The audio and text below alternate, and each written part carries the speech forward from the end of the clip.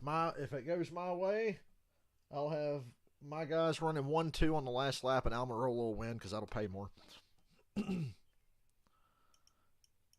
I was less than a lap away from having Atlanta nailed. I had Keselowski.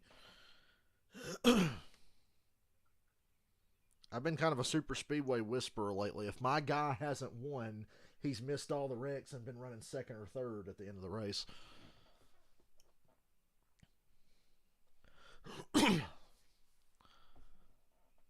One Chevrolet in the top 12. Fords work best together, but the Toyotas are the fastest this weekend. But there's only 7 of them that are worth a shit.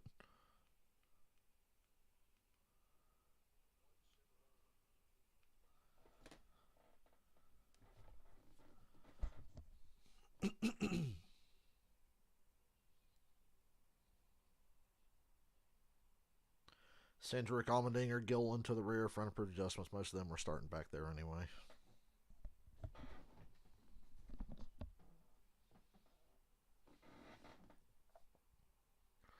Ty Gibbs gonna get his first win. I'm kidding. Be funny. I hope he wins like 10 races before Noah even sniffs a top 10.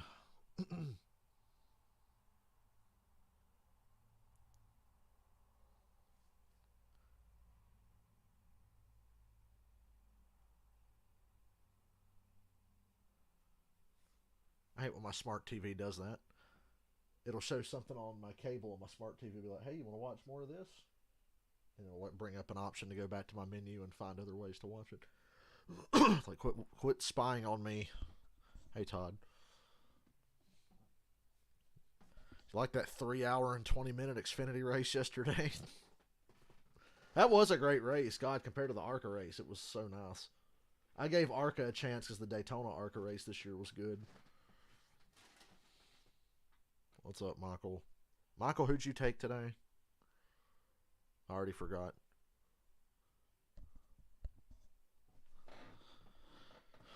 I like getting 2 bets on a super speedway because the big one's bullshit.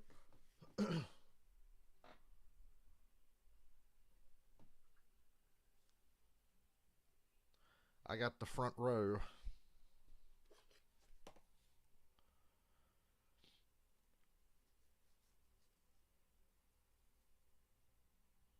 Oh my God, that's Dale Jarrett and Jeff Gordon.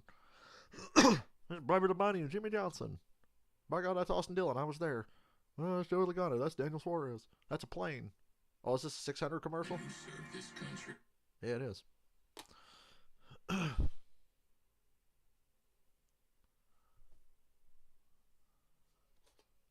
Kevin Harvick climbing aboard for his 800th career start. 800 starts. Not all in a row because he got suspended in the middle of 2002 for being a dumbass. Michael, you took Briscoe, Gibbs, and Busher. Nice. I like that Busher bet better than the other two.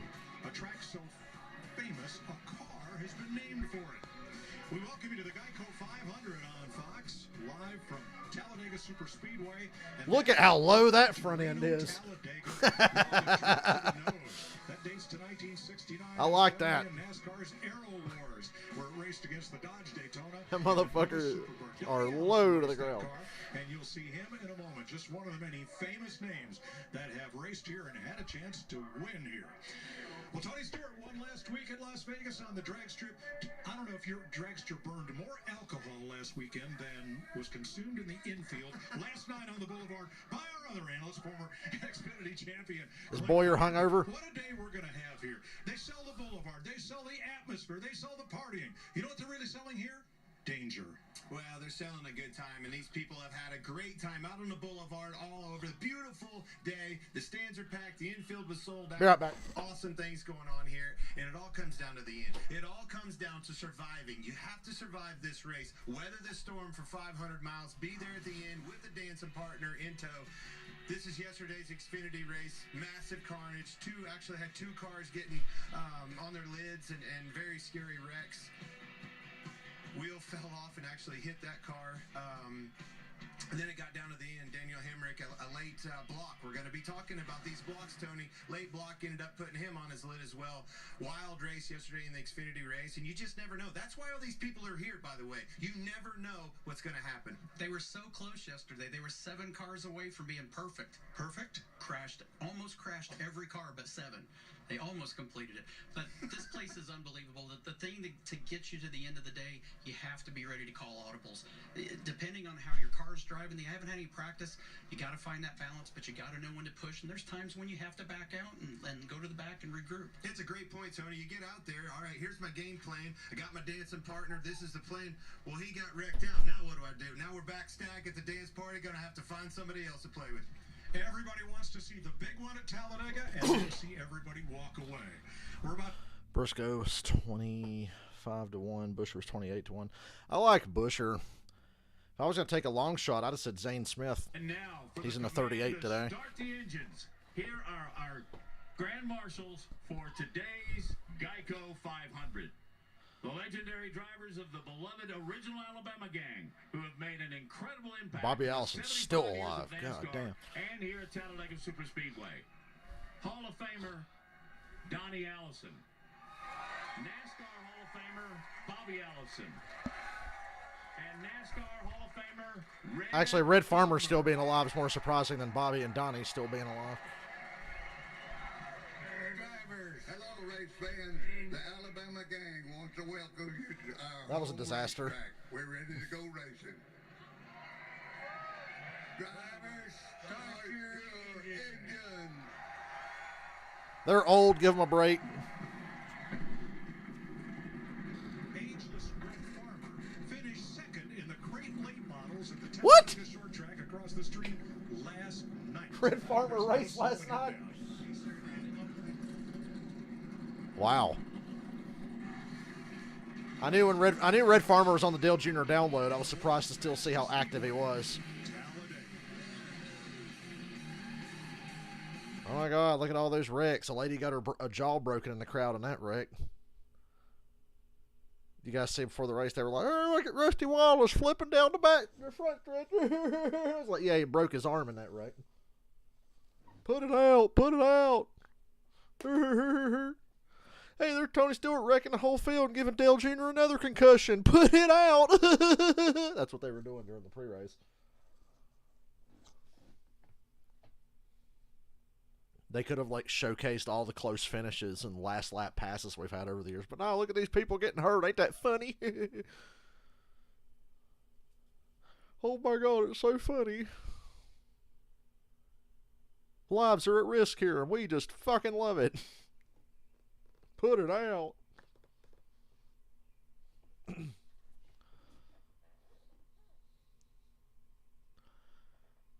I just went and got Powerades.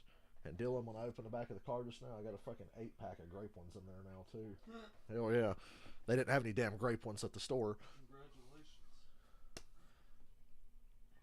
Congratulations.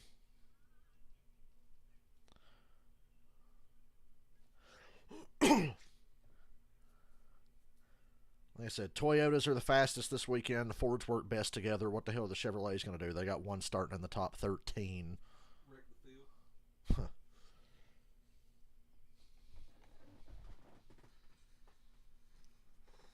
All them red squares Yeah. that you never see. And that's like all but 2 of them. So there's 3. Actually, no, that's all of them. Yeah. The 2 2311 cars and the 4 Gibbs cars. There's 15 Fords.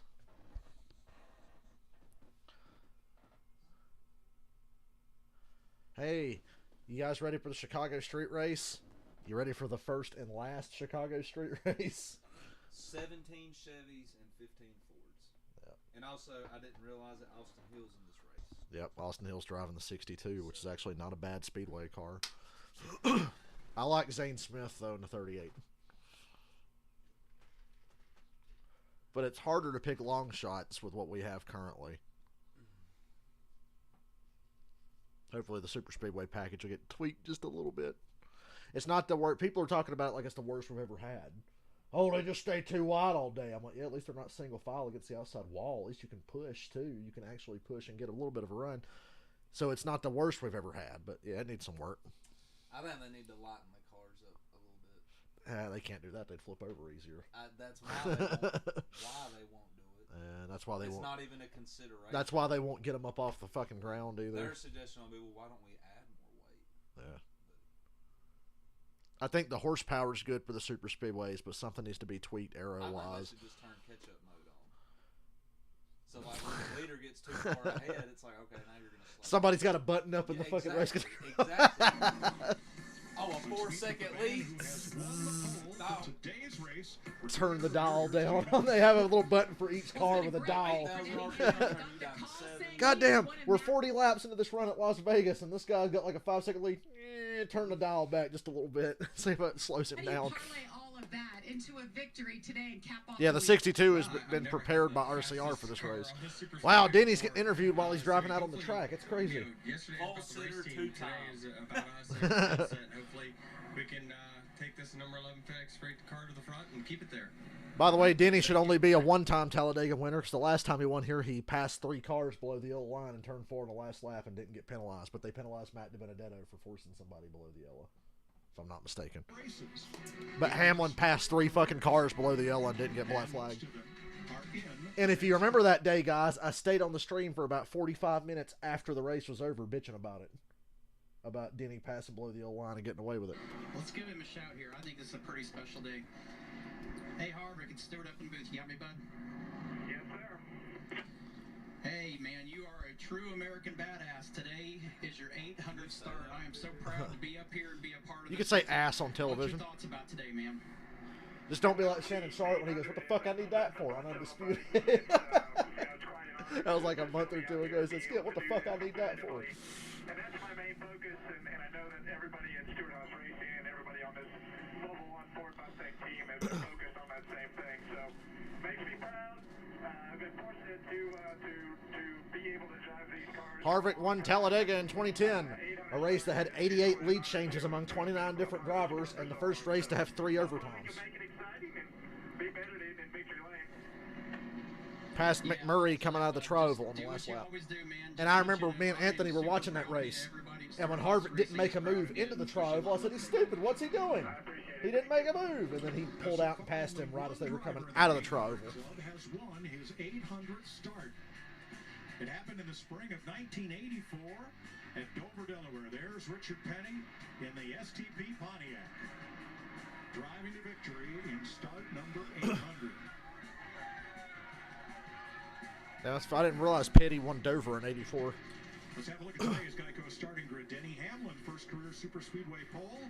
Eric Almirola won here in 2018. A Toyota and a Ford to lead them to green. Row 2, rookie Ty Gibbs with his best career start, and Chase Briscoe, who's been top 5 the last 2 races. Row number 3, Ryan Blaney, a 2-time. Why does Blaney's picture look so stupid? Third at Daytona and Atlanta, the 2 super speedways so far this year. Row number 4, Martin Truex Jr. still looking for that first super speedway win, and Joey Logano, a 3-time. Truex, I think he won 2 Xfinity races at Talladega, if I'm not mistaken. Last 3 races this year, and Chris Buescher, who was 4th at Daytona, But hasn't done shit since. Dial up old Chase Elliott. Hey guys, we're going to talk to Chase again. You guys? They literally spent 10 minutes with him on the pre-race show interviewing him. And I just now I'm Chase Elliott, talk to him again. If I Chase, hey boy, I just talked to you a little while ago. What's going on? Get up through them. How you going to do that? What's your process here?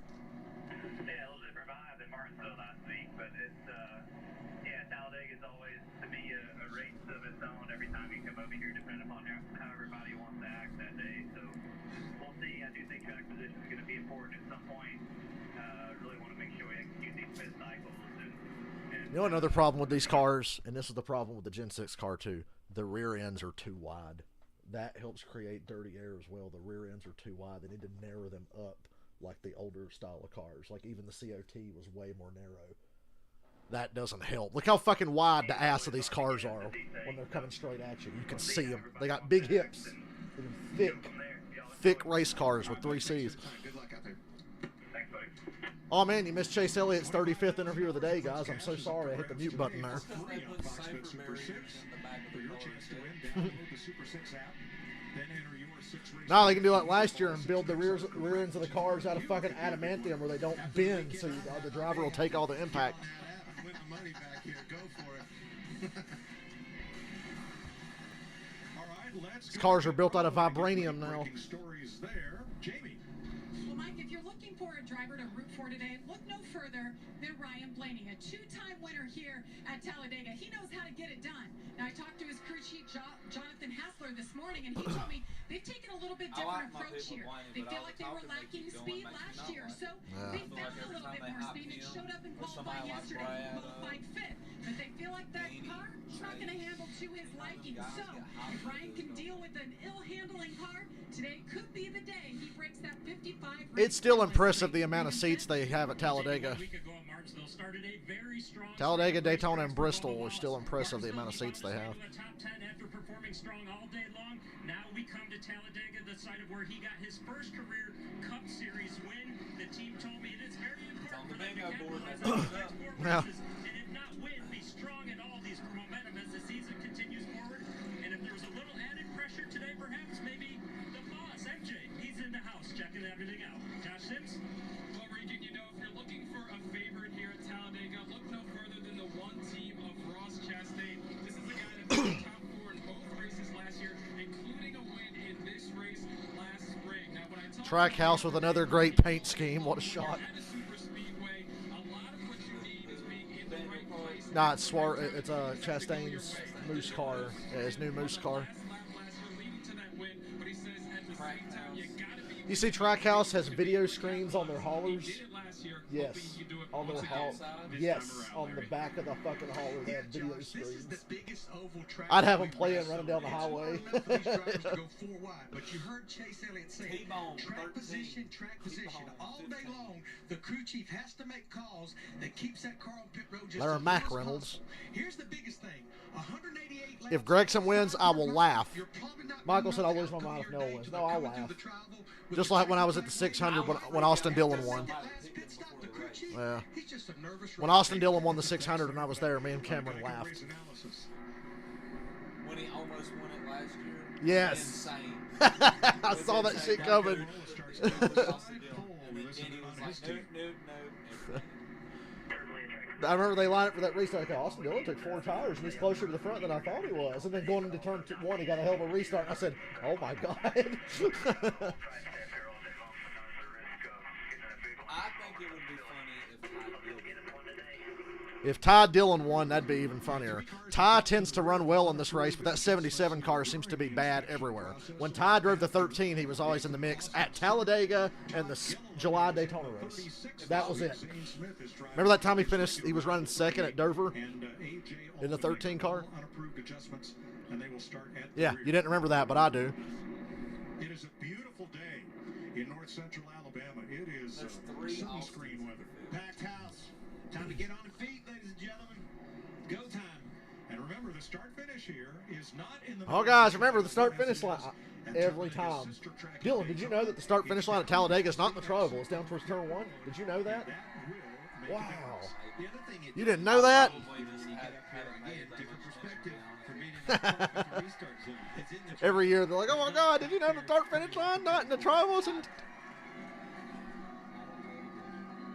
Fans to their feet, coming to the center of the triangle. I bet you they run 2x2 for the first 40 laps. And now they address themselves to the starting line. There will be a pit stop in this stage. Evergreen.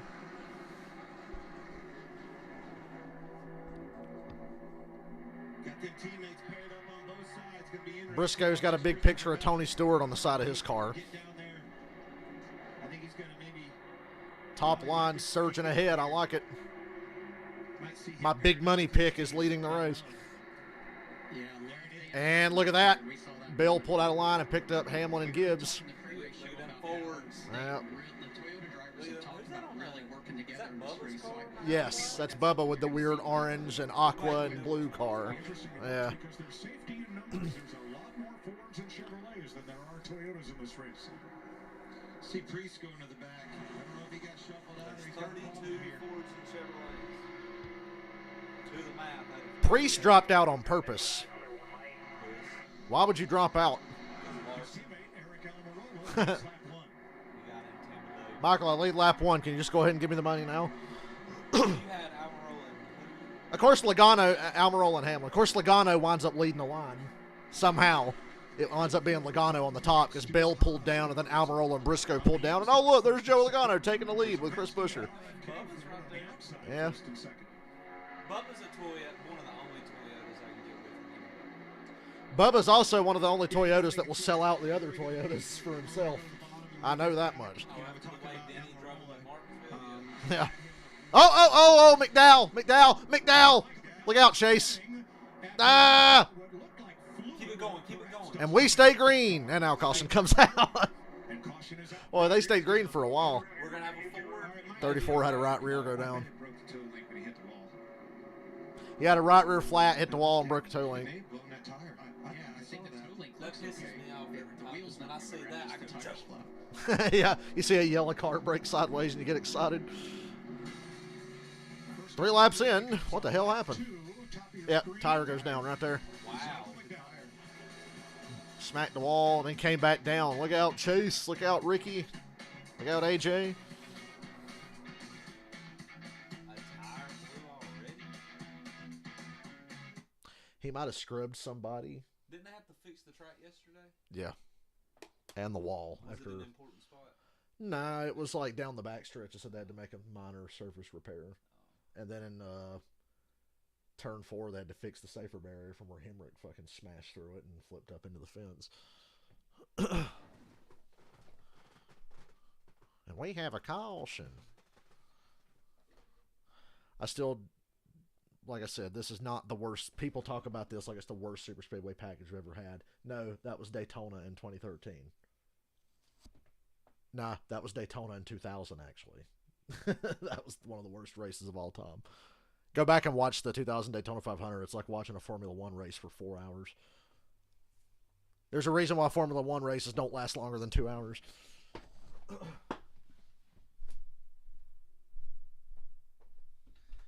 McDowell going down is good for the Fox Super 6.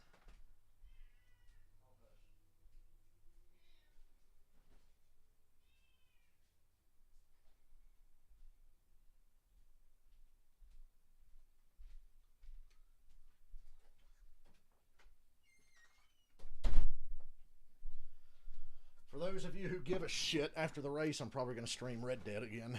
Because I didn't stream any yesterday. I laid down after the Xfinity race yesterday and didn't get out of bed again until like 9 a.m. this morning. So I'm really well rested.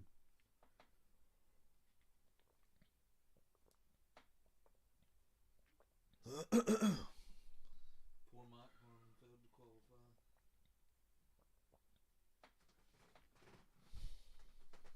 He made a post describing exactly what happened and why he didn't make the race. He weighed too much?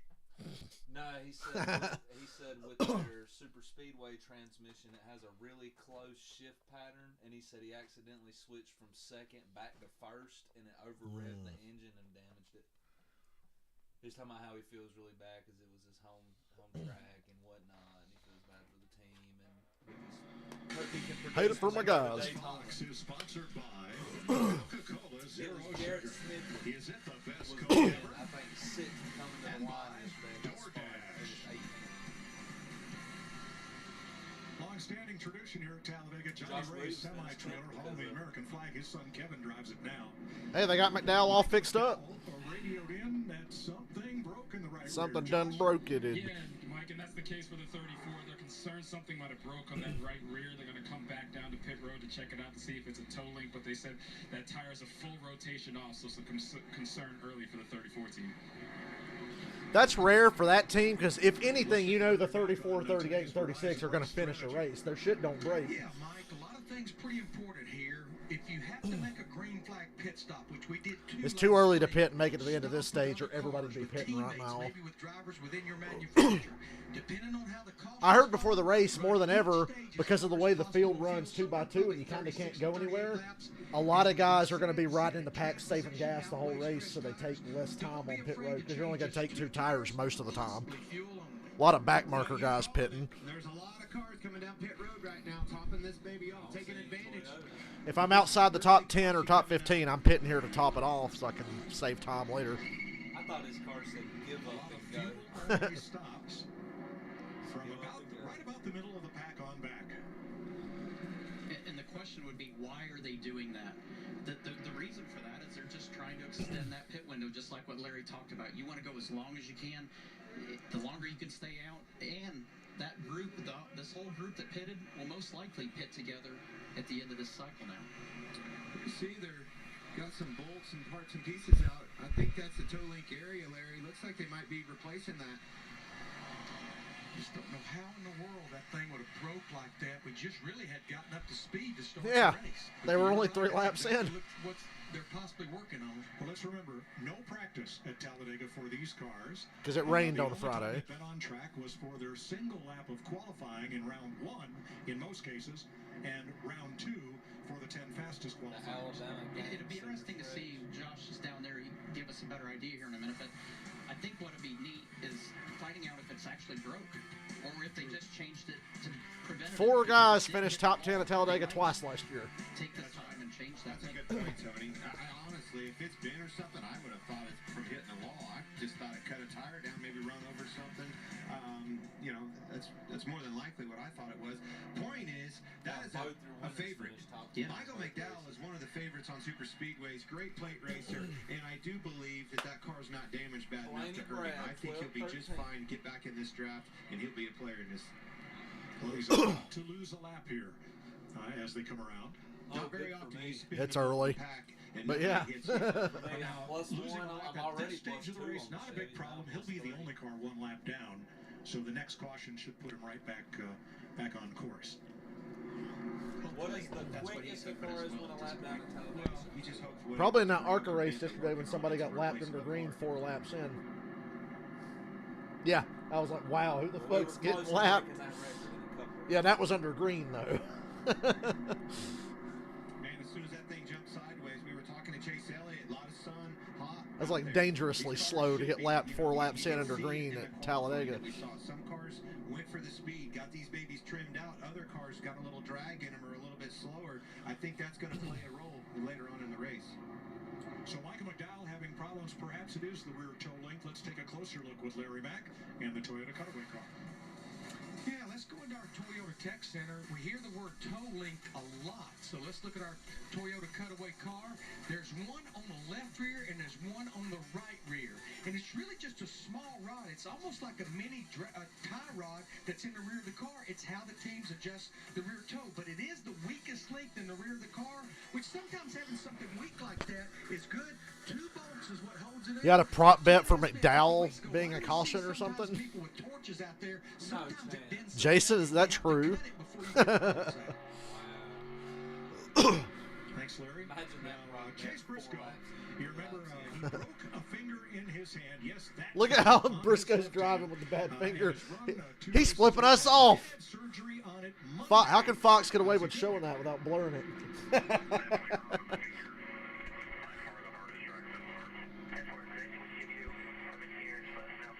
Briscoe's constantly flipping us off, and they've got a camera on it, unblurred.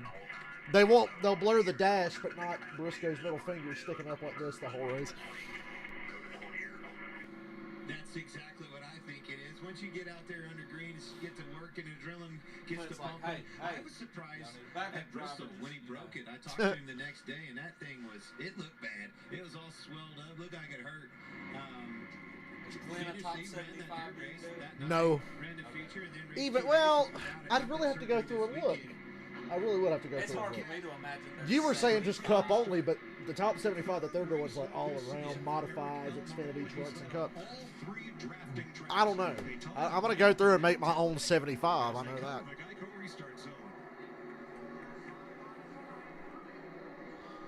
Almirola, Busher, Bell, and Logano. Logano and Almirola work really well together on these kind of races. They've been pretty frequently working together. The dual races every year at Daytona, it seems like they're always the two running together. Oh, you mean it's like Logano's a storehouse car? Pretty much. Logano to get to the front of this thing. Such a good plate racer. Aggressive. You got Briscoe and Bubba. And he's extremely good at managing runs. He gets to the point. He's a hard one to get around. Does a great job of moving, slowing, stalling out lines. I miss how the COT raced on these style of racetracks. The Gen 6 didn't even get that good, even though they worked on it and it got better later on. But the COT is like the best super speedway car I've ever seen. Briscoe led that lap with Bubba. And he moves down to pick up his Fords. His spotter, Coleman Presley, it is so important to be in tune with that spotter. You have to. When he says down, that means now. That doesn't mean check your mirror and look and see if it's okay. Double check his work. You have to go now. You guys have to be in sync because these moves, they happen. That winning moment when you come off of turn 4, if you're not on top of it, you see late blocks and misses. Like Toyotas are really fast. There's just not enough of them. Backstretch energy on the outside with the Toyotas of Wallace and Gibbs. Now they're even as they come back to the trial. Josh? Yeah, and you guys asked for an update on the 34. Did you see Nemechek's wreck in the trial yesterday? Nobody even touched him. He went up to like get in front of Truex and that car just floated away on him. Had a lot of really hard. I can't remember a Talladega race where we had so many hard hits in one race. Bubba's leading at his home track. Bubba's leading and there ain't a cloud in the sky. How's this possible? That man right there likes what he sees. Cool to see Michael Jordan at these racetracks. Not only Bubba has gotten exceptionally good at this style of racing, he's good at leading now. Michael's dad was a NASCAR fan. Growing up in Wilmington, North Carolina. It is fucking weird how the whole field will stay 2 by 2 by 2 by 2 instead of getting single file. You think they'd get single file with how they run, but they don't. They're constantly 2 by 2. It's just so odd to me. He knows how to build championship teams. I mean, he's done that for years in basketball, dabbled in baseball for a little while, but he knows how to be a part of championship winning teams and successful organizations. Well, I think it's his work ethic, his demand. You know, you watch documentaries and things on the basketball player, the athlete he was. It'd be funny if they pan back and McDowell's right rear wheel flew off or something. I keep waiting for that. Briscoe bringing the inside line back even and a little bit ahead.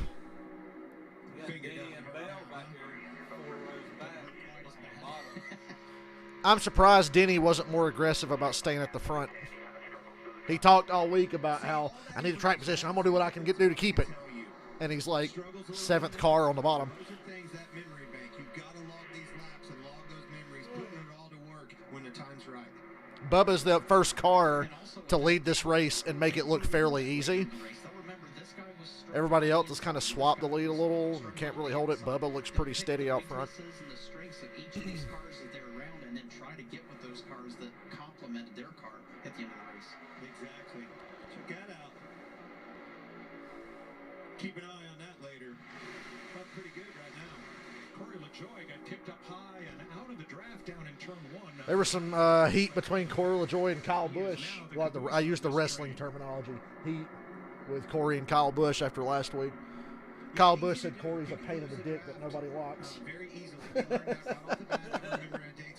And Kyle pointed out how Corey went on his podcast and admitted to trying to wreck Kyle Busch and didn't get penalized, but Denny got penalized for admitting to wrecking Ross. Wasn't paying attention and just didn't pull up to him. I thought it would and lost it. Jeb Burton and Chandler Smith were shit talking to each other after the race yesterday. No practice. The more laps we get in the belt, the more handling. These guys are going to figure out what their balance is. But if they drop to the back trying to protect it till they get to a pit stop, that is the risk they take. Going to the back is making sure that you stay close enough to the cars in front of you that you don't lose it. If you lose it, you cannot gain it back.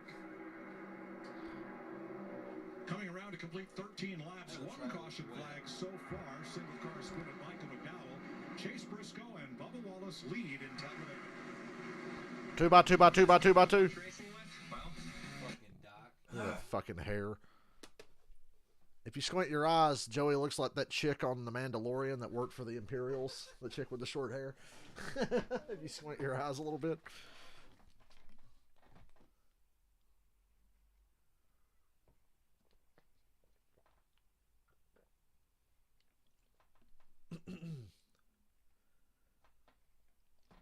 I'm amazed these cars don't draft better with the big fucking spoiler on them.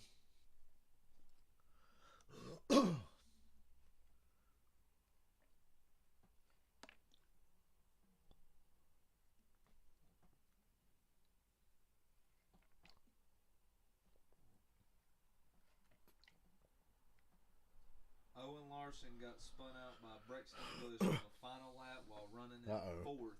It begins. He was running in the final transfer spot, and Brexton spun him. So he had to go to the B. Brexton Bush and Owen Larson. That's our future, Dylan. You realize our future is going to be Brexton Bush, Owen Larson, and Keelan Harvick and Cash Boyer, right? You know, that's what we're going to be dealing with in about 12 or 15 years. Well, the thing is, Harvick and Boyer. I think Harvick's kid's going to be a really good driver. They're not going to have the backing. Yeah, Kyle's got like contracts that run like 15, 20 years with Brexton RCR. Bush is going to be the most made. Owen Larson is going to be the most looked at. Brexton already has an agreement with RCR. Because of what Kyle Larson's shown, everybody's going to be like, we want Owen. Actually, Keelan's going to be a Stuart Haas guy. So I'd say Keelan and Brexton are set. They're going to put Keelan in it next year. In an unprecedented turn of events. Signing a 23-year contract with Stuart. So actually, I think it's Cash Boyer that's going to have a hard time, but I think Keelan and Brexton are set. Cash will be the guy driving like the 77 car. Yeah. For Spider. He'll be just like Corey, because Corey's dad was a good driver. I mean, hell, he's one of the 75, Dylan. Oh, yeah. That's our future, y'all. Is this the big three? Damn shame Truex ain't got a kid. And Isla Earnhardt wins the pole for the 2045 Daytona 500 in the Junior Motorsports Cup team car. She's driving the 88. By then, Junior's got a cup team. It's Owen Larson, Brexton Bush, Cash. Guys, I'm old because I'm old enough to still feel weird about the 88 being a Chevrolet Hendrick number and not a Robert Yates Ford number. Because Dale Jarrett was 88 from 96 to 2005. It was Dale Jarrett. Actually, 06. I think he was still in it in 06. Yeah, 96 to 06. Beasts on super speedways. Those fucking Yates cars. Dale Jarrett. Oh my god. And we're back. Still Briscoe and Bubba. Well, it's still a Gibbs car. But I mean, would it not be in the big fucking square logo on the front? Yeah. The 20 car's not orange. That's still weird. Although at first they replaced it with bright yellow because it was Dollar General. One or two cars getting kicked out of line into the back. This has been a very orderly procession. No shit. The running orders remain the same. But don't think there's, don't mistake that there's not stuff going on. 2 Stuart Haas cars on the bottom, 2 Toyotas up top. You're saving fuel. If you're not that lead car, And yeah, they're just riding. Nobody's pressing the issue. Everybody in this top 5, top 10 is probably content with where they are. You go back there further in the pack. And if you're further back than that, you really can't do anything. Yeah, I'm looking right now at the 2 guys on the front row there, Chase Briscoe, the 14, Bubba Lawson, the 23. Yeah, Austin Hill's last car on the lead lap. Ryan Blaney, the 12 car, the 3rd car in the outside line. He's anywhere from about 50. I love that Larry Mack has access to that data to tell us that Blaney's not running full throttle. Yeah. But Briscoe and Bubba leading are just wide ass open and haven't pitted yet like some of the cars running 15th or worse. They said Ty Gibbs running like that behind Bubba. He could run 4 more laps. Wow. To stay close, but maybe not too close to Bubba Wallace. So it's almost like you don't want to lead the race. You don't want to be the car out front, but you want the track position, so you'll take it if you get it. That Xfinity car I ran at Charlotte in Heat 5 I can run half throttle and whoop the field's ass. I shit you not. I could run like half throttle around the whole track, save tires, save gas. That's how fast it was. And that means that the veteran drivers around you don't trust you. They don't want to run an attack with you because of that yellow. Not only is Bubba wide open, he's taking the longest way around the track. So those around him staying At least Briscoe's running a little shorter way around. So here's our Xfinity Fast If he could get Gibbs clear, he would probably take him to the bottom. BJ McLeod, who joined us in the booth for much of Damn, BJ McLeod. Well, that makes sense. He's getting these big fucking runs running in the back because he pulls right up on the pack and gets these crazy runs. I'm not surprised.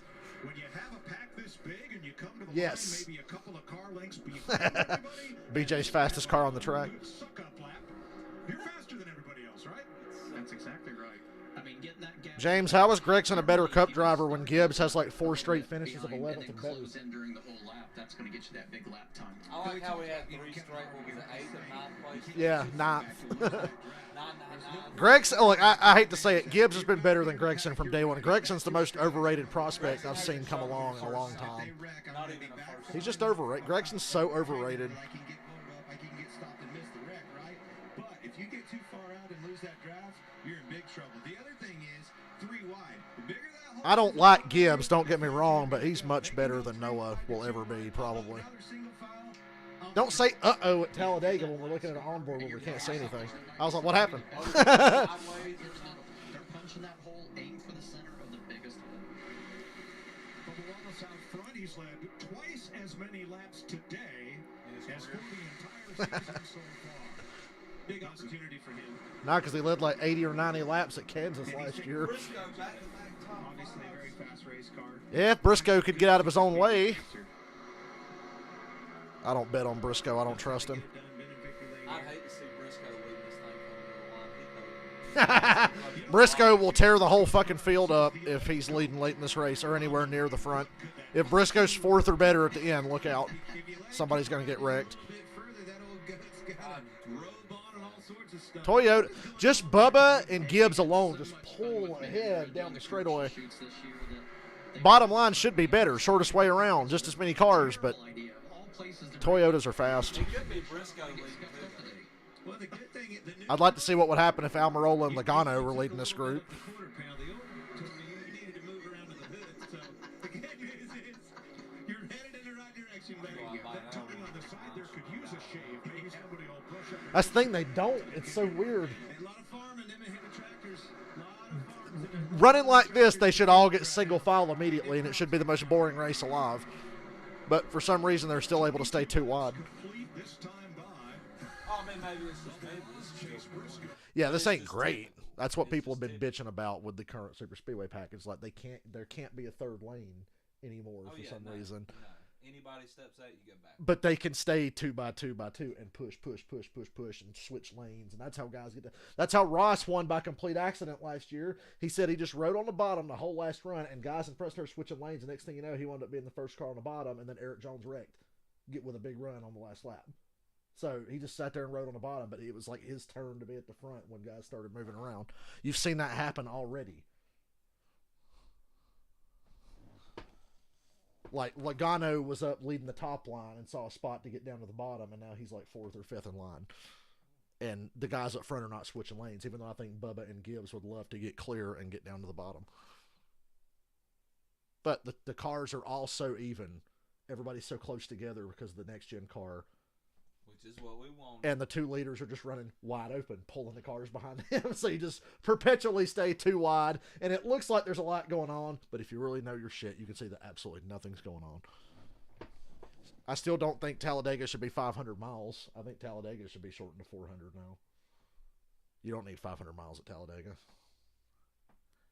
Because this is what you get. They're just going to ride 2 by 2 all day. And race hard for 5 laps at the end of the 2 stages, right? And then go crazy at the end. If there's a late caution at the end, they go apeshit, as you saw at Daytona. But yeah, Talladega doesn't need to be 500 miles. Been that way for a while. It's okay to shorten some races. I like that Martinsville was 400 last week. I like that Texas is only 400, although Texas should just be bulldozed completely, but at least it's only 400 miles now. Back in my day, Dover was 500 laps. Back in my day, Michigan was a 500-mile race until, like, what, 94, 95?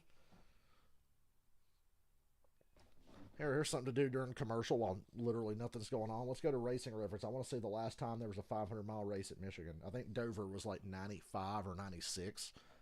Who won the last 500-mile race at Michigan? Yeah, that's what I want to know. Tracks. I'm going to say Jeff Gordon. No.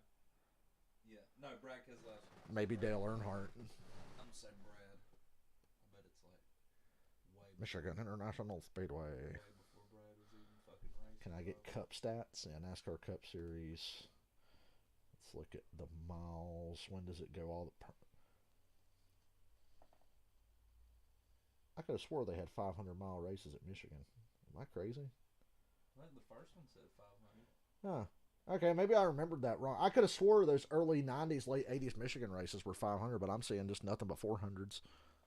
Okay, yeah, so I was wrong. Yeah, 1969, okay. Well, for some reason, I thought there was the Miller Genuine Draft 500. I thought that was at Michigan, but I guess it was 400. See?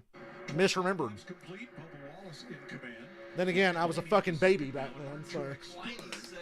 What happened to Briscoe and Almadone? Yeah, where the hell Briscoe go? Chase Briscoe was dropped in sixth. Whoa, I mean, what the fuck happened here? Cars making it to the bottom? Bubba, Blaney, and Truex are on the bottom leading the race. I guess Bubba finally just said, fuck it, I'm going to the bottom.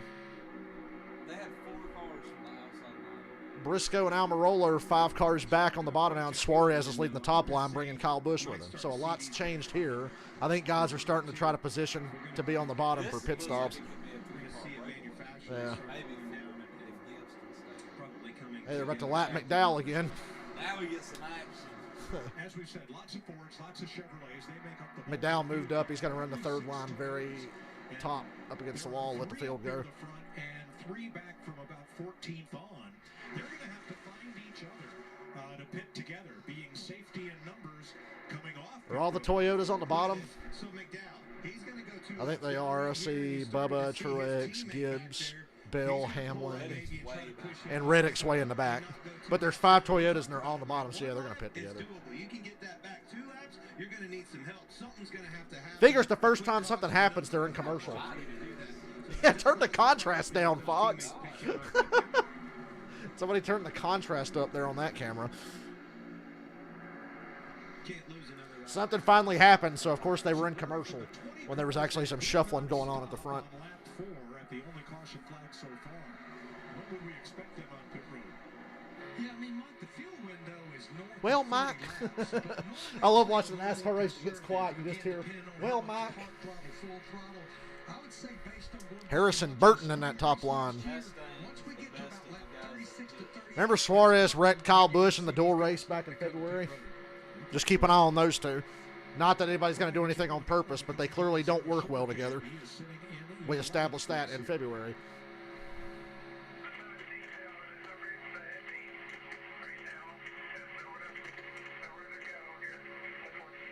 Yeah, Joey, there's nowhere to go. We know. No reason to hit me right now. That's veteran talk right there. Joey knows that it's risk versus Busher ain't going to push the issue. Getting that push from Busher isn't really a reward at this point. There's nowhere for Here comes the top line with Suarez. Bubba actually moved up. Oh. That was a door slam. There's not a lot of gap there. And we'll see a lot more. There was just enough. But that's how he managed the energy. Suarez and Kyle Busch. I don't like the way that Suarez and Busch's cars don't seem to jive well. There's a lot of movement going on when Kyle pushes him. And I talk about this a lot. There's different strategies. You can go to the back. I'm going to ride around and try to be there. Shuffle him out. Dude, that's what you got to do now to lead a line. You just got to shuffle them one by one and try to get to the front that way. That's right. And it comes down to the end of that thing. You need that practice. If I was Kyle, I'd go to the middle on the 99. Everybody's going to follow you. Tied in 12. As soon as they see somebody 3 wide, they're going to follow the car in the middle. Green to checkered flag and every mile in between. Goodyear more driven. And that is important at this stage of the race. You would sit there. I'd be too worried about Suarez throwing a dumb block because Suarez has wrecked the whole field here before. You don't get an hour of practice Yeah. or an hour and 45 Yeah, he's leaving a door open there. minutes. These moves and figure out exactly what you have to do at the end of the Yeah. day. So trying it now. Suarez will wreck the whole field, though. Maybe you just stay behind him. Don't take a chance. but you gotta figure these things out, and it's trial and error. Yeah, Michael Chastain's top 10 after he started 25th. And we've been green for about 25 laps. How come Brad lost the draft? I didn't lose draft. He's at the tail end. It looked like he lost it. I saw him running with McDowell and just figured he was all alone. 31 laps complete.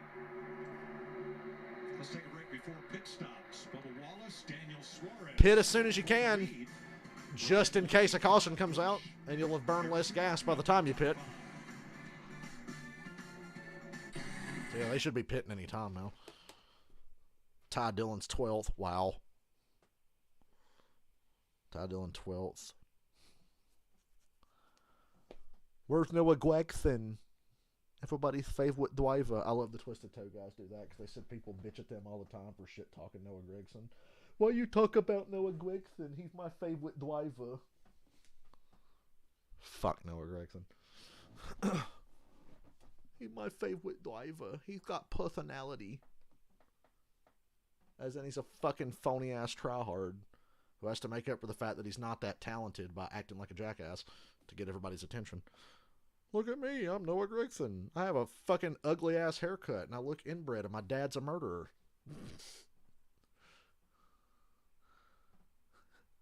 Your weekly Noah Gregson hate tangent has been brought to you by Powerade Zero. And yes, there are too many commercials in this race. I agree.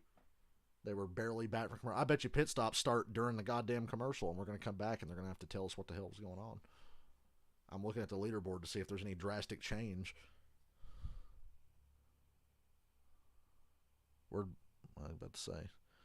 It's got Harrison Burton 4th at the moment. Outside lines definitely pulled ahead. Suarez and Kyle Busch are scored 1-2. Now Bubba's back to second, so they're still side by side, but Suarez and Kyle Busch pulled ahead. The Jets Aaron Rodgers thing is like the funniest thing I've ever They still haven't confirmed the fucking trade for Aaron Rodgers. They said they have been ignoring each other for weeks, and now that the draft's coming up, they're like, "Hey, we got to get a deal done." Yeah, they got to. I wanted to make a joke like a month ago when the Jets started bringing in the wide receivers and everything. Like, what if y'all don't get Rodgers? Because I thought it was sold, but then it was like dragged. You want to know what happens when you try to get Aaron Rodgers and you can't get him? Look at the Denver Broncos last year if you want a good example, because that's exactly what that was.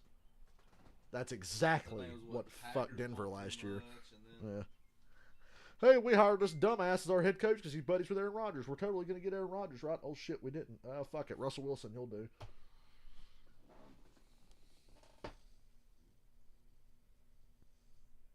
Yeah, a lot of Gregson hate, but he's earned every bit of it. Because he's a dumb fuck. An overdriving fucking hack.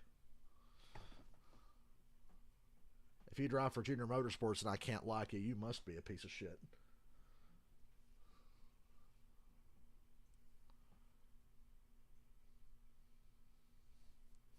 All right, get back to the damn race, please. God damn it.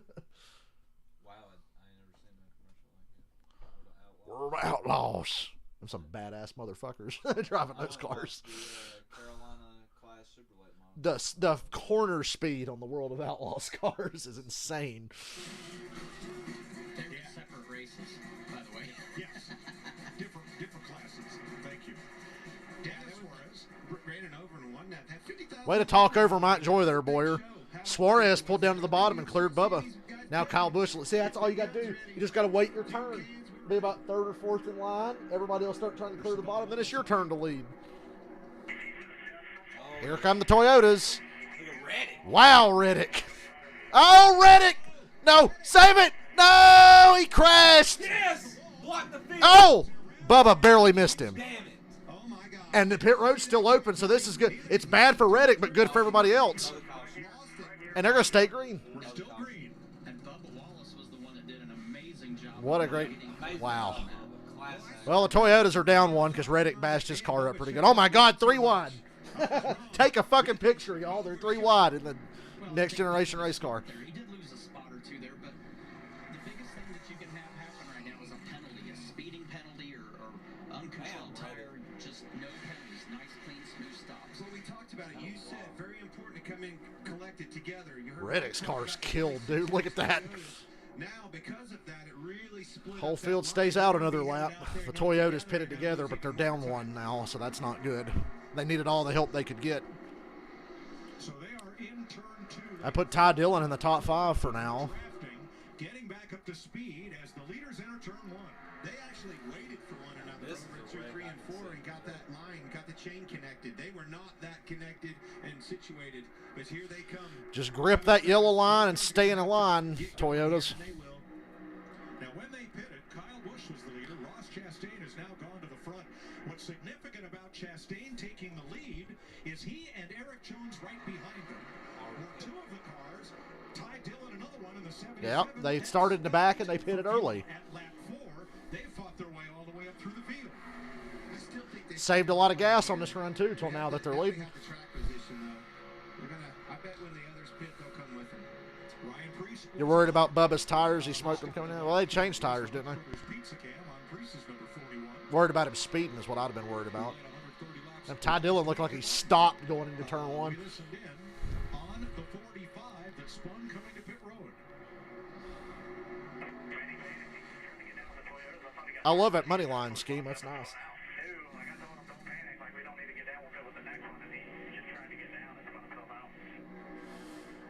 They told him don't worry about pitting. Man, that was so close. I think Yeah, it was Chase Ah. barely missed him, and he came Oh! That's the hardest hit I've seen at Talladega that's not a caution because he just rolled right on the pit road. Car incident and that there's no damage apparent to his car. That's some Oh! cowboy shit right there. Yeah. But I think that's what's going to be important about this pit cycle. All these cars. That was dumb by Reddick. Reddick still makes a lot of mistakes like that. That's a recurring pattern with him. He pushes too hard at the wrong time. And it hurt all the Toyotas. That pack was so tightly formed, though, Tony. How does Reddick get down to the low lane if there's no gap? Well, you start to Ross, cross the only earlier. driver That's how to you finish do it. top 5 You in don't both wait till the times. last minute, or you catch Imagine yourself in trouble. Yeah. And then you out of desperation. That's exactly what has to happen. Oh no. Ty Dillon taking the lead. With a push from Ryan Preece, clears Chastain on the bottom.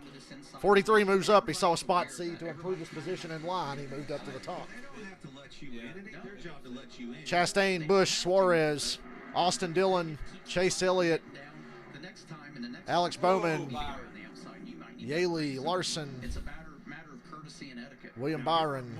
So it's Hendrick, RCR, and Trackhouse pitted together. Yeah, let's start with the I like Ross how there's a Chastain already single pit for forward fuel in earlier on in the Yeah. race. They're only going to get fuel this time around. His biggest concern has been just the bumps out there on the track. Jamie?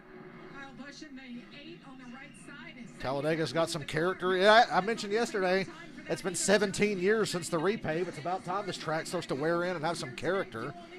Chase leads the Chevys off pit road. That's a land rush coming off pit road. Chase, Bowman, Under green. get that Hendrick order Austin power. Hill pitted with that group. Those last 3 are in jeopardy right Yeah.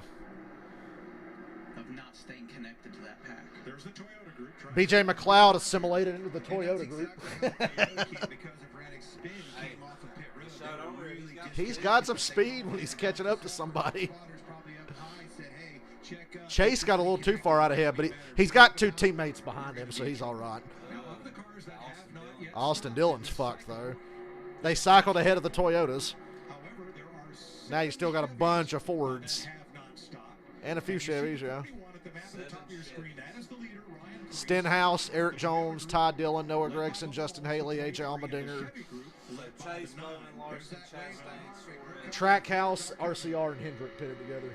Colleague and JTG and Spire are pitting together now with the Fords. Or maybe not. They're going to stay out and run more laps. So it's just the Fords pitting together. Plus Noah. Oh, whoa, Briscoe! Briscoe! Ah! Briscoe doing good things for us. Good things for us.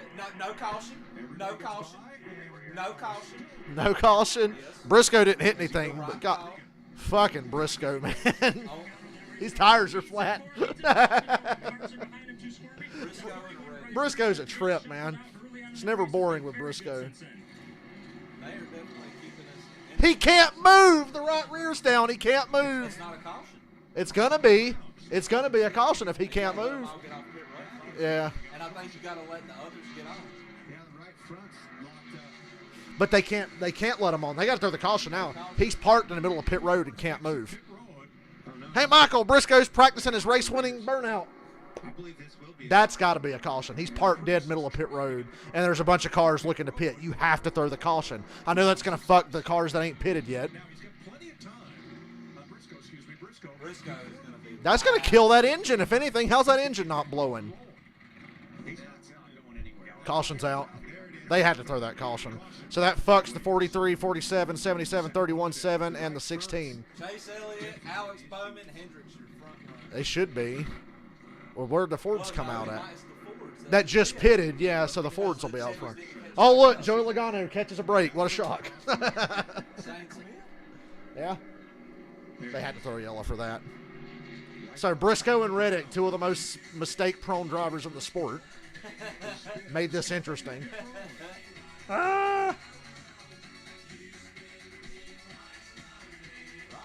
What doesn't help is the fucking steering box on these cars is so reactive. You will see guys get loose and overcorrect and just snap to the fucking wall or spin. That's what you're seeing there. I can't believe we seen the same shit. This changes everything. See, guys, this is why we don't do green flag pit stops no more. Oh, like NASCAR on this outlaw green flag pit stop. I'm kidding. Get rid of stage cautions, though. I dare you, NASCAR. Do the right thing.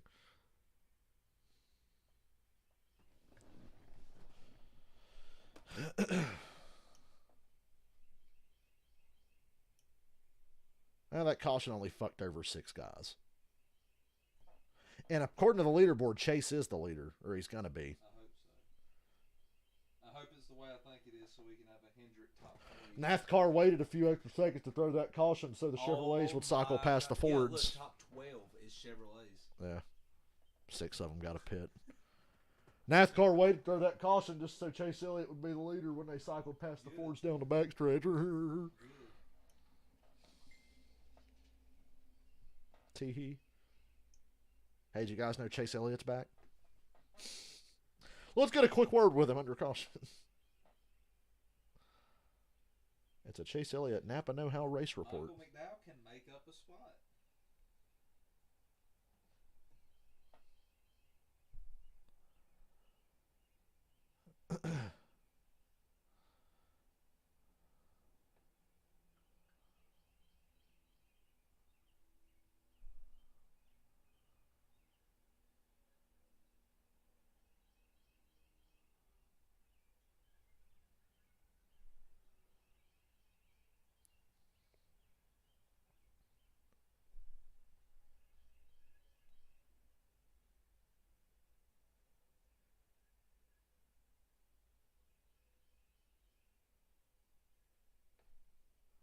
Well, it's not been boring.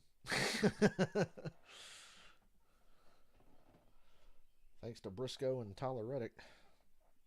And Michael McDowell's right rear.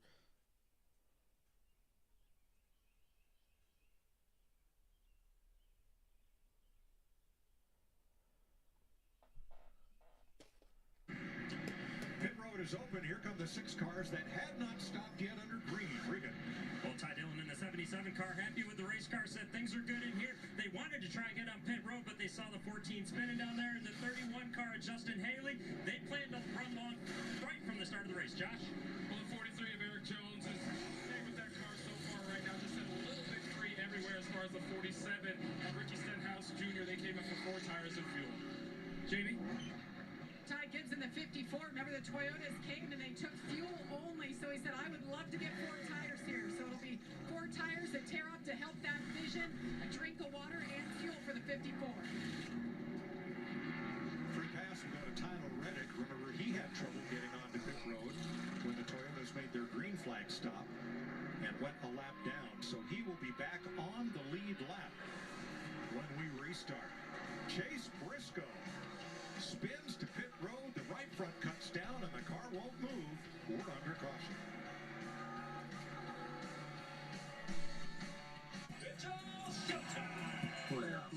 It's that fire in your gut feeling that we all tapped into. Ah, shut up. Whoops.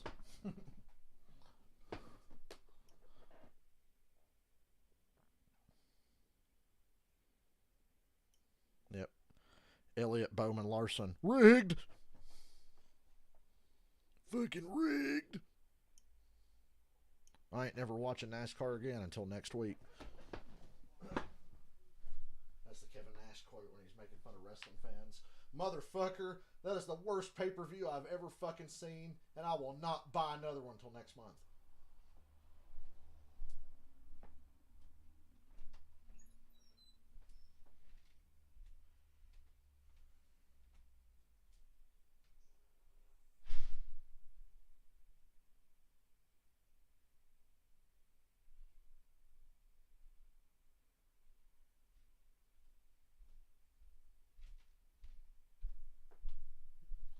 I saw somebody whining on Twitter just now. Ugh, how far we fallen, and it was screenshots from this race. And I was like, if you think this is the worst Super Speedway package, you're a fucking idiot. Just say you only care about wrecks. Just say it. Just say a Super Speedway race ain't good without a bunch of big wrecks. Just say it. Fucking crybabies. I sat through the 2000 Daytona 500. I watched that race at 6 years old. I sat through the 2013 Daytona 500. And you're going to tell me, oh, this is your worst I've ever seen. What a fucking happy life you've lived. Watch Daytona in July 2011. Oh, but that was 2 car tandems. Yeah, go watch July 2011 Daytona and tell me how good that race was. It wasn't. Atlanta's bad because the track sucks. Atlanta's bad because you have a lane and a half to run a super speedway. They couldn't do that at Atlanta. No, because you got a lane and a half at Atlanta, and only one line's fast. At Atlanta, if you're not running the top, you're slow. Here I'm like, okay, cool. Atlanta's just a poorly designed shithole of a racetrack.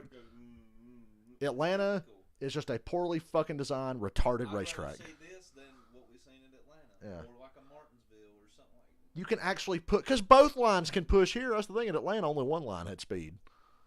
It's fucking retarded. At least at Talladega and Daytona, there's 2 lines that can run equal to each other.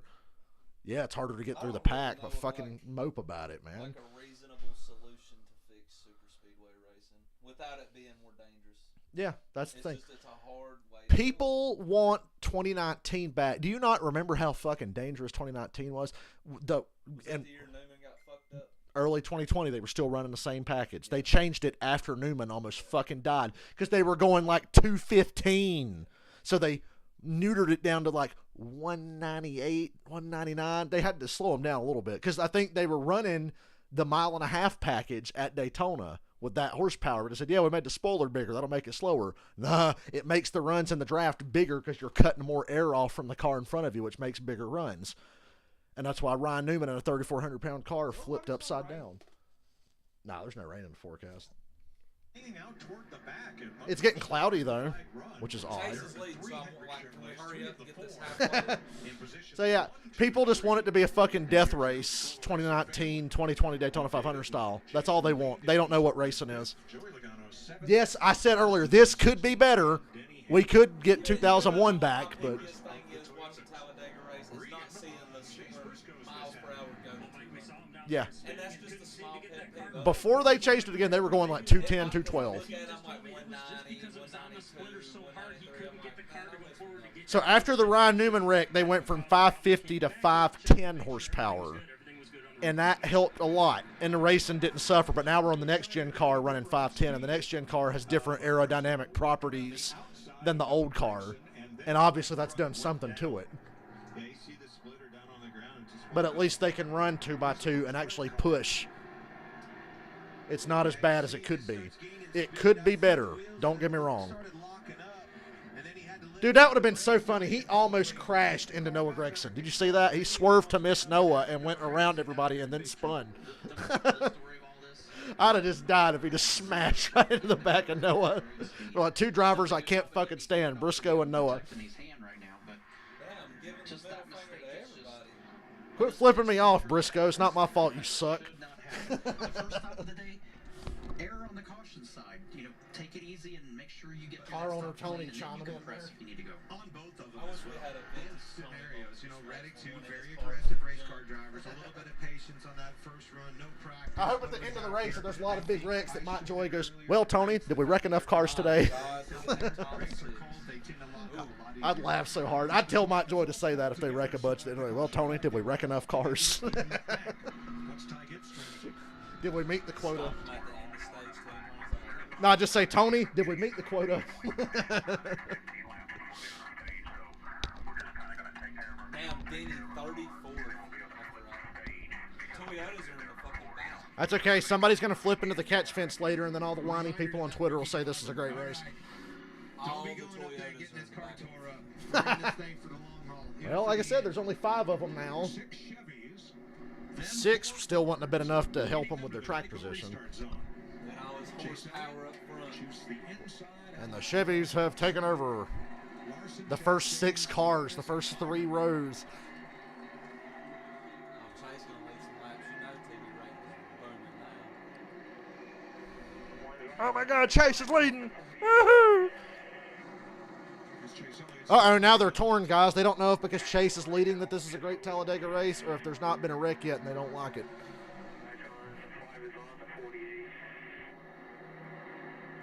The fucking lineup looks like an end of the race lineup. Yeah. You got Joey and the Cindric right there with a couple It's back gonna be game markers. on here.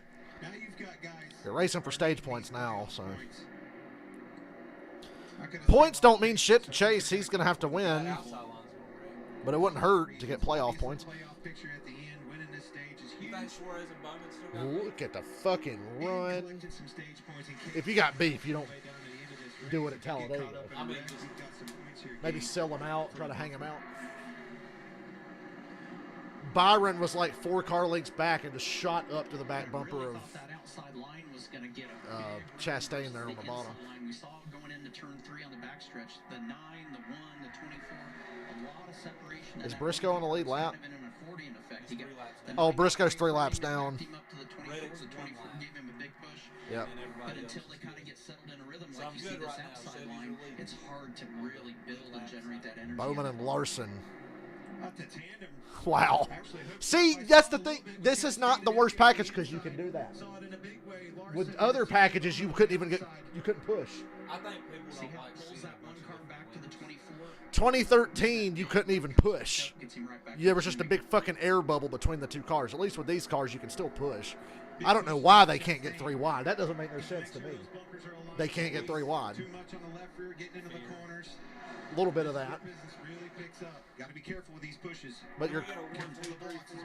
Still time to be patient here. And make sure getting a that 1, 2, 3, 4 to you wanna be super going the speedway same would be direction pretty the car in crazy. front of you. Don't want to be moving to the right. I've Don't seen wanna 1, be 2, 3 at a super speedway before with Hendrick while you're pushing. in '97. It's a great point, I'll but say, the Junior also do the flip it. side of I'm that surprised is Junior if knows. that Nah, guy's but dancing around in front well, of if you, DEI had another car worth of shit, sometimes that's overlooked and not at Daytona, They- Yeah. Daytona took Yeah. the was in the center of it when it started. Field 3 But that wide. thing got loose as I started pushing him, and next thing you know, now I'm on the right. I'm on the if I was a left, car and I'm owner, turning around. if I was college at the end of that race and they come off turn 4 and get 3 wide, I'd have came in my pants. I'd be like, I'm winning this race. But they're not passing us now. That's Truck Series champ Zane Smith, right up there in the top 10, getting some really. I said solid bet on coverage Zane Smith. at the pointy end of the field here. And he's following one of the best in the business behind Joey Logano. He can learn a lot being behind him right now. If he really thinks about what's going on. And Zane's a smart race car driver. I think he's one that's going to take a lot of lessons from Joey and really follow his lead right now. It's unbelievable how much difference, an untimely caution shakes this race up. I mean, you're here talking about, the Gibbs guys and the Toyotas were up front. Tony Chase Briscoe and the Stuart Haas guys were. They're going to be pissed about not getting stage points. Advantage goes to the. See some The hell is that? Is that like a piece of debris flapping? debris coming Piece of off the paper? rear. I said, what the fuck was that? I get that from water. That was weird. How about the air pressure there, though? The negative air pressure that's making that pull off the camera. That shows you that. But going back to this, the opportunity. Oh, but they haven't wrecked yet. This race sucks. We talked about him on the radio. He didn't really have the strategy, thinking stage points. Boom, here he is. We're going for him now. 9 laps to go in stage 1 of Talladega. Hard left, Blaney, hard left. So you don't miss any of the action. We're going to take you, Fox, side by side. Fox, thought by thought. If I'm Chase, I'm nervous having Ross being the one push me. That's Denny last year at Atlanta. What it's like to have Ross push you on a super speedway track. Although, like I said, Atlanta's a super speedway track with fucking Down syndrome, but it still counts. Atlanta is a super speedway that tripped and fell down the fucking stairs and got brain damage.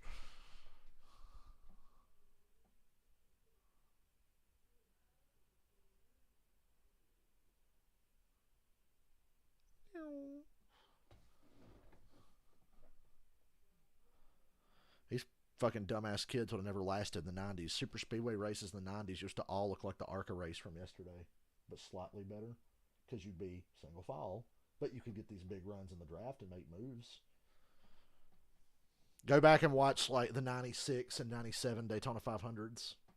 They're good races, and they didn't have to be 3 wide the whole fucking day to have a good race, and they didn't have to smash up a bunch of shit. Enter the code from each stage for a chance to win a trip to the 2024 Daytona 5. That's the thing. I've been around too long, y'all. When I see a chance to win, I just unless it's Clinton's money, because if I take his money, I'm gonna fucking get it in cash, take a picture of it, and tweet it to him. Maybe that's why he couldn't buy sleeves yesterday, because he had to lose all his money giving it to Fox for the Super 6. $1 boneless wings At Applebee's. Buy a burger, get boneless wings. Dude, I bet Mike Harmon's eating at a fucking Applebee's right fucking now. Bowman's gonna get turned. Larson. I'm worried about Chase getting turned just because Ross is the one pushing him. These runs, Larson. Hey, look, 3 wide. Oh my God. Yeah, Come in your pants. We got him leaving Kyle Busch. I mean, they're at the very back, but damn, 3 Kyle wide. Busch. McDowell and Briscoe's down to 2 laps. They're trying, y'all. They're Raiders trying. Back on the lead lap. So They're really trying. they're racing from about 15th on back. Everybody at the That's- front's that trying to might be a race, but fucking also mess. trying to protect their That is a position. mess. Yeah, but then everybody can say it's a good race if they crash. So yeah, go ahead. It's Bush and Almirola back there up top. They're not gaining. They can't get It past is that 6 to point. go. That makes sense. So stages for super speedways are probably good Yeah. for points. Yeah. Dirt races and super speedway race. Look at Blaney just pulled up to the 3rd line. Commit, Blaney, commit. Gilliland pulled up there. Or was that not Zane Smith? My bad. Gilliland's car is red. Zane Smith's driving that car. Guys, look, 3 wide. Oh my God. Damn, that fucked the outside. How far are we falling?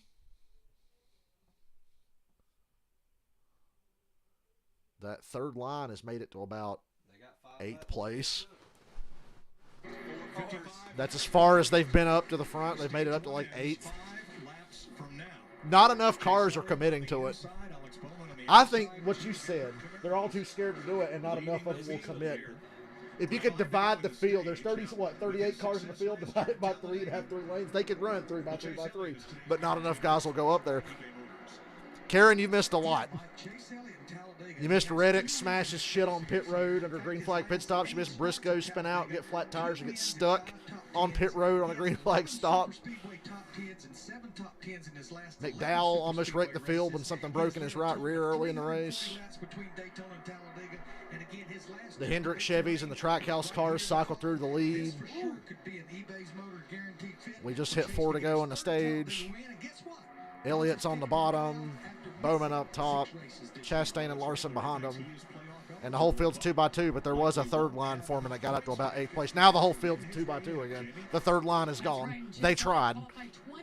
Yesterday, and his crew chief Alan Gustafson told me he was a little disappointed in that. He said, but we have no doubt we will race well. Yeah. And his driver, That, I've only seen that a couple times today. Larson and Bowman and Kyle Busch and Suarez. Ooh, Gregson. There was a stack up. Cindric and Gregson. And Cindric got off center of Priest.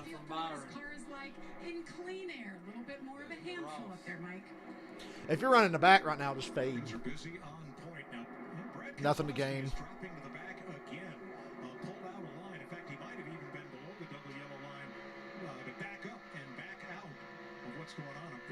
I truly believe that's by design here. We got 3 laps to go in the stage.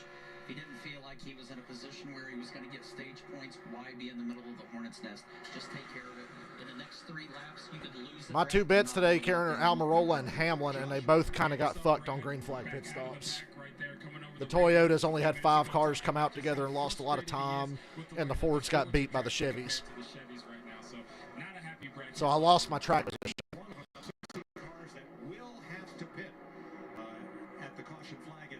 Stage 2.5 laps from now. It's interesting to hear him say that comment, and I'm seeing it.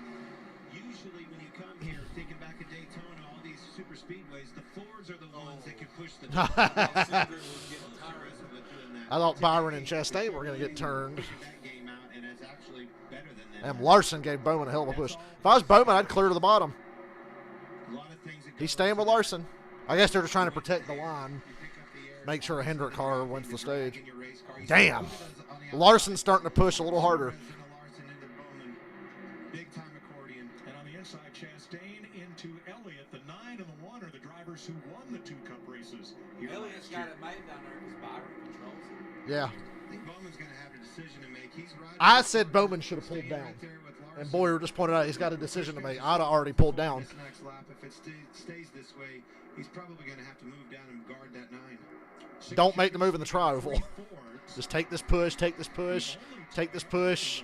Go to the bottom, go to the bottom, go to the bottom, go to the bottom, go to the bottom, go to the bottom, go to the bottom. Hell, Larson could have almost went down. We're on the last lap of the stage. Smart move, bail out of this thing. Because he can beat Chase to the line. Lose any positions here. Somebody's going to get turned right here. No. Stage 1. I think Bowman will beat him. Who gets the 10 points? The inside line's too squirrely. I'd laugh if Logano shot to the middle on Suarez. From contact from the car behind, giving that push. And both lanes Chase pulls ahead in the corner there with Ross. Chastain's car is super. Chase, you want to get up? If I was Chase, I'd move up now. See Larson doing the same thing. Here they come.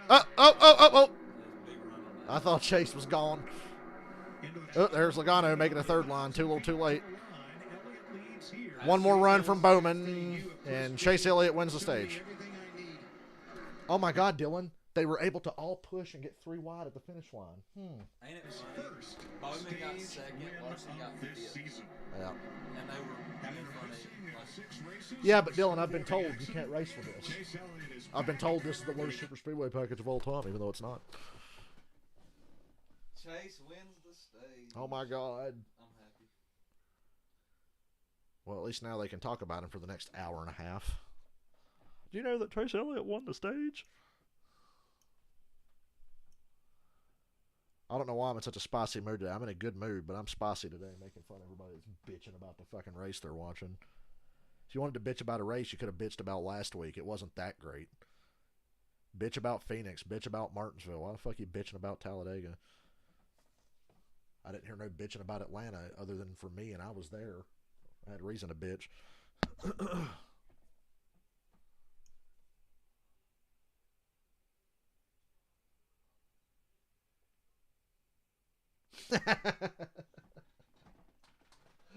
Oh, yeah. How do you think Cody Ware's doing today, y'all?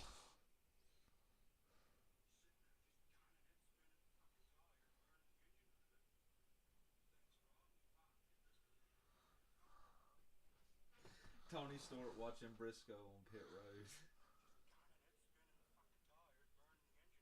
Spinning the fucking tires, burning the engine up in it. I love this. Yeah, that's a factual statement.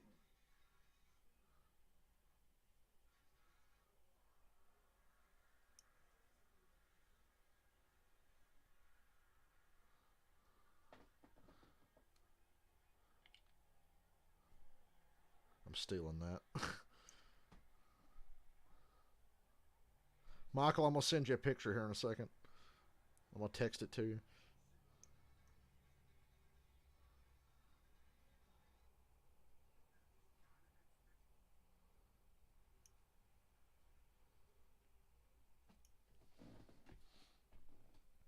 All is right with the world. Chase Elliott won a stage.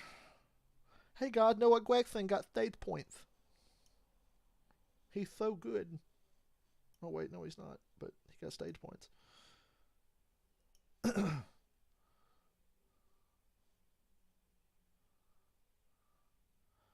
Oh, no, Dylan accidentally sent Michael the dick pic. Oh, shit. No. I'm kidding. Michael, we'll send you something. Oh, shit, wrong picture. That would be a day. Rigged. Chase Elliott won his stage. Rigged.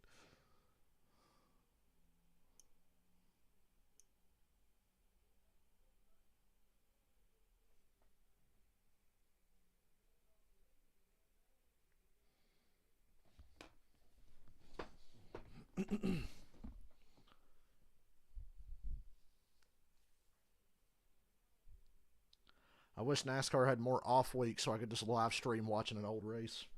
I did that once. I watched like the 2001 Michigan race on an off week. I'm taking the whole Chevy can. I'm sold. I like what I saw right there. I saw that Chastain pushing. I think if they can figure that tandem thing out. I like how the Chevys were able to run together, but they caught a break with that caution. They were going to cycle through anyway, but they're separated and they're deep in the field. Mike Joy, stop saying that. You're not allowed to say that this is good. Any one of those. I mean, they're all going to get to the front. Can they stay up front? That'll be the question. Larry Mack. Not allowed to say this is a good race because everybody's told me all weekend that it's not going to be.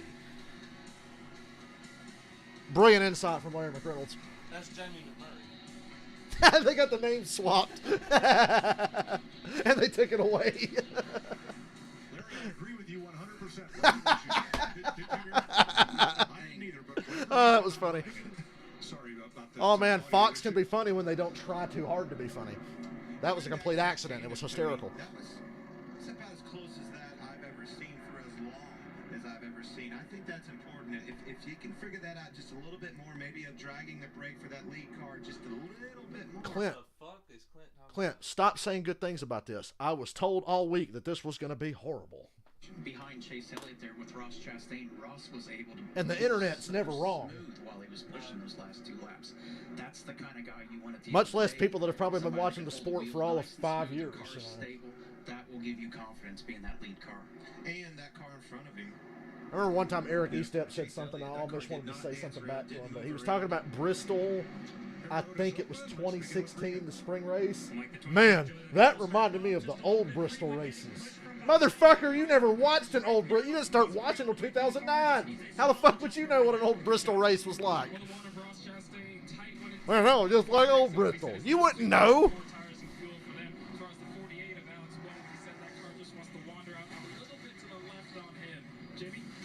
Saw Riley Herbst missed his pit box. Extra fuel for Bowman. I like how his pit time stopped while he was still in the fucking box. Way to go, Fox. Denny! Denny got his track position back, y'all.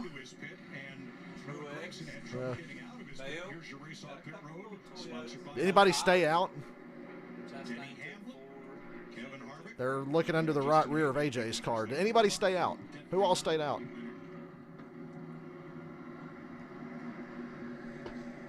How about we talk to our stage 1 winner? Get him on there. I think those are Gregson's first stage points. How about you there, stage 1 winner? I mean, of course they are. He never runs top 10. Too bad. Yeah, it worked out all right, didn't it? Heck yeah. Wow. Later. Exhilarating personality emanating from that 9 car. Car looked good, felt good, huh? I love Chase. He I don't just, fake anything. yeah, he's not fake at all. He's just himself. But it's just so funny how everybody fucking jizzes their pants over Chase Elliott, and he is the most boring motherfucker. That's like if back in the day everybody loved Bobby Labonte and talked about him. Like, oh my God, Bobby Labonte's so interesting. I love you, Bobby Labonte. That's what this is like when they talk about Chase. Yeah, Larson. He's just got more big-year moments. But Yeah, Larson's got that holier than thou attitude Chase Elliott, stage 1. and will speak his mind. Chase Elliott's too scared to speak his mind because he's Chase Elliott and everything he says is like overanalyzed and scrutinized. And he brought them to success in NASCAR and So yeah, Chase Elliott has the fucking personality of a cardboard box, but for some reason is the most popular driver. I love him, don't get me wrong. Holds today. Lloyd Royce passed away this week at the age of 86. an hour and 9. People on NASCAR Reddit, it's a good thing he died so we didn't have to see this shitty race.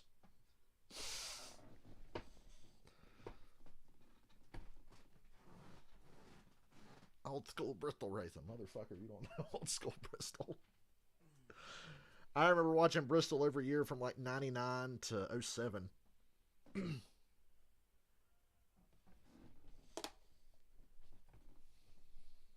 The oldest thing I know about Bristol is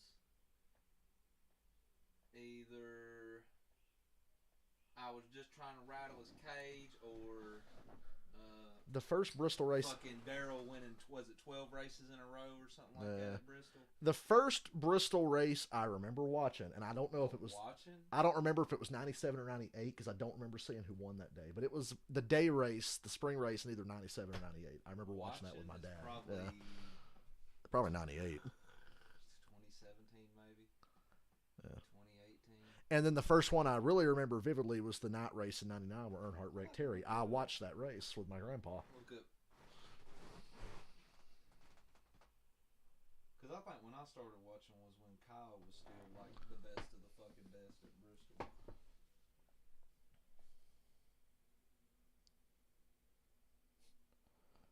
I like on the timeline here it says lap 52, third lane forming.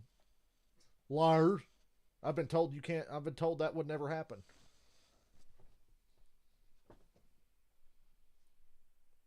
(1962), a dude named Bobby Johns won it. I've never heard that name. Did Cletus McFingerbang ever win a race? Damn. Fred Lorenzen won 3 in a row. Junior Johnson. Fucking David Pearson. Let's see.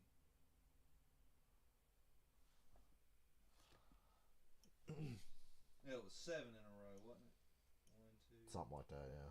12 overall. He won like 7 or 8 in a row. Yeah, 7.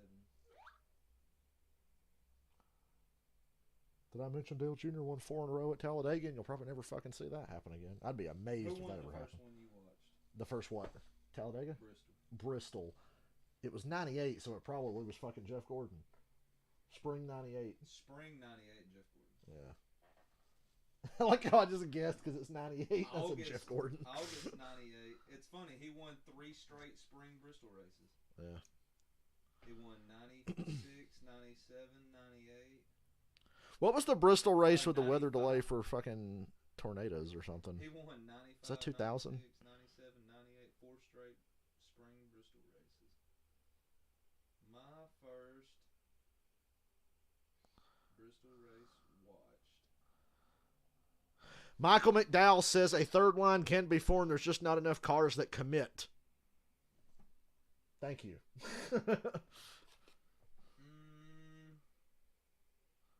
Says the lack of side force, so side drafting is not quite as effective, but the third line can work just as well as the other 2 lines. 65 complete, stage 1 in the books, won by Chase Elliott. Penalties on pit stops. Chris Buescher's team ran over equipment. J.J. It would have been hitting Kyle out Busch. interference on J.J. Yaley. Spring to While 17, Riley Hurst I haven't got to hitting see, out of the box. watch Jimmy win a race. And So- Todd Gilliland's team Oh, boy. all too soon. So those 4 And will that's go to the an back. odd thing to say. Yeah. In NASCAR. It's a lot of penalties. But But then Kyle won It 3 is out of for one 4, and his spot. brother won Yes. the other. So Denny Hamlin and Kevin Harvick will be up on point for the restart. Here's a look at your top 20. That baby right there put on one hell of a party. Here's the boulevard here, guys. Everybody that maybe never been here One hell before. of a party. Have a parade that started Friday. Awesome experience in the infield. Just nothing like it. There really isn't, Tony. And what people don't realize, the boulevard there, those 2 long strips, those used to be runways here Yes. back in the day. This was built as a World War II pilot training base. And when Bill France wanted to build his second Had to go super kill speedway some in the Nazis, state and we of trained to Alabama, do it at then Talladega. they said, we will provide the land. We're building a new interstate, I-20, between Atlanta and Birmingham. We'll build an exit at each end of the property and give you an 8-lane boulevard out front to run traffic in and out. I think the big traffic jam is going to be next door at Talladega Airport for all of you well-heeled jet setters trying to leave here after the race. Yeah, there was the runway. You can definitely see the makeout of the way. All right, Hamlin, Harvick, Right here next to the racetrack. Justin Haley, and Ross Chastain. Kyle Busch makes an extra pit stop. Harley used to use this as Keselowski a makes an test extra facility. stop. They're just topping off. Stuff in the infield. So the back of the field comes in to top off as Michael, the most booed at the races we go to now seems to be Logano. But I guess it makes sense Logano didn't get booed up in New Hampshire because he's from fucking Connecticut. Because he said Hamlin and Busch get booed the most in New Hampshire. Makes sense. Because those morons up there are the only people that like Joey Logano. Or you will see the Cubs take on the Marlins. I don't know. Atlanta threw me sideways when I was. Yeah, nobody gave a That made fuck me at believe Atlanta. There's no such thing as a fan or a hater Joey in Logano. NASCAR. Chase Elliott wasn't there, so the crowd was asleep at Atlanta. He's going to restart on the outside. What's their strategy?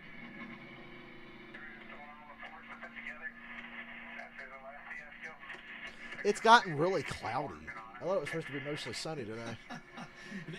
My mind keeps Put yelling together money, like the but I last want to few say it's years just ago. because Chase is Stick to the plan he asked for. There's no rain in the forecast.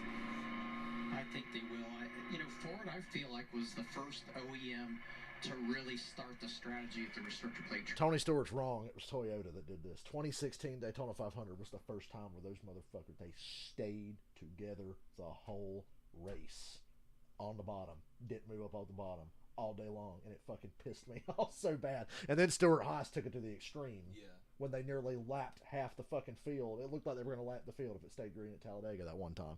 So, nah, it was Joe Gibbs that did it first. Credit to him, but then everybody started going overboard with it. We got them good with our strategy. Boyer's talking about the Talladega race in 2018 now. That was so fucking bad.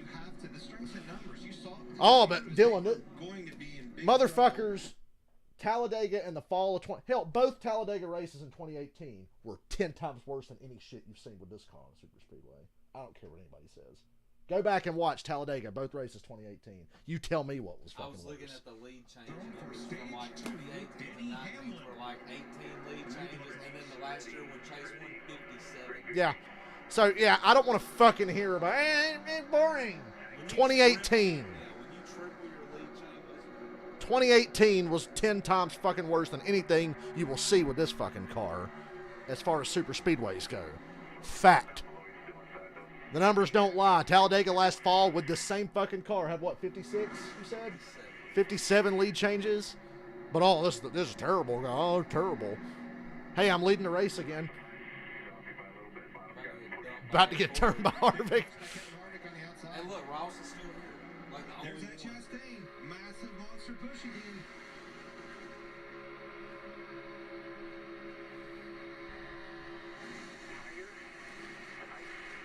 We're coming to lap 69, the best lap of the day. Everybody do a 69 on lap 69. And that's something those Camaros could not do here last year. This year, each of the OEMs, Ford, Chevy, and Toyota, has a new nose piece. And one of the redesign goals was so that they would not go flush to the rear bumper of the car they were behind, so you wouldn't have those offset pushes that caused us a lot of problems last year. Yeah, I mean, the simple facts are the Fords have more of a flatter nose. It helps them. The Fords figured that out when they switched to the Mustang, that they could flatten out those noses and basically take us back to the COT era as far as pushing goes. You see that again, push down, all right. You could push like a COT with these cars, you just can't stay hooked together. Do not get too far out there. That was almost to the point where you're almost too Justin far. Haley. You get out, 'cause you know they're going to come back to you. But if you get out too far, I'm getting Vietnam top flashbacks from 2020 watching Harvick and Hamlin run 1-2. The first car behind you, but the second, third on back.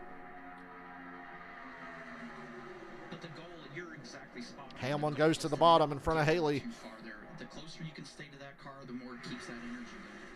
Getting out too far in front, which was caused at least one of the two big ones in yesterday's race.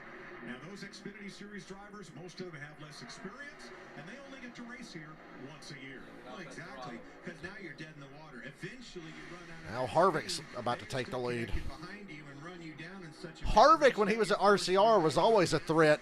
He won Talladega in 2010. He won the July Daytona race in 2010. He won the 07 Daytona 500. He finished second to Junior, it seemed like a lot. I remember 04, the fall race, I think he finished second to Dale Jr. So Harvick used to be a threat, but hasn't even really sniffed a super speedway win with Stewart Haas outside the time he didn't pass Joey Logano in 2018 because he just was going to let a Ford win, I guess. But yeah, go ahead. Once again, tell me this is worse than 2018. scary wreck. Big wreck. Boyer, don't say that. I was looking for it. I know. Boyer's a fucking idiot.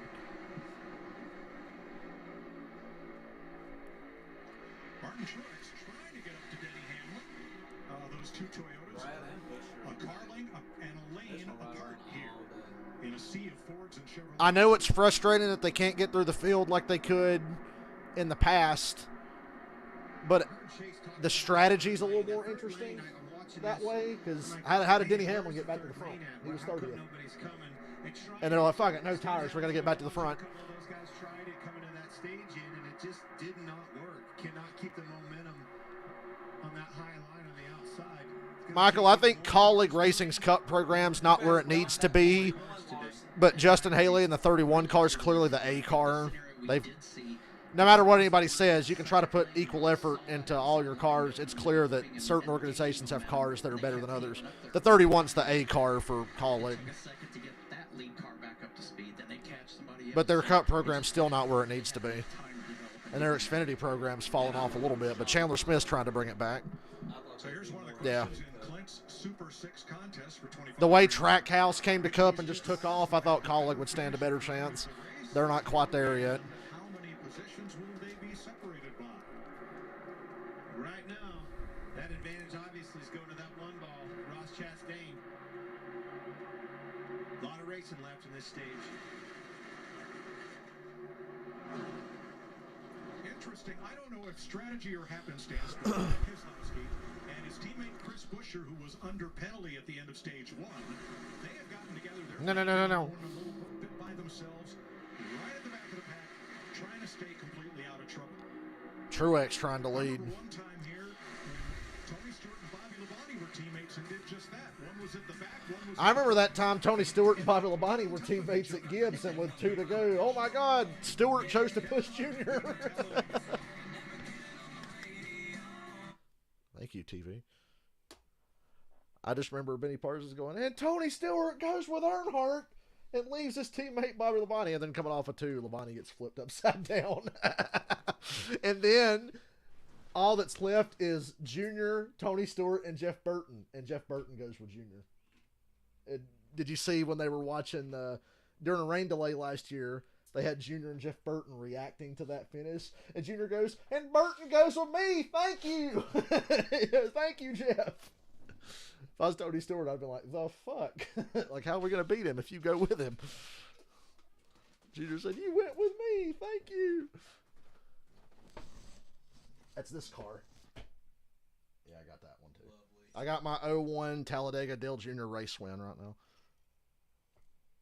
It's one of my favorite cars I own. It's got the fucking wicker bill across the roof and the orange numbers because Junior was up for the Winston Million or whatever.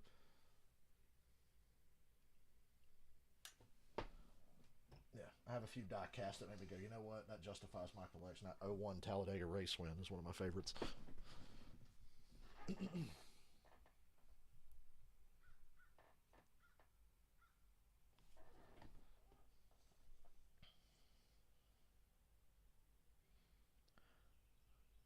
But Trackhouse, the year before they bought Ganassi, was already showing signs of being a formidable team. I think they progressed way quicker than Kaulig did. But yeah, then they bought the Ganassi shop and everything, and off they went. So that definitely helped. But 2311's good. 2311 basically started from nothing. Yeah, they had factory support from Toyota and, of course, the Gibbs connection, but they started from nowhere, too.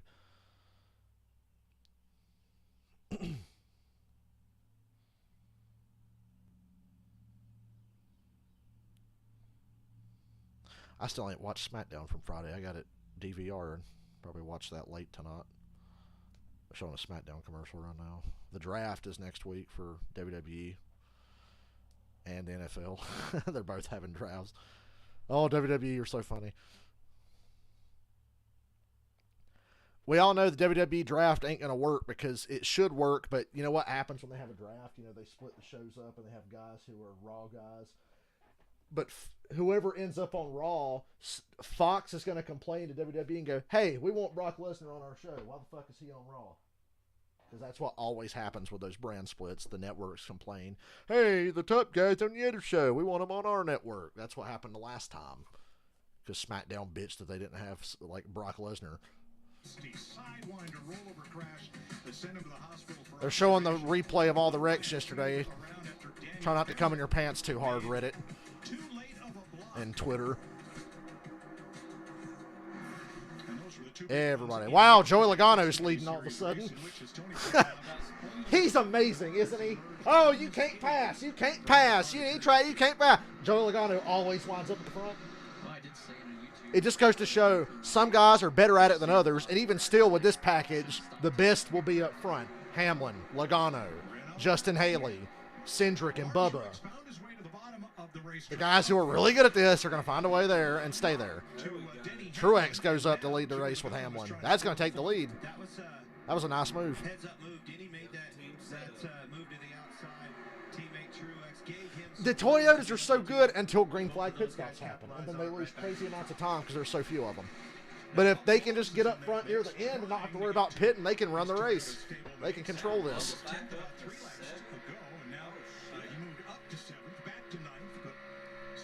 But I've been told you can't get through the pack, Dylan.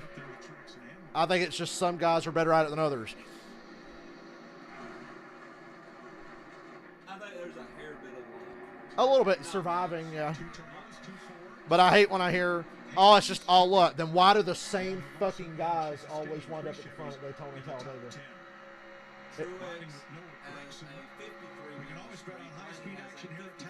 Hamlin, Bubba, Logano, Haley, Chastain, Cindric, Bell's good at this. Austin Dillon's good at it. Elliott, Byron's good at this. Almirola's great at it. And those will be the guys that are up there at the end. I don't need a fucking Noah Gragson commercial. Ticker fucked up, didn't it? I don't know, it scares me seeing Ty Dillon run consistent today. My favorite response to when Kyle Busch said, it's all luck. It's all luck. Let's go. It's all luck. And Junior goes, well, I must be the luckiest guy on earth because I won 4 in a row. So I must be the luckiest man alive. I heard there was a Bob Cockra sighting, but I didn't quite believe it. However, there is video. I would not have believed it myself if I didn't just see that too. Talladega BR. That's an old Chance 2 Motorsports reference.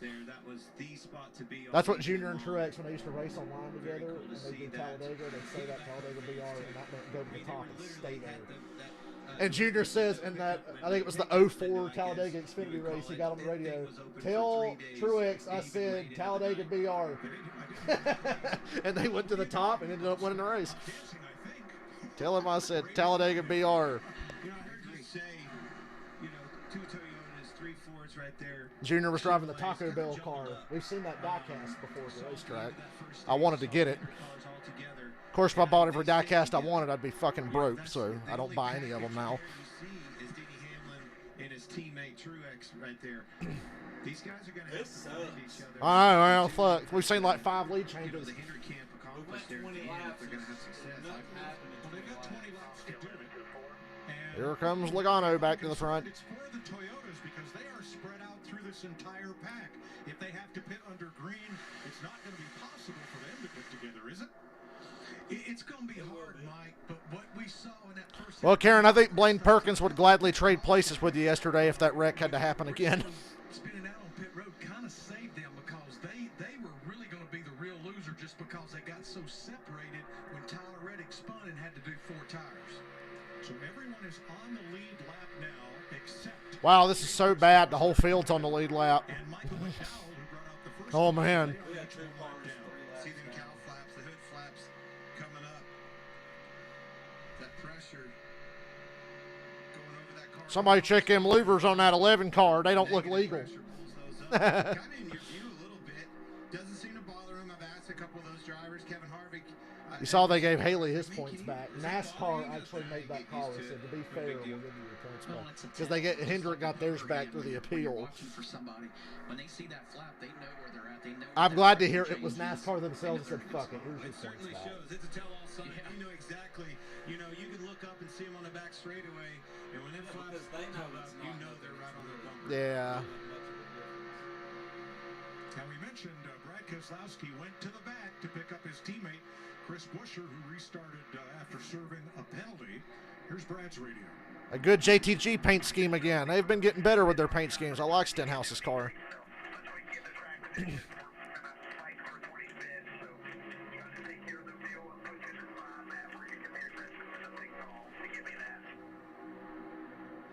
He's right, and we all see that. But where do you, all right, so where do you get the track position? That's going to come on pit road. When things jumble up, you have to be able to methodically make the right decisions. Larry needs to help me. I'm going to need some track position with your strategy. Back up near the front, Denny Hamlin, right on the bumper of his teammate Martin Truex. Jamie. I I talked to Denny's crew chief Chris Gabehart this morning about their performance, and he said, with this next-gen car, we've just been okay at the super speedways. We've had to evolve our thinking, so we came with something new.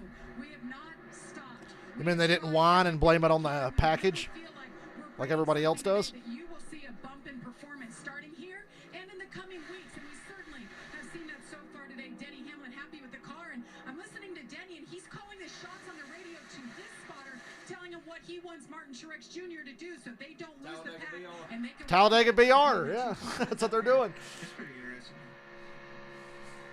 Yeah, I ain't heard nobody doing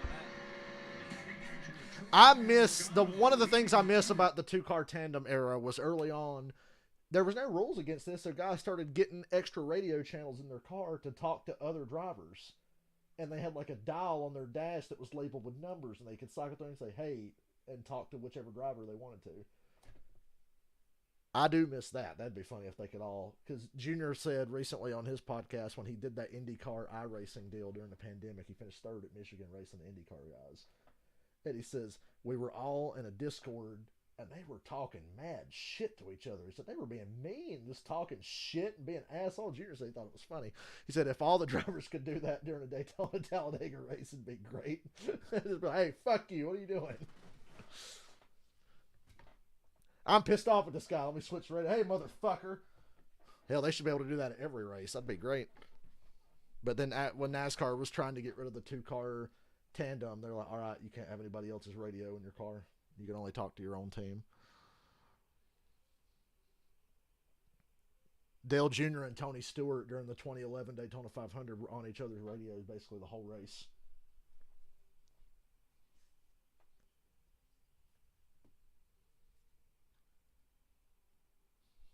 Because I remember Tony bumped Junior wrong in turn 1, and Junior got loose and almost spun and saved it, and he goes, ha ha ha ha, and Tony goes, yeah, I'm sorry. I didn't mean to do that.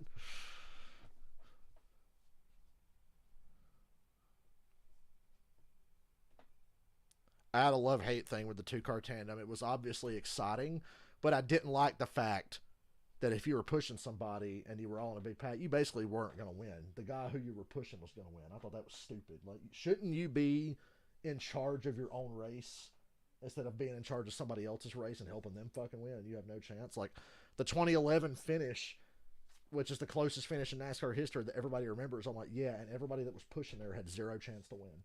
Junior didn't have a fucking chance to win. Mark Martin didn't have a chance to win because he was pushing Jeff Gordon. I think Harvick was pushing Boyer. He couldn't have won. So it was just whoever's pushing. I always thought that was stupid.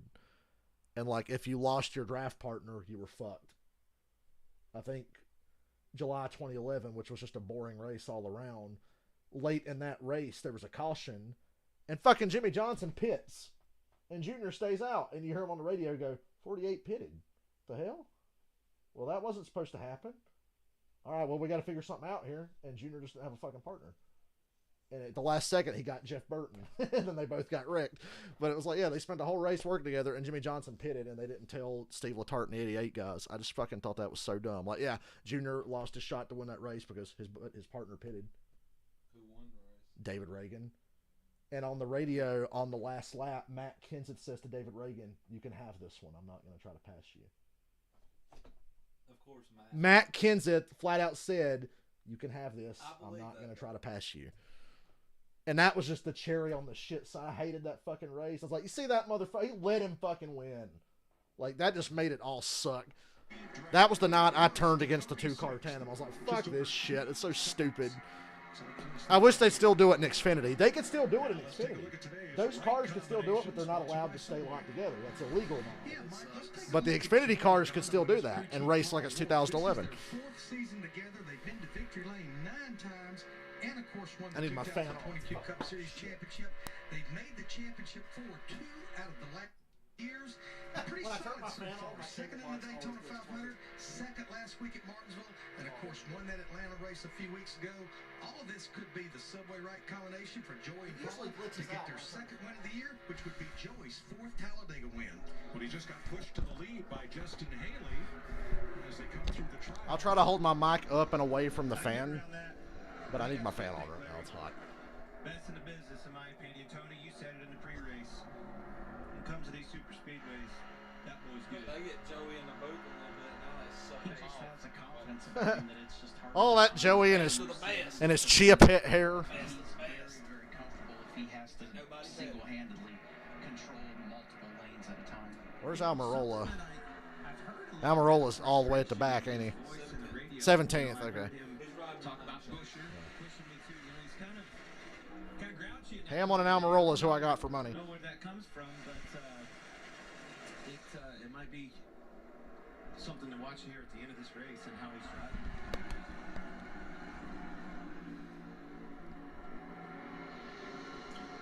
So we're 30 laps in to stage 2, half of the 60 laps of the stage. Sounds to me like a good time for a... Crank it up! Crank your hog! It's a NASCAR on Fox. Crank your hog!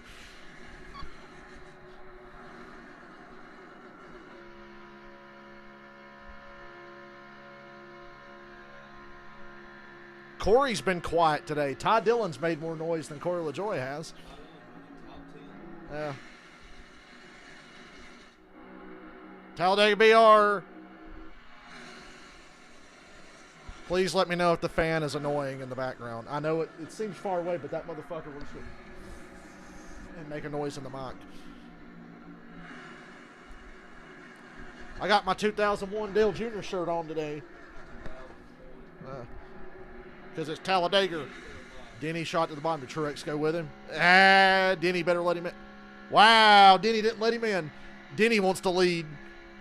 Denny went under Truex and went to the bottom to block Logano. Or is it just to keep Logano from leading the race?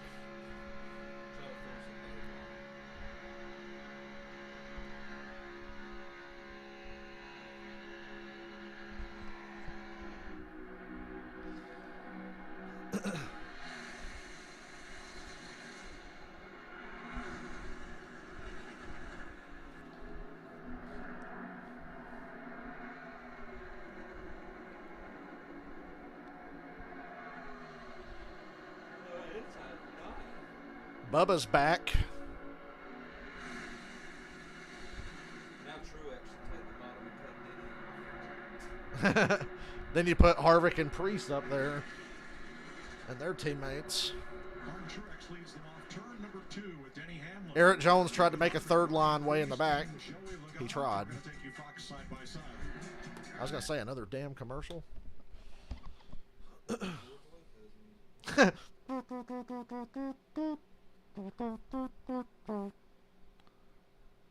Take a little trip. Take a little trip.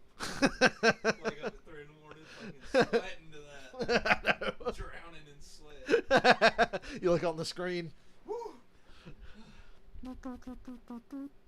I used to fall asleep watching The Fresh Prince. I'd miss like a few hours, then wake up and catch the last few episodes. But George Lopez, I would legit turn that. I cannot have something on TV I don't like while I sleep. It's got to. You think you could sleep with just the TV on? No, I'd be like, what's coming on? Oh, no, mine's black. And on DirecTV, you could like set your TV to change channels for a certain show at a certain time. So before I'd lay down at night on the summertime when I was out of school, I'd be like, Fresh Prince till fucking 5, and then at 5 switch to Cartoon Network, because then Billy and Mandy comes on, then Yu-Gi-Oh! And Pokemon come on at like 7:30, 8 o'clock. I was like, oh shit, George Lopez, fuck that. I hate it. I never liked the George Lopez show. I'd watch anything but that. So when I go to bed at night, I always turn shit on that I like, because I like to listen to it as I fall asleep. But the catch is, I can't turn anything on I haven't seen and want to see yet, because then I'll stay awake and watch the fucking thing. It's got to be shit that I've seen before that I really like. And then I'll turn it on. So I have like various YouTube shit at night I will turn on, or sometimes I'll turn everything off and have a podcast playing on the computer that I've heard before. Damn, Eric Jones. That third line is trying again. It's Jones and AJ.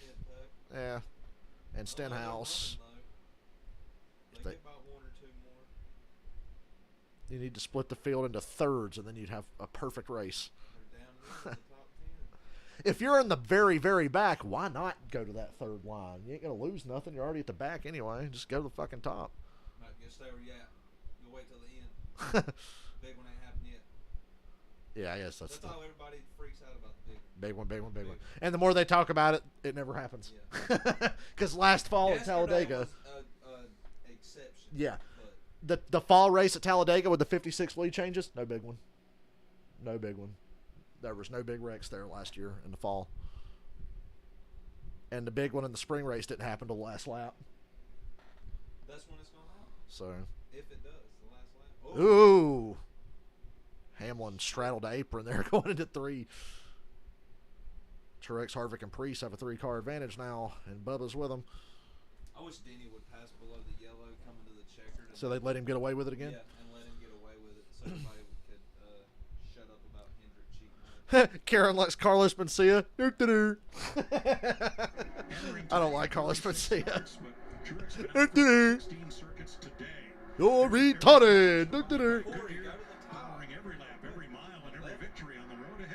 Look at old Todd Dillon mixing it up in the top 10. That third line's working. Look at the run they got down the back. It'll probably stall out at the end of the straightaway, but damn.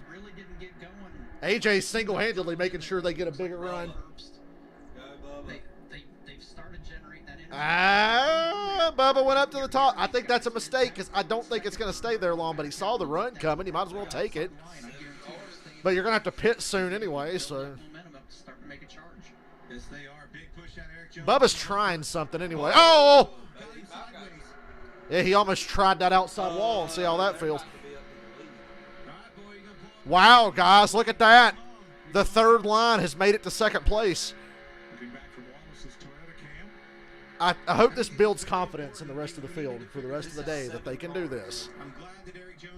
Look at that. Solo up front.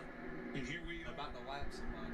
Bubba Wallace is taking the lead from the third line. Wow. You talked about how these Toyotas Kiss my ass. right now you got 3 of them right together. Yeah, Now it's going to be it can be done. It can be done. Riley Hurst is up there. Riley Hurst, J.J. Ailey, and Austin Hill are in that third line. Now they're probably going to die because Bubba took the momentum and shot back to the bottom. Oh, yeah. Yeah. Wow, that flies in the face of everything I've read on Twitter today. Wow. Fucking wow. Look at Bubba getting clean-handed to it. Bubba must have been really confident in his car to make that move. I don't know if I'd have made that move. Because you can just protect your position and stay second in the top line, in the second line. We see that lane start dissipating. He must be really confident in that car. That second lane, that's going to be the tell that the cycle's going to start in 2 or 3 laps. So watch for that to happen, what, 3 to 4 laps from now? McDowell has nowhere to go because now the field's running 3 wide. picking up McDowell, going another lap down. Ooh. Problem with this right rear. It just He would have went up to the wall, but hell, there's cars there now. Went down as our first caution. What you see there is something that we don't see at Daytona. Talladega is so much Bubba wider. really McDowell stole being on the the lead. bottom. Went up there, got Yeah. shoved, and then He went all the way to the top. Yep, gave those that's what you cars do. room. He didn't have that option with that outside line developed. He had to stay on the bottom, but you can see all 3 of those lines were able to get around no problem. One of the biggest reasons that third lane started working, though, is that middle and even the bottom. That when I saw they had that run coming off of 2 and AJ was attached to Jones' bumper down the back, I'm like, yeah, they're fucking coming, buddy. Really was kind of accordion. They had It's Larry Mack's favorite word. You coming? I'm coming. You gonna come? Truex going to pick up Bubba and Hamlin. Oh. Bubba's car's on the loose side, I think. That's a couple of times now I've seen him take bumps and look like he's going to spin. oh yeah, the Toyotas are all lining up to pit. Yeah. That's why Bubba did that. So they're lining up to pit together with basically nobody else and lose all their track position again. Let's have a look at today's lap leaders. Sponsored by Novartis. Bubba's led the most laps today. Or just run longer than everybody and don't let nobody Truex else. having his best day ever at Talladega. Chase Elliott back on mid-season. It's the best day ever. And Harvick. Something I think is interesting we haven't really talked about on the floor, just right here with Tyler Reddick. If you remember, it hit the wall on pit entry. Ty Dillon's leading the second line And he's still up in the top 20 right with now. his brother behind him Shows how durable these cars are. and Corey behind him. So he's got his brother and a teammate behind him. And by all means, do not get a flat tire if you want to go anywhere. Reddick was a lap down. He got it back getting a free pass when Chase Briscoe caution of the day, and here he is back in the top 15. Blows my mind. Outside line completely gone again. They Yep. literally drove all the way to the front and put Now the Legacy Motor Club cars are trying to lead a top line. All right, Larry, how many laps have you got to find your friends? Yeah, I would say in the next 4 to 6 laps. But Clint, here's how I'm going to help you on pit road. I'm out of the 4-tire stop business. We have to spend as little bit of time as we can on pit road fuel and 2 tires. But 2 tires at the most. you can't be slack. I know the amount of time it takes to get gas. Might as well change 2 tires. It takes like 4 or 5 seconds to change 2 tires. Yeah, it's a great point. And something that obviously everybody's Another lap goes by. Nobody pits. Harvick and Preece are out front. communication error, in my opinion. Somebody should have been telling all those guys, and I promise you, you probably heard it in other cars. Hey, Radicat trouble spun out on pit road. A reminder, just be careful, be patient, feel this thing out the first time. Look at the Dillon brothers up front and the outside. Austin's going to get his brother in the playoffs. And look at Kevin. Imagine that 77 in the fucking playoffs. What a waste. Around lap 40, Harvick bailed out, didn't like what he was seeing, went to the back, and he's slowly but surely worked his way. Tell me this race is bad, but also tell me who's going to win. You don't know. That's a sign of a pretty good race to me, because there's no telling who the fuck's going to win. Trackhouse and Trackhouse and Hendrick pit together. Well, this is why the Hendrick cars all drifted to the back, so they would have an Kyle Busch tagged along with him, yeah. pit road. Josh. Because Austin Dillon's got his other 2 teammates. Yep. with Joey Austin Logano. Dillon was on that outside line with his teammates and his teammate and his brother, and his other Kyle pitted with these guys. Excuse me, Ty was with his teammate and his brother. And Kyle's coming right out with him, so Kyle's actually in good shape. Kyle Busch passed them all. He was behind all these cars when they pitted. Lined up, guys. It lined up. Ooh, Kyle, too. Chase is going to let him in. Attaboy, Chase. That was smart, where you can't be too wide on that apron trying to get up to speed. Here come the Toyotas. The Toyotas, RCR, and the back markers. The Desperados trying to make the third line work, pitted with the Toyotas and RCR.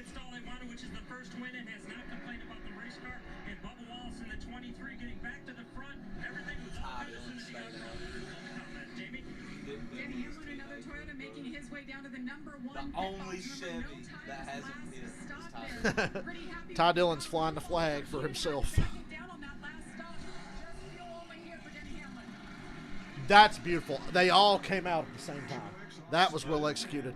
I guarantee you the gas guys up on pit road were looking to see when the other cars were coming before they let their car go. Anybody locks the gun, let it be a It's all yellow the car. Fords and Ty Dillon. Here come the Fords and Ty Dillon. Outside in that group and could not get down to pit with the rest of the Chevys, so he has a bunch of new friends. Regan. That was very orderly. Ryan Preece having a great day. His only complaint is he can't get his car to suck up to the car in front of him unless he's got somebody right behind him. And the 4, Kevin Harvick, too early when he's getting pushed right now. Josh? Ted Alvarado led 6 laps so far today. He's been happy with that car. They come down, get a tear up, and just fuel. That's the story for most of the Fords. Fuel only on this stop, and it looks like the first 7 of Now, who's going to cycle through? Because all these groups were pretty well organized. group of 5. That Keep an eye on that tracker. So the 4 cars at the top. Truex, Austin Dillon. Remember, I'm going to hang out and back Brad. Well, that's Keselowski in the lead with Keselowski ain't Busch, pitted yet. Haley, Here he comes. and Herbst. Oh, Joey Logano, too fast. He's just going to go to the back and still get back to the front This race later, is but fucking epic, though. Joey Logano sped on Best pit race of road. the year so far. Keselowski, Best he's race. been content to just ride. Joey's got to do a pass through under green, but there's only 15 to go on the stage. Led a couple laps, and now he's coming That's a into good pit. film. And Joey would be top 5 if he didn't speed. The RFK cars in and out. All of these are fuel-only stops, Look at that pack. including Riley. Oh, my God. Those 4 Fords lead. Almirola, my big money pick, cycle through the lead. Pretty much complete this run. Now Truex and Austin Dillon are going to take it back. How fast? You got the Chevrolets on the outside. And another Ford behind him there, and then Preece as well. Finding that track position, man. This worked out a lot better for the Toyotas this time. Ford guys definitely. Brad could almost merge with this front pack. Almost. Yeah. From the back. He is going to merge with this pack. He's gonna Oh. Some jostling at the front. I thought Austin Dillon was going to hook Truex. So we've got a mix right here. You better go side by side, Fox. Oh, excuse me, no. Toyota, Chevy, Toyota, Chevy, Ford. It's a full screen commercial. Are you kidding me? You see how they were racing, and they're like, yep, now's a good time to go to a full screen commercial with 13 to go in the stage. You really couldn't wait 13 fucking laps. Everybody in the booth's been sucking fucking Joey off all day, and then he does that. So now they ain't got nothing to talk about. You can't talk about the best thing on the track. They seriously went to full screen commercial like that. Only Fox. You couldn't have done a side by side there. Eat my ass, Fox. I hate you.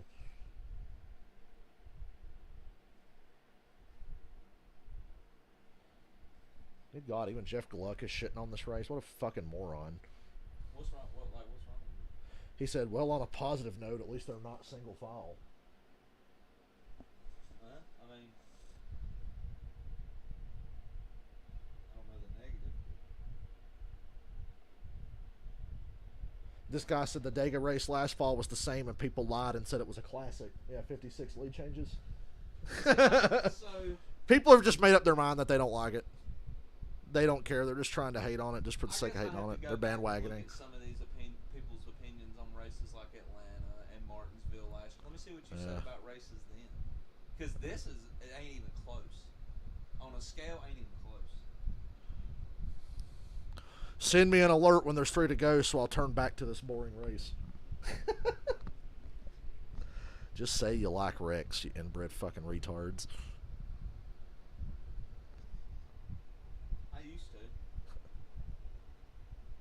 Like this guy said, I don't know what y'all are saying, but they've been 3 wide and Bubba took the lead because of it. What am I missing?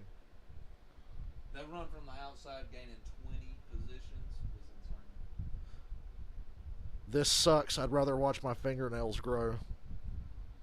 Look, and this guy sarcastically, look, guys, a 3rd lane. Are you fucking happy now? Beat me to it.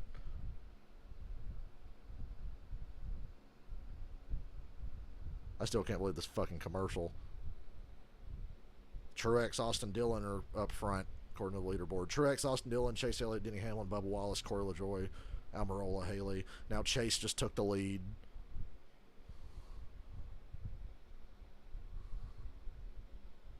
I do agree with this one guy. This race should not be 500 miles. If it was an Xfinity race, we'd be at 4 to go right now. I think stages keep it interesting. Yeah, stages help that it's 500 miles. Bob Pockris, pack entirely 3 wide with 12 laps to go on the stage. Oh, we're on commercial. And we're on commercial. And now we're coming back and we're showing retards, rednecks walking in the infield. Instead of cutting right back to the action, we're going to watch idiots play cornhole with somebody other than their cousins for once in the infield. That's great. Can we see what's going on? Because I was told during commercial. Hey, look at that. What a battle. It's a shame we missed 5 laps of it, you fucking dumbasses. Yeah, and he said now they're calming down again. I'm glad we missed all that during the commercial. I didn't need to see that or nothing, y'all. Thank you, Fox. You just had to go to commercial with like 13 or 14 to go on the stage. You just had to. You couldn't hold off on that. We had no choice, y'all. We had to make you miss the biggest battle of the day. Bubba's the leader. That's a lot of meetings. That's what that is. A lot of They said the whole field was 3 wide. Wait for that big day on Sunday.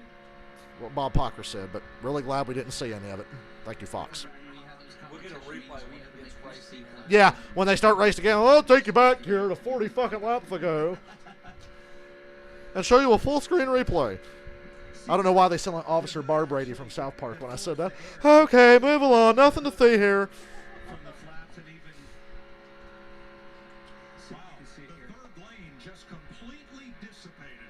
It had dropped back toward the center. Well, they had a good 2-minute run during that commercial, so good for them. Well, somebody's trying it. Yep. One soldier out there was Kyle Busch. And hey, how about Brad Keselowski? Right behind him. Remember, Bubba Wallace, that car was extremely loose with people pushing him. It's going to get tight here at the end. He's going to have his hands full. Whoever pushes him has to be careful. Oh, boy. 3 Toyotas on the top.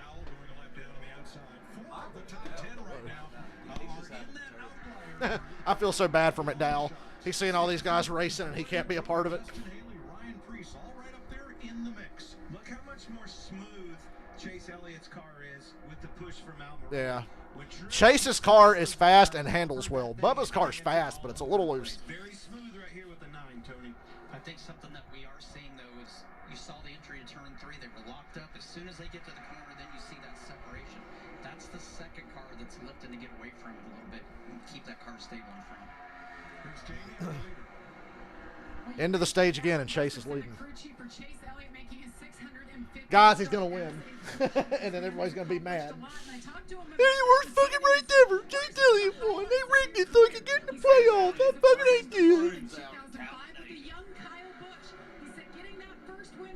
Oh, well, if Chase wins, I'll give everybody else something to bitch about this perfectly fine race that you're watching. I'd be thrilled to death if Chase won this, because I want to see people get fucking mad. Oh no, good driver wins another race. What a travesty. I'm the only guy that gets mad when shitty drivers win. When good drivers win, I'm like, yeah, good for them. They deserve it. Finish line is where the pack is. With 6 laps to go, Larry thinks they will overtake him. What year Kyle broke his leg? Which would get unwound with Yes. And he just sneakily beat Kevin Harvick and him at the championship. Yeah. So I've already told this is Harvick's last year. Chase broke his shit. Yeah. History repeats itself now. Chase Elliott's going to win the championship. Oh, Bubba got loose again, getting pushed by Truex. If I'm the Toyotas, I'll be like, hey, can we have Bubba run like 3rd? He's going to kill us all when we bump him and his car gets out of control. He's going to get the free pass. Well, Briscoe's the free pass. Oh, Briscoe is right now. Okay. So they said the whole field will have to get by. Well, we got 5 to go, 37. and they're going to get him. Kyle Busch. Look at the run Kyle Busch just took to the bottom. 200. Kyle's at 201. That makes me happy. They can hit 200 now. Is Joey going to do something dumb to try to stay up in the front of this pack? He's sizing him up. Look at him. Okay, I think he's going to go to the very top and get out of the way. Oh, my God, Joey! Joey just blocked the whole track, and the outside line had to go around him. Well, now he's got a teammate with him. Cindric will let him in. Was that not like the most dangerous? That's the most dangerous show. Bubba was going like, he looked 30 miles an hour faster. I probably would have fucking hit him. If you hit him, you'd have wrecked him. But Joey got a spot in line. That was actually smart. He goes to the middle so he could like assimilate into the pack easier. As opposed to going to the very top and letting the whole field go by. Yeah. Don't let somebody else do that to Joey. Yeah.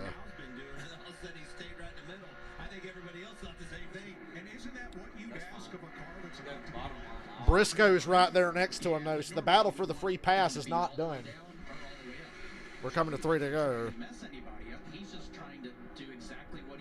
Do it, BJ. Yeah, BJ, do what Joey did.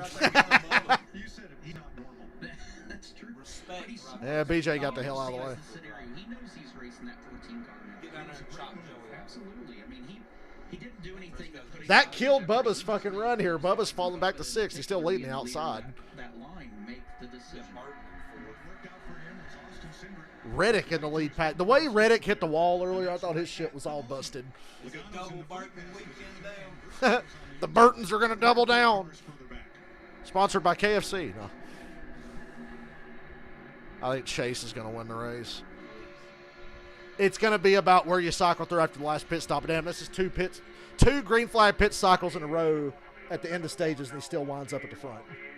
And his car, without his teammates, and his car is just smooth handling. Now, he's a sitting duck right now with these cars behind him.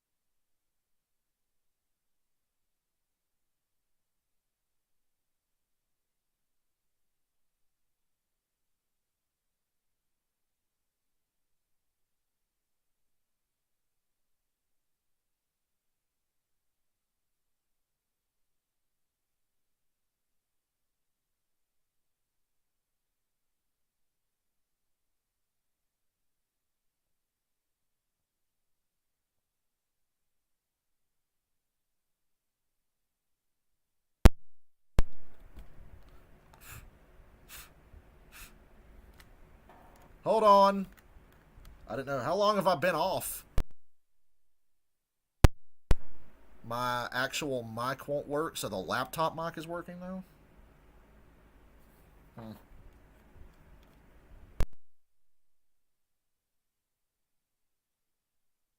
Should still be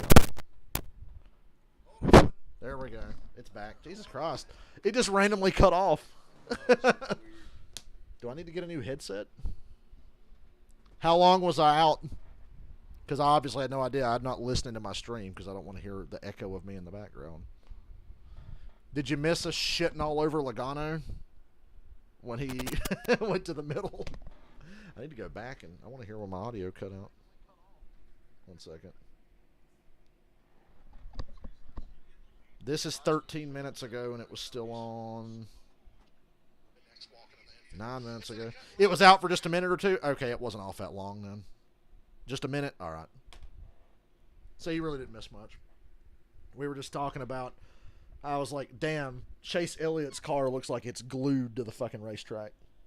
Like nothing made it budge.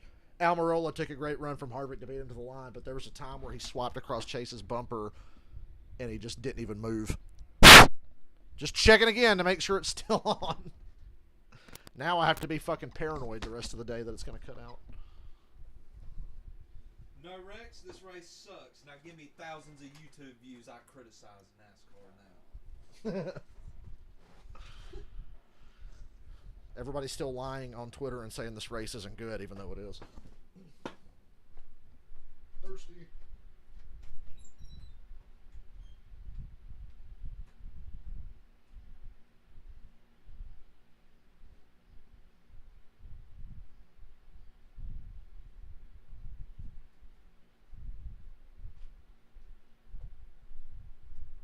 Glad I have an actual audience to say, hey, what happened to your audio? So I don't sit here for the next hour and a half talking to myself. I'm glad you don't have like that kind of audience. Yeah. I'm drinking the ever rare orange Powerade Zero Sugar. You got like the kind of audience that could go to the races with us and we would enjoy it. Mm-hmm. I keep hoping to meet some of you at a race one of these days, but we all live 1,000 miles apart. So. And until they change the fucking aero package and gears for short tracks, Michael, I'm not going back to New Hampshire. What about Dover? That far. You ever thought about Dover's a maybe. Dover or Poconos? That's right there near New Hampshire, ain't it? It's up in there. Like in New Hampshire is way Maryland, far north. Maryland or something like that. Delaware. Yeah. Dover. And to win stage 2, taken away from Chase Elliott, who won stage Give me 1. them As we get you points. set I to don't start like the how third Bubba's and car final is stage, handling. we'll Chase has the best handling car in the field. Yeah, earlier on you see lap 2, Michael McDowell has a tire go down. I think Chase is my favorite to win. It all depends on where you cycle through, but that's 2 green flag runs at the end of a stage in a row where he still winds up at the front. And that time he did it without teammates. So I like Chase here. I'm going to turn my fan off in a minute. And then just a couple of laps later, Chase Briscoe has the same thing. He actually gets stuck on pit road, blows a right front tire out, and is not able to get going. But didn't slow Chase Elliott down. He went on to win stage 1. He did. Tony Stewart was fun. That car went for a little run on pit road. In a row. Yeah, in a row. Too fast. And then Joey Logano right Who here. got the free fast on pass? the track, but also speeding. Logano On got the it? exit of pit road, we saw him make that really aggressive move to stay on the lead lap at the end of stage 2. Yeah, he did. And Eric Almirola, as I mentioned, with this move right here to win stage 2. And Mike, we know this is when business starts to pick up, so we'll see how it goes out there in Talladega. Take it away. Absolutely. Thanks, Janet. Joey's move to be in the free pass position was going to be our Pod's big move of the race. And then, on the last lap of the stage, everything changed. There's Joey, so he gets the free pass. The shit that Joey Logano gets away with is amazing. 35 lap cars when we restart. Every other driver. And here's what it looked like from Joey's point of I view. guarantee the radios lit up. Let Bubba do that. Yeah, and it's not a good look. I guarantee all the radios lit up. Trying to find a way to get in It's line. not, Tony says, not a good look, but at the same time, no excuse. Knows the stage is going to end. Everybody, every spotter probably said, what the fuck is he So the doing? pits are open at the end of stage 2. Scheduled Joey's gonna be the stops leader. here. Guys, promise me you'll let me know if my audio randomly goes off again. Off the front bumper of the 19 car, but not a comment about that from the driver. All he told the team was, let's just keep it up front as best we can. Two tires. And Kevin Harvick in the 4 car. That car was squirrely earlier. tires of gas. I'm gonna change 4 now. I'm gonna change 4 now. I'm going 2 tires. I'm gonna change 4 here, and then the rest of the day I'm not changing any. It's about to be a fucking caution fest. It's been too long. Stage 2 went green. Chase Elliott said he saw Eric Almirola's move coming, but it wasn't If they stay green, you'll get a third one. You could see Almirola's move coming from the moment they went into turn 3 and the bottom line surged ahead, and there was no defending it without wrecking the field. So Chase did the right thing not blocking it. There's no way to defend a run like that. Stage 2 winner. We have no scoring markers. I'm running 1-2 at the start of stage 3. We don't have any scoring markers. It's your boss up in the booth. You got us, bud? Almirola and Hamlin came out of the pits first. Michael, I was on to something. Hey, man, great move to win stage 2 there. Yeah, Joey Logano did the Kevin LePage at a higher rate of speed and without getting hit, and then got lucky that a teammate was waiting for him in the middle of the pack to let him in. I'd have packed that. There's a reason that I would never get in a car at a track like this. I was plowing. If Logano and Cindric are running 1-2 late, Cindric better win.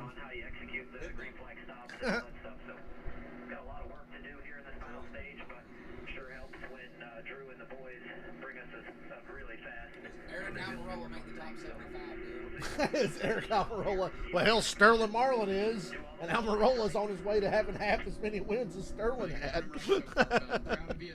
Stick with it, man. Sterling Marlin made the top. Look, nothing against him, but jeez, You know man. why, right? Because he killed Dale. The man that, it should have said, and the man that killed Dale Earnhardt is officially the top 75. He didn't 'Cause that kill was a Dale win Earnhardt. for NASCAR.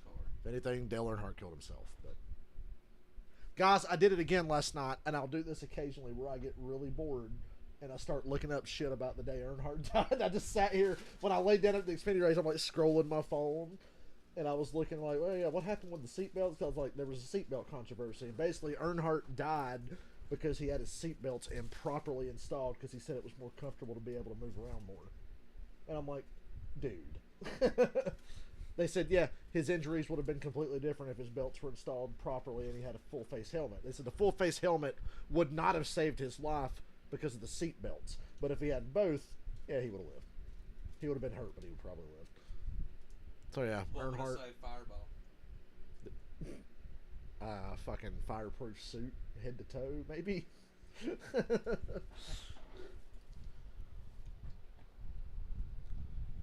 And I remember I've gone back and watched a bunch of shit from like 01, and they were talking about driver safety. And Jeff Burton got pissed off because he said, I've had people in the sport call me a wimp because I want it to be safer. He said, I've had drivers talk about me, oh, a little pussy, huh? You scared? Because he wanted to wear the Hans device and whatever else could make him safe. And it's like, see, that's that toxic fucking bullshit that I cannot stand. You fucking pussy. You see that in Boomer NASCAR back in my day, there weren't no safety barriers. Or like Joey, who Yeah. bitches everything about safety in the world and then does that. Yeah. Do Yeah. you think Jeff Burton makes top 75? He might. God, if Sterling Marlin, Jeff Burton won double the race that Sterling Marlin won. Fuck. See, these are a lot of guys I would probably include just because, like I said, I couldn't name 75. I'd probably have Joe Nemechek on my list. Nah, I wouldn't have Joe on my 75. That would be me trying to fill in names. I would be like, who? Might as well put Michael Waltrip on the top 75. Karen Earnhardt, he wouldn't unbuckle before a race, but Earnhardt ran looser seatbelts so he could move around more. I guarantee sometime they ran without him. I guarantee it as well. I bet he's probably just like, oh, 5 laps to go, it's all good. No, that's stupid. I hate to say it, but he could have done more to save his own life. He could have done more to not be at risk. But Adam Petty and Kenny Irwin and Tony Roper got killed the year before, and I guarantee you they didn't run with loose seatbelts because they were younger and probably smarter. And by the Credit One Bank NASCAR American Express card. Finishing up the end of stage number 2. Now, drivers that stayed out included 3 of the Hendrick cars, Byron, Bowman, and Larson, along with Keselowski and Austin Hill in the Beard Motorsports car. They all stayed out. They all just pitted the last time around while the pit road was relatively uncluttered. And we'll kind of start out back among among the 35 cars that are on the lead lap. Eric Almirola is the race leader, and he is going to be our big move sponsored by Pods of the day. What he did on the last lap to win that stage, watch the 10 car. Gets a nice push from the 4 car. There's no defending that when you got 2 guys who were teammates lined up behind you. So That's a wreck. yeah, Chase blocks that. That's probably a wreck. It's not worth it for a stage win. Chase has to win a race. Stages don't mean shit to him. He's got to win a race. I don't know where he picked it, but whatever that spot Dick Trickle used to smoke cigarettes while racing. There's onboard camera footage of him smoking cigarettes under caution. So that's your big move sponsored by Pods, and after the stage ended, here's what Chase had to say.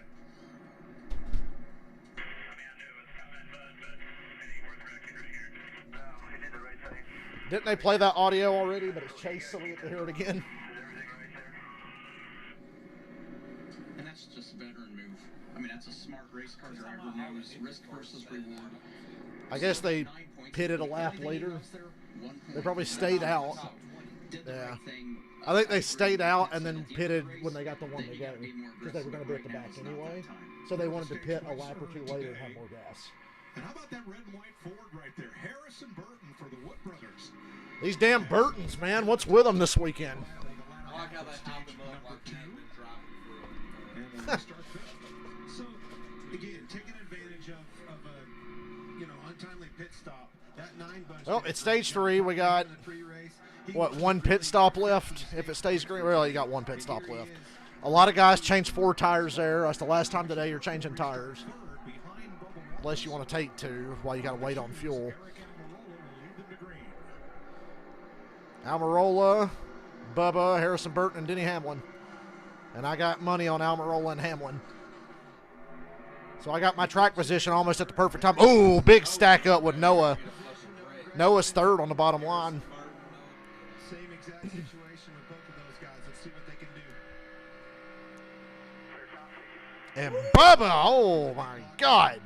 Huge block. Get in front of Almirola and Hamlin. Uh-oh, Michael Gregson's creeping his way to the front.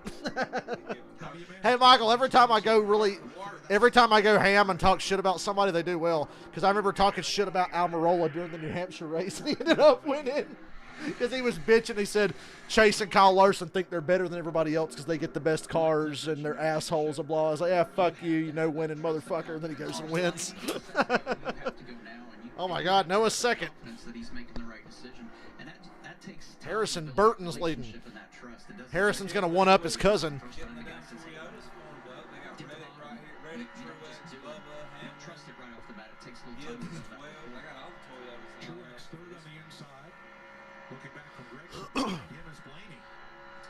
And I think obviously things are going to start ratcheting up. You're not seeing a lot of movement. You're not seeing a lot of aggression by anybody pushing or blocking. All that'll pick up. The only thing you have seen a lot of and heard a lot of is these drivers talking about how hard track position is to come by. That being said, the aggression is going to pick up to try to guard it. Seeing Bubba, Almirola, and Hamlin still be up here is pretty wild. Chase is right behind them. Because how hard it is to pass. You've got to start right now. Let's check with Jamie on the new leader. Harrison Burton leading his first ever laps here at Talladega, making just his 47th career. Remember how good Harrison was in the Daytona 500 last year? And then he got wrecked. They put 4 tires on it. We got Keselowski, or it was Keselowski that took him out. We've got a good piece here. Keep it up there. Last 3 finishes. He sucks. A couple drivers got phone calls today, one from Jim France and one from Mike Helton. They thought they were in big trouble. No, they were being named to NASCAR's 75 greatest drivers list. Another one unveiled this weekend when Harrison Burton announced on his in-car radio over the pace laps that his dad Jeff has been named. Jeff did make the 75. 75 greatest. The So drivers who Mikey's thought they gonna were in make trouble. No. I'll be honest, I would have Not a done the same chance. thing. Normally when I got that call, Here comes Bubba and Almirola. Hamlin kind of lost touch with him. This run's going to stall out here off of 2, and the bottom line's going to surge ahead by 3 or 4 cars. Just about. Well, Almirola close by. Almirola's a great pusher. Kyle Larson drove his way to rule off more its victory lane last weekend in Martinsville. Why would they cut away from that? To make it there today in Talladega. We still Fucking have idiots. 35 drivers on the lead lap. That 21 And career in the win lead stuff. draft, Yeah. separated by just 2.1 seconds from first to 35th. Jamie. Update on Kyle Larson and those 3 Hendrick cars that decided to pit a lap later than the rest of the field. I talked to Cliff Daniels, the crew chief for Kyle, and said, what was the Blaney to the lead. He shot from the bottom up to in front of Bubba. And he's in front of Harrison Burton, which is basically his teammate. 21's basically a Fort Penske car.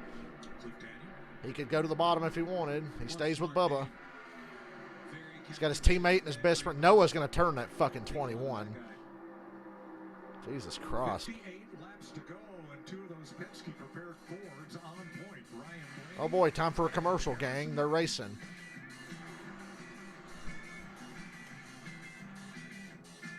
Yeah, it's commercial. Oh, Fox. Gotta get them all out of the way. I know we have to have commercials, but Jesus, man.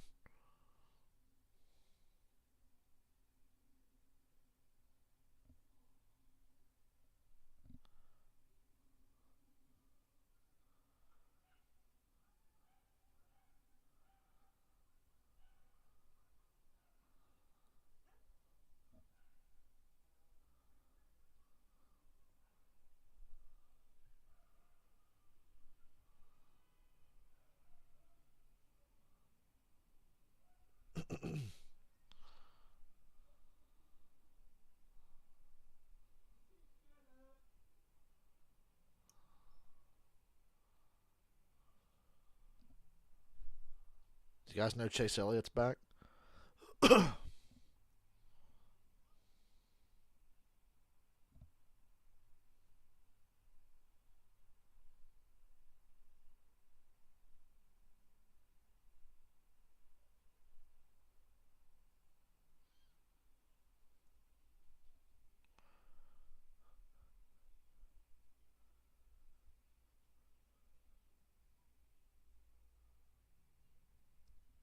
Man, I want some Papa John's. Might have to get some later. I swear, if she says Domino's, I'm going to be like, can we please get fucking Papa John's? It's so much better. Yeah, Michael Waltrip ain't going to make the top 75. I mean, he was a fucking mid to average driver, and then he won 4 plate races late in his career. Like, I know standards are pretty fucking low putting Sterling Marlin in the top 75, but they had to find 75 guys somewhere. And there's probably only about 50 where you're like, hell yeah, slam dunk. The other 25 probably be debated. I'm going to make a 75 list and share it with you guys. I'm not going to rank them or anything. I'm just going to pick 75 guys. Yep, those are the 75 best. You put them in whatever order you want. But I'll make a 75 list. Yeah, damn, F1 has 4 weeks off. Everybody in NASCAR is fucking jealous of that shit, ain't they? F1 has 4 weeks off in the middle of a season. Everybody's betting on the odds. Where the odds that Big One comes out during a commercial. Probably pretty good. 1 and 1.1. Well, we come back for commercial and show dumb shit like this instead of cutting right back to the damn action. Blaney and Harrison Burton are up front. Blaney top line, Harrison Burton bottom line. Do you pit as soon as you know you can make it? I probably would. No, because I don't want a chance of being in the lead and them telling me you 2 laps short, bud. Just remember that the 21 and the 12 are spending a lot of time out front. You're thinking about fuel mileage. Yeah. Anybody in that top 10 can win, even Reddick. Yes, even Tyler Reddick. After the day he's had. And for more than half of those, it was their only win in the NASCAR Cup Series.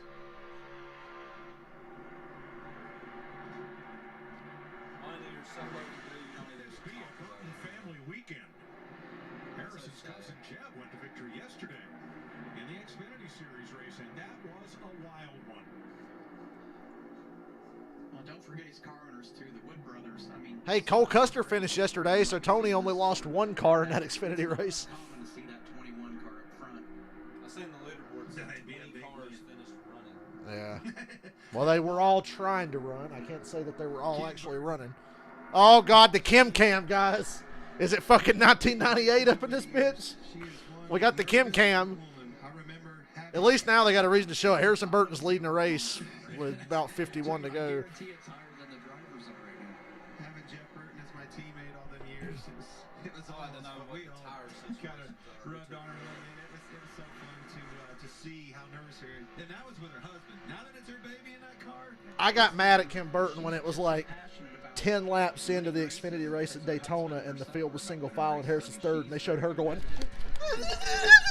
on the pit box. And I'm like, what? You're fucking single file. We're 10 laps in. Calm down.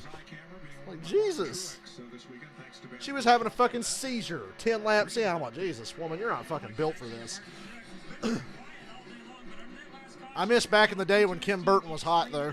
The cars that he could work better with, it was not his Toyota teammates, it was actually the Fords. He commented on how aggressive he could be with Fords, how much he could push them. Keep an eye on that as this race plays out. I know you look for teammates when you can, but you also want to look for whoever's the best car you can work with.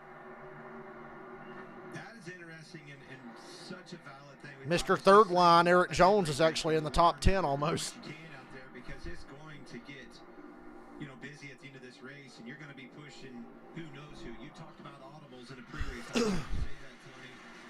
You may not get to the end of this thing with the car that you want, but you need to be able to strategize. So let me mute this while I formulate this thought. So everybody's like, they got to fix this. This ain't no good, right? Nobody's wrecking. Nobody wrecked here last fall. So this is still pretty competitive, and you're not. That's gonna be a shitty fucking race. It's still competitive, and you're not seeing as many wrecks. Isn't that what we all wanted? We don't want to see a bunch of fucking retarded, dumb wrecks at Talladega anymore. Because I don't. I mean, wrecks are gonna happen, but I hate when it turned like Daytona 500 this year turned into a fucking mess. I hate that, and that was gonna be a good finish before the wrecks started happening. So is this not like the perfect balance of, yeah, it's hard to get through the field, track position's important, but they're not going to run 3-4 wide and take crazy runs and run over and throw dumb blocks and crash the whole field as much as they used to. Finally have somebody But everybody just wants to see big wrecks, so yeah, it's jacked. I want to see Ryan Newman get his fucking brains bashed in again. in the drag car again. No chance of that. I got to go somewhere they turn left and right. I love drag racing. We turn left at the end of the shutdown area. Tony Stewart talking about drag racing. Pretty neat you was able to accomplish that. Grew up a drag race and, remember them coming to the Heartland Park and was a fan of that. Last July or last August at Daytona, the big wreck only happened because it started raining when they were all going into turn one. So, you tell me. So I bet the drivers get frustrated with this, but at the same time, they're like, well, we're all kind of just riding and not killing each other until the very end of the race. It's a lot of fun. I still love what I do in NASCAR. We got to show Tony Stewart winning that drag race for the 85th time today, guys. Was Chase Elliott there? Man, Tony Stewart drives in a straight line really fast. Unbelievable. He really knows how to drive in a straight line very fast. For a few seconds. There's going to be enough wrecks later on that McDowell will get back in this. I mean, it's just the talent, and the next generation, I would like to pit as soon as I know I can make it. Reminds me of you. He can get in any dirt car, be competitive. Whatever lap the crew chief's comfortable with, get all the team guys, all the manufacturers organized, and let's pit as soon as we can. Because right now we're on the front end of this run. We haven't burned as much gas. Yeah. Because they're going to have a little extra time. Yeah.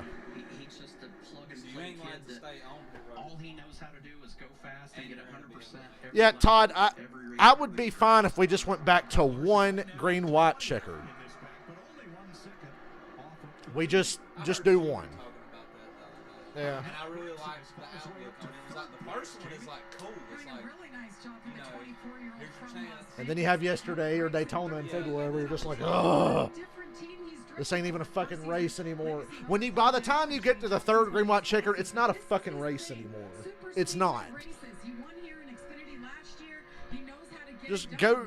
Just do. Whoa, Harrison Burton. He saved it. He saved it.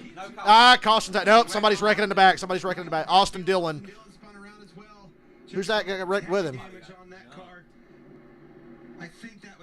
Todd Gilliland and Austin Dillon. Well, now you pit and you're barely able to make it from here. Good job, Noah. Good job. I told you Noah was going to turn to 21, didn't I? Is that a fucking noose hanging out of his car? What the fuck is that? Don't start with that. I think that toe link's broke right there. Bent at least. Austin Hill got a little bit of that, but he's all right. He's all right. That was a great save. Remember a few laps ago when I said, Jesus, Noah's going to turn to 21? And it was the way he was pushing at the end of the straightaway when he'd get on the right rear. Yeah. Called that shit. What happened behind him? And the fucking wreck happened. Joey was near it. I don't know if that was. That's Gilliland. No, that's fucking Zane Smith. Zane Smith.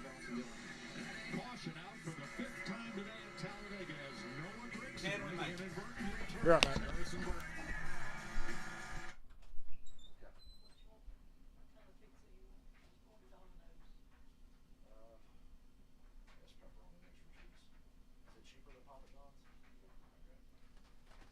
That was Zane Smith that got jumped.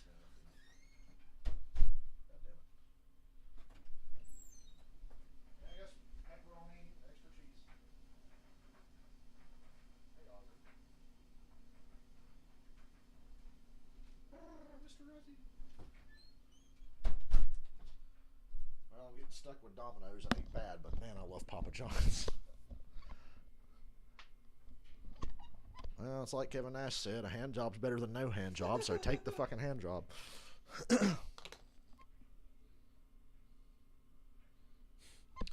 Burton can't hang up front, but there was a couple times where Noah got on the tip of the fucking right rear going towards the corner.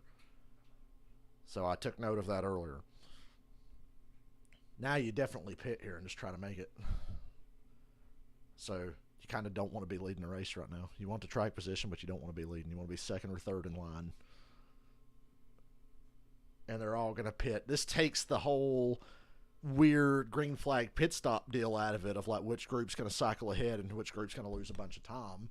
Because now everybody's just going to pit together here, and it's going to be a clusterfuck. Can you make it, though? Just about. How many laps can you go? About 42, 45 laps, and we're under caution with 46 to go, and they're about to open pit road.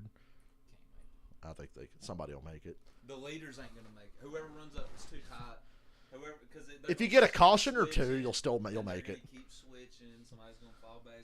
Somebody's gonna win from like 10th place, hanging out until 5 to go, and just shred through the field. Well, basically, that wreck was two guys who don't belong in Cup. But Burton's definitely the worst of the two. He definitely does not belong in Cup.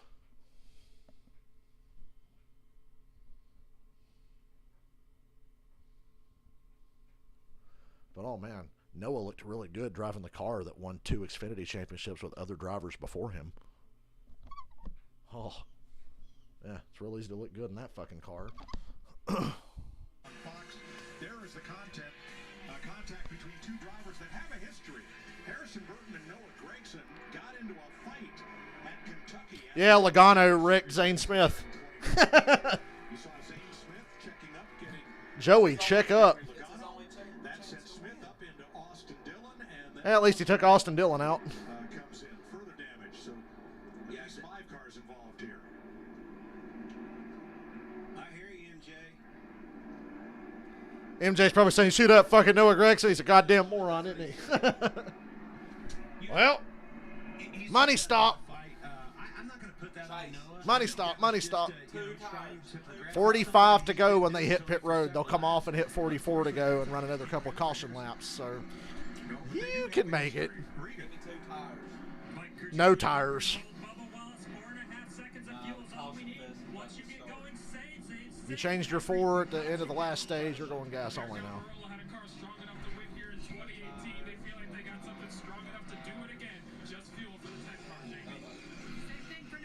Will Ham on an Almirola please come off pit road 1-2? Well, Blaney, Almirola, Bubba, and Hamlin. So I'm right there. Blaney, Almirola, Bubba, Hamlin.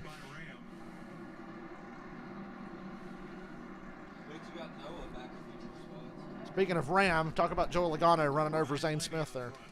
So at least 5 cars caught up in this. Yeah. Not intentional. An inadvertent push from Noah Gregson turns Harrison Burton and others pile in. Well, basically, see here, Jim. Noah Gregson's a fucking moron, and Harrison Burton shouldn't be in Cup. Yeah, they showed the Kim Cam. They were way too excited to get that Kim Cam ready for when there was like 2 to go in the race, and Harrison was up front. They should have put it back on. Let me be paranoid here and make sure that my audio is still working. It is.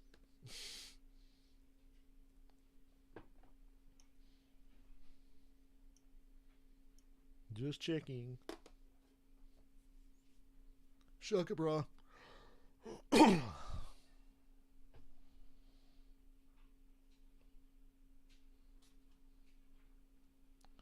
All right, Denny, you got your damn track position.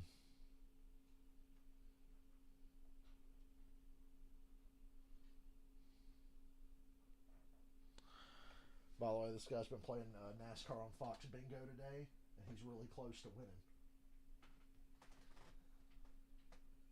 Oh, I seen one dude on the shitposting group had one already. He said Bubba leading over 30 laps got him his bingo on his card. I like the one square that says, win Boyer's cash, not his son cash. It says in parentheses. NASCAR commercial in the middle of the NASCAR race. Mike Joy. Insert driver name here. Too fast on pit road. They got that with Logano earlier. The free square. Best drivers in the world. Boyer. Let's see if old blank will answer his radio. Got that one with Chase. Commercial after fewer than 12 laps. And then it says fewer than 10 on a super speedway. So we did get that a couple of times today.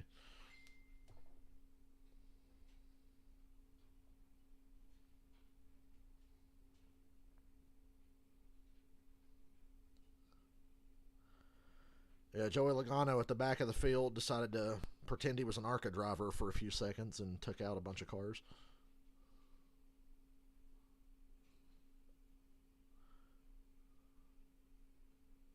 He saw that ARCA race yesterday and thought it looked like a lot of fun, so he wanted to pretend he was in it for a minute. He'd be the only one that would have thought that ARCA race was fun yesterday. ARCA really is like the worst stock car racing in the country. Some random dude tweeted, Joey Logano's been extremely chaotic today. Like he's not always like Stenhouse is in the top 10 just in time for this run to the end. We're going to listen to Noah Gregson, the other side of this.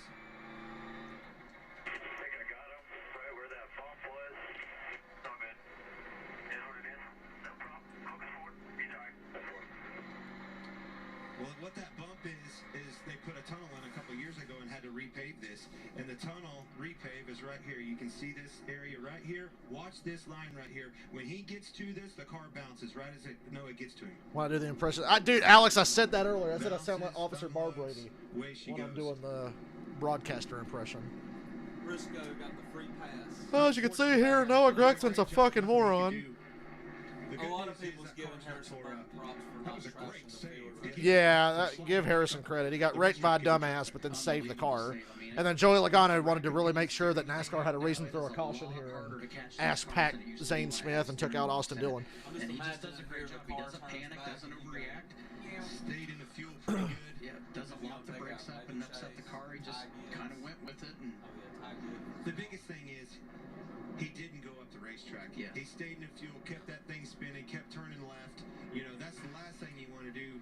You junk Here your comes car some guys if you topping overcorrect off at and the get back of the in front. field. Keselowski, Logano, Eric Jones, Busher.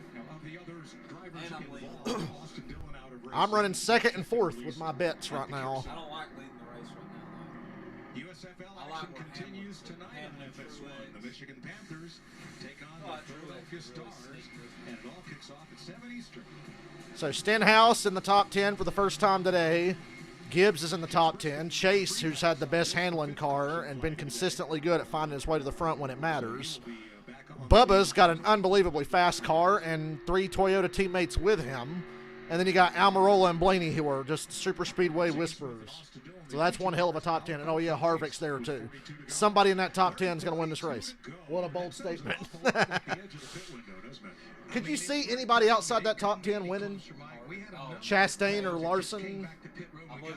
Kyle Busch? Yeah.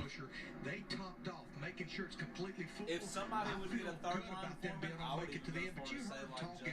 Jamie Little. Will Noah cause another wreck? Probably. Save the minute they were leaving their pit box. Well, 4 of the Toyotas have found their way to the front of the pack, and 3 There will be no more green flag pit stops. against 2 Fords and Yep. a Chevrolet on the Including Reddick, who junked his shit at the start of the race. Somehow, some way, they fixed that car good enough to where it's competitive. You know, this is the one time as a race car driver you're going to want to. I said that when they fit him. Like, I kind of don't want to be leading here. That's going to hurt the mileage. And you're already barely on the edge of being able to make it. Being on edge is what makes it suck. So as far as my bets go, I'm in a great spot. That's why I like where Denny's at. Denny and Almirola. Chase, Stenhouse. Save gas. You can't save gas leading the race. You're in the fucking throttle all the way around. 41 to go. Unfortunately, Noah Gregson's still up here to wreck more people. Green. 41 laps. And it could take a while if it turns out like yesterday.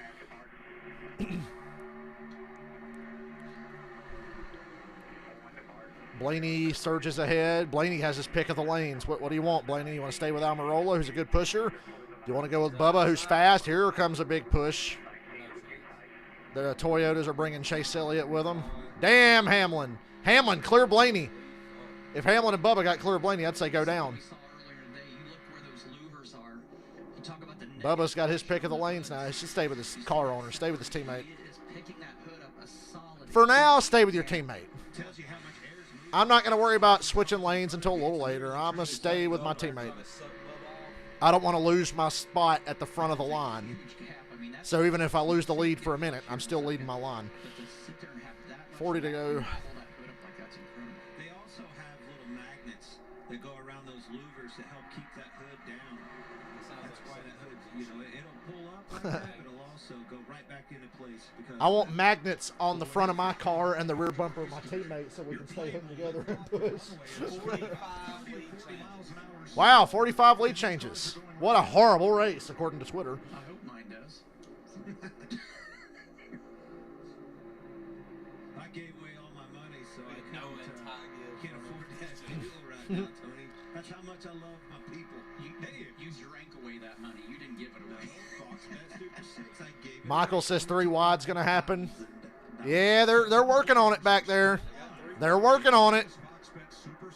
If you're at the very back, what do you got? It's Eric Jones again. Eric Jones, William Byron, Suarez. They're fast cars back there. If you're at the back, what do you have to lose? Get up there.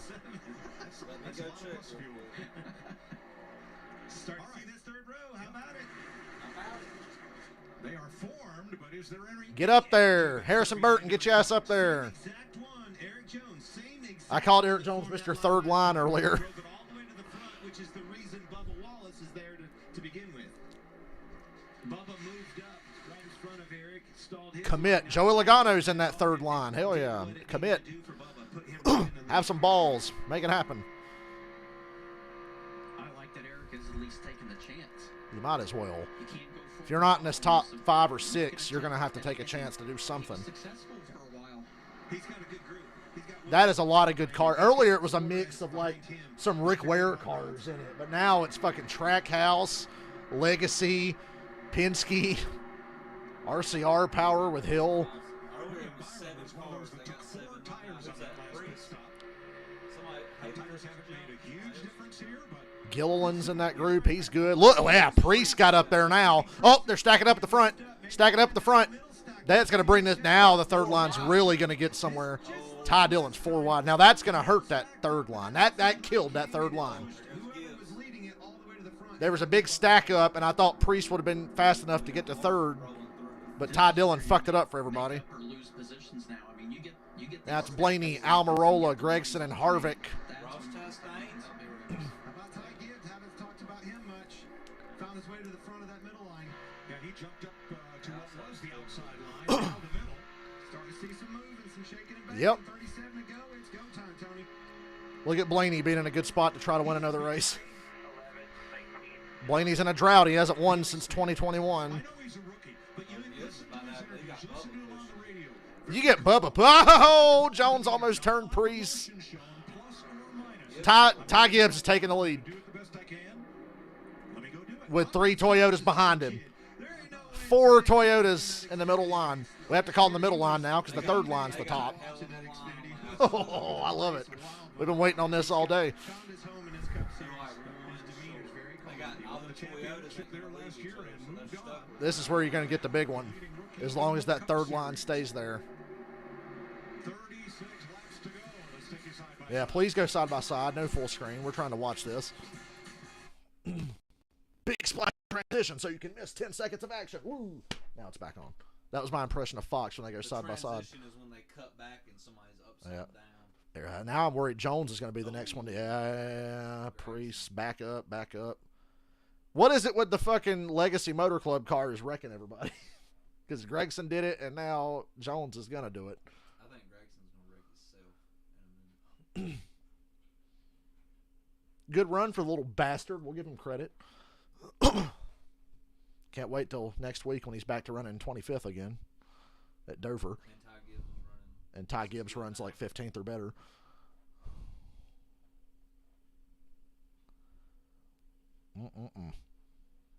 Good luck picking a winner. You ready for all the tweets that say, I just woke up and I see I didn't miss nothing. They actually got some racing going on now. Let's go, Tom. Damn, that 50. It's always that moment. I'd be worried. I think Bubba being. Is that Denny? No. It's always that moment after the last pit stop where you're like, all right, now it's on. Priest got up to third again in that third lane, third place. Now he's drifted back, but they got a hell of a line formed up there. I think they're going to have the momentum right here. That's a lot of good cars. Yep. My God. 3 equal lines.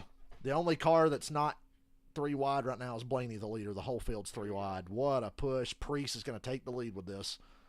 Now, is it going to be one of those things where the first car to the third line always cuts down in front? He didn't. Or are they actually going to stay committed to it? Because he could be selfish and cut down in front of Ty Gibbs, and then boom, you're there on that better line in the middle. Damn, I think they're bringing Briscoe. Third line has to work a little stack up. They have to work a little harder, but damn, Priest just took the lead. That's Todd Gilman. A lot of erratic movement between the 43 and the 41 and the 24. All right, predictions. How many to go when we get the big one? 3 wide for the lead. Here comes a run from Gibbs with Bubba Wallace.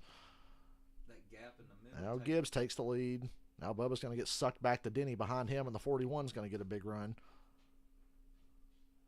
This is nuts, y'all. He done beat the hell out of him in front of that car. The way Bubba closed up on It says cry. Gibbs. The front of Bubba's car says C-R-Y. That onboard camera made me think he was about to just bonk him and take him out. Oh! One more wacky movement, but that time it was Bubba and Gibbs. William Byron's up here now. But I was told you couldn't do this, Dylan. 33 laps I'm to only go nervous in the because race no we're one seeing at Ty Gibbs Talladega. right Ryan there. Blaney in a Ford on the bottom. Ryan Priest in a Ford on the top. experience of And Ryan 4 Priest. Toyotas lined up nose to tail in the middle. Led by That Ty Gibbs. Blaney, Almirola, And obviously you see Ty Gibbs Bubba, and in the Hamlin. Ford, but They're the experienced guys here that I think have the best shot to win. Blaney, Bubba, Almirola, Hamlin. oh so close to the inside. What's cool about this is I think Priest probably wants to get up. If he can get up to the front one more time, get clear, he's going to move down and find them Fords on the bottom. But those 4 What a beautiful thing this would be if it stayed green all the way to the end. There's the operator's pizza can showing you the push. He could have made some progress to getting there if he moved down to the middle lane. Priest had one Eventually, you would get a push. as you saw Ryan our side-by-side coverage Wow. here. He could have dropped down. There's no That way. can't be right. 30 miles out there. That can't be right. I believe if it was like 210. talking about. If I'm I'm Priest, I'm going to get with my forwards on the bottom all the way down. That's not an option. First of all, I got to get back to that. Priest should have cleared Gibbs and then waited till he got another good push and then cleared Blaney and Almirola on the bottom. He had his chance. He didn't take it. He stayed with the third line. But it's starting to build back up. It's starting to get some of that momentum back. It's just weird. Third line's fading. It doesn't take much, it seems like. Stenhouse pulled out of it and got back in the middle. On the bottom right here, Blaney and Almirola. That Almirola is a really good plate racer. He talked about being smart. This is giving me 2006 spring race vibes here. Getting better at that, but he's running the line on that bottom. What a push from Almirola. I've always said on these super Too big of a lead. Too big of a lead for Blaney and Almirola.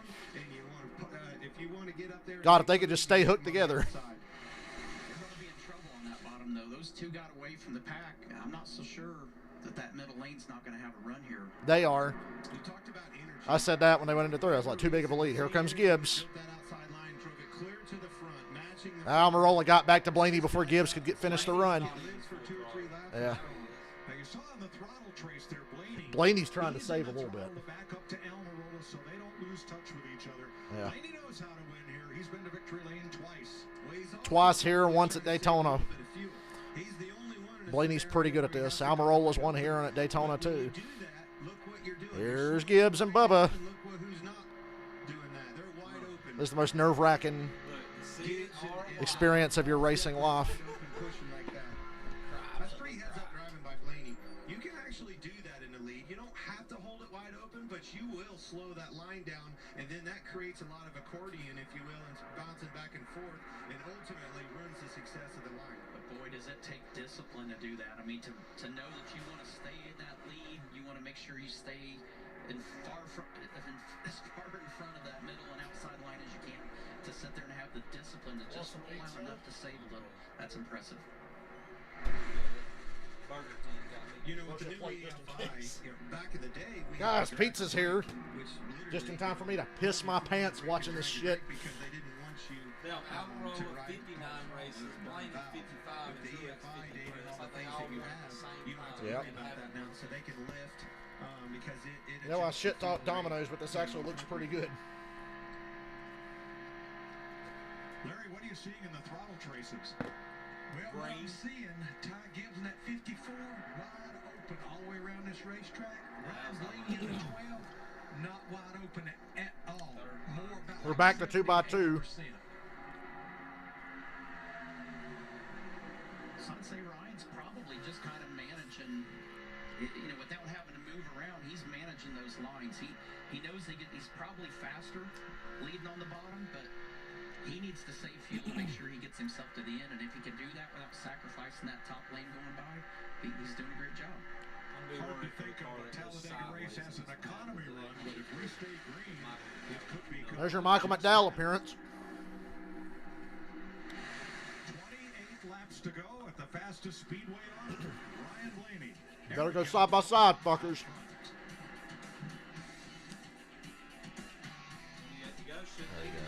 All right, they're side by side. We can still see. We're 3 hours into a minimal caution Talladega race, and it's still 30 laps. Still going to be shorter than the Xfinity race if it stays green. If this 500-mile race stays green to the end from here, it will be shorter than the Xfinity race time-wise. Sit on that and rotate.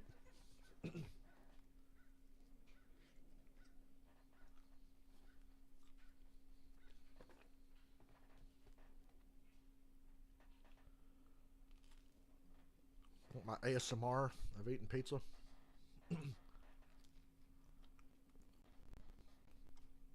Credit to Domino's, they put it down. Look, here comes Joey trying to make a third line. Joey's going to try to lead the third line. Well, now that Joey's going to lead it, it'll work out beautifully.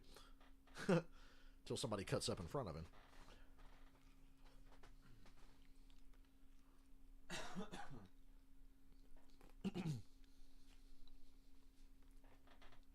Old fucking Jesus boy has a shot to win a race.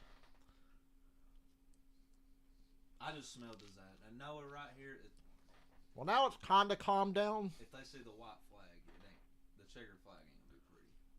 Noah is gonna bust his motherfucking ass to win this race. You know that.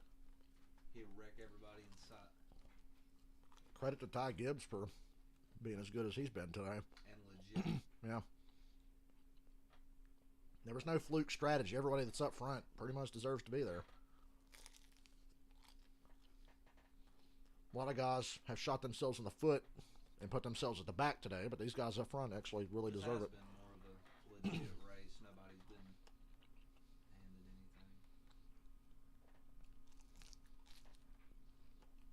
handed anything.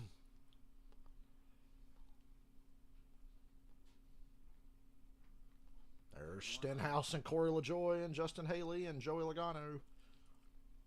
Down, that was right. And Eric Jones. Ty Gibbs didn't even get his run because Ricky pulled out. I think Ricky winning would be funny. Be like, you finally won the 500, Ricky, and now you win at Talladega. What a shot that would be if they wrecked right there. That camera shot. Noah Gregson's third. Like I said, give the little fucker credit.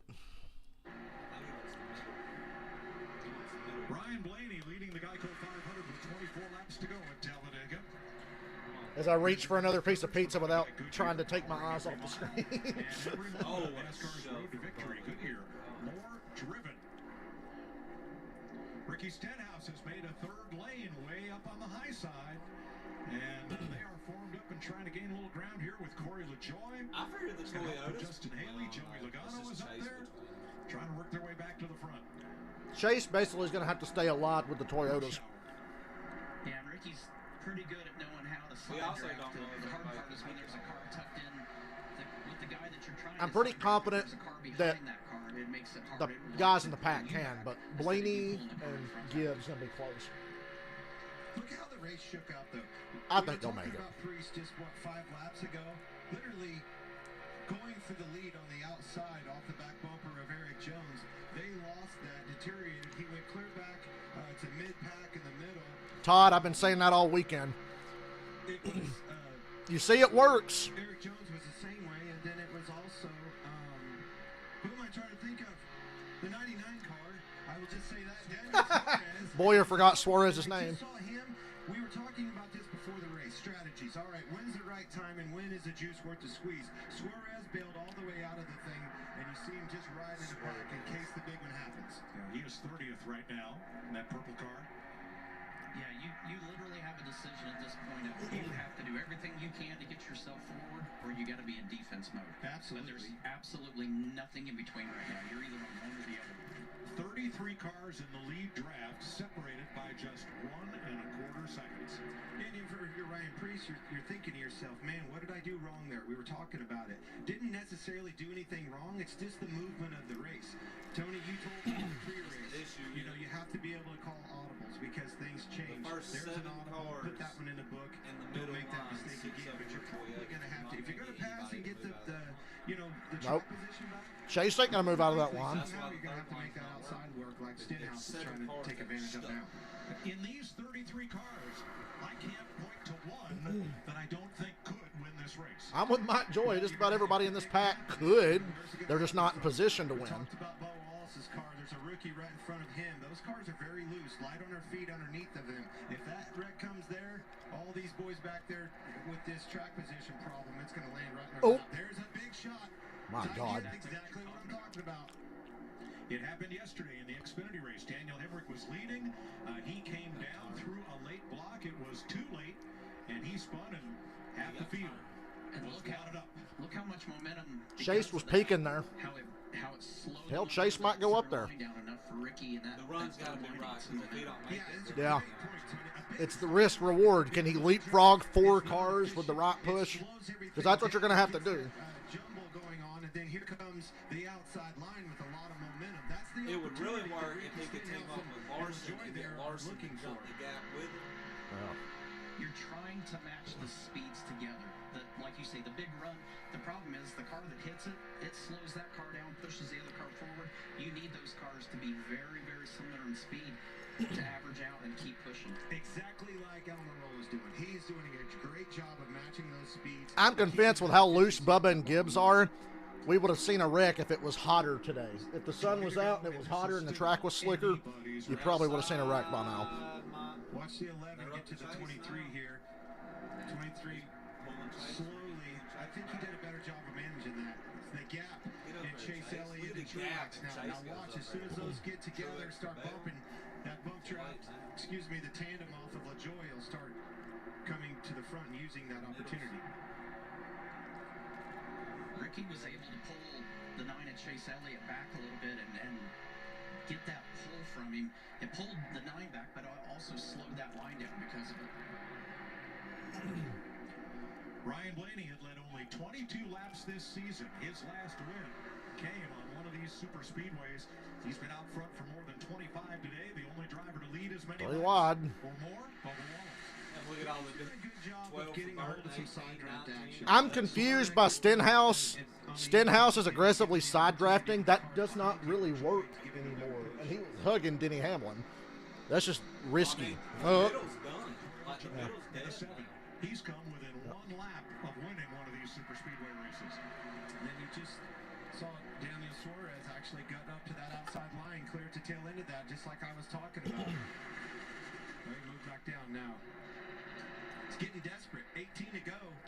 Desperation sets in. That's exactly how this thing, the pressure cooker sets up. See, what's he doing, Ricky? Side draft don't work like that anymore. It works a little. Turned him around. And that's exactly how If Stenhouse gets clear of Gibbs, he should take it. Two guys side by side. He's clear. Take it.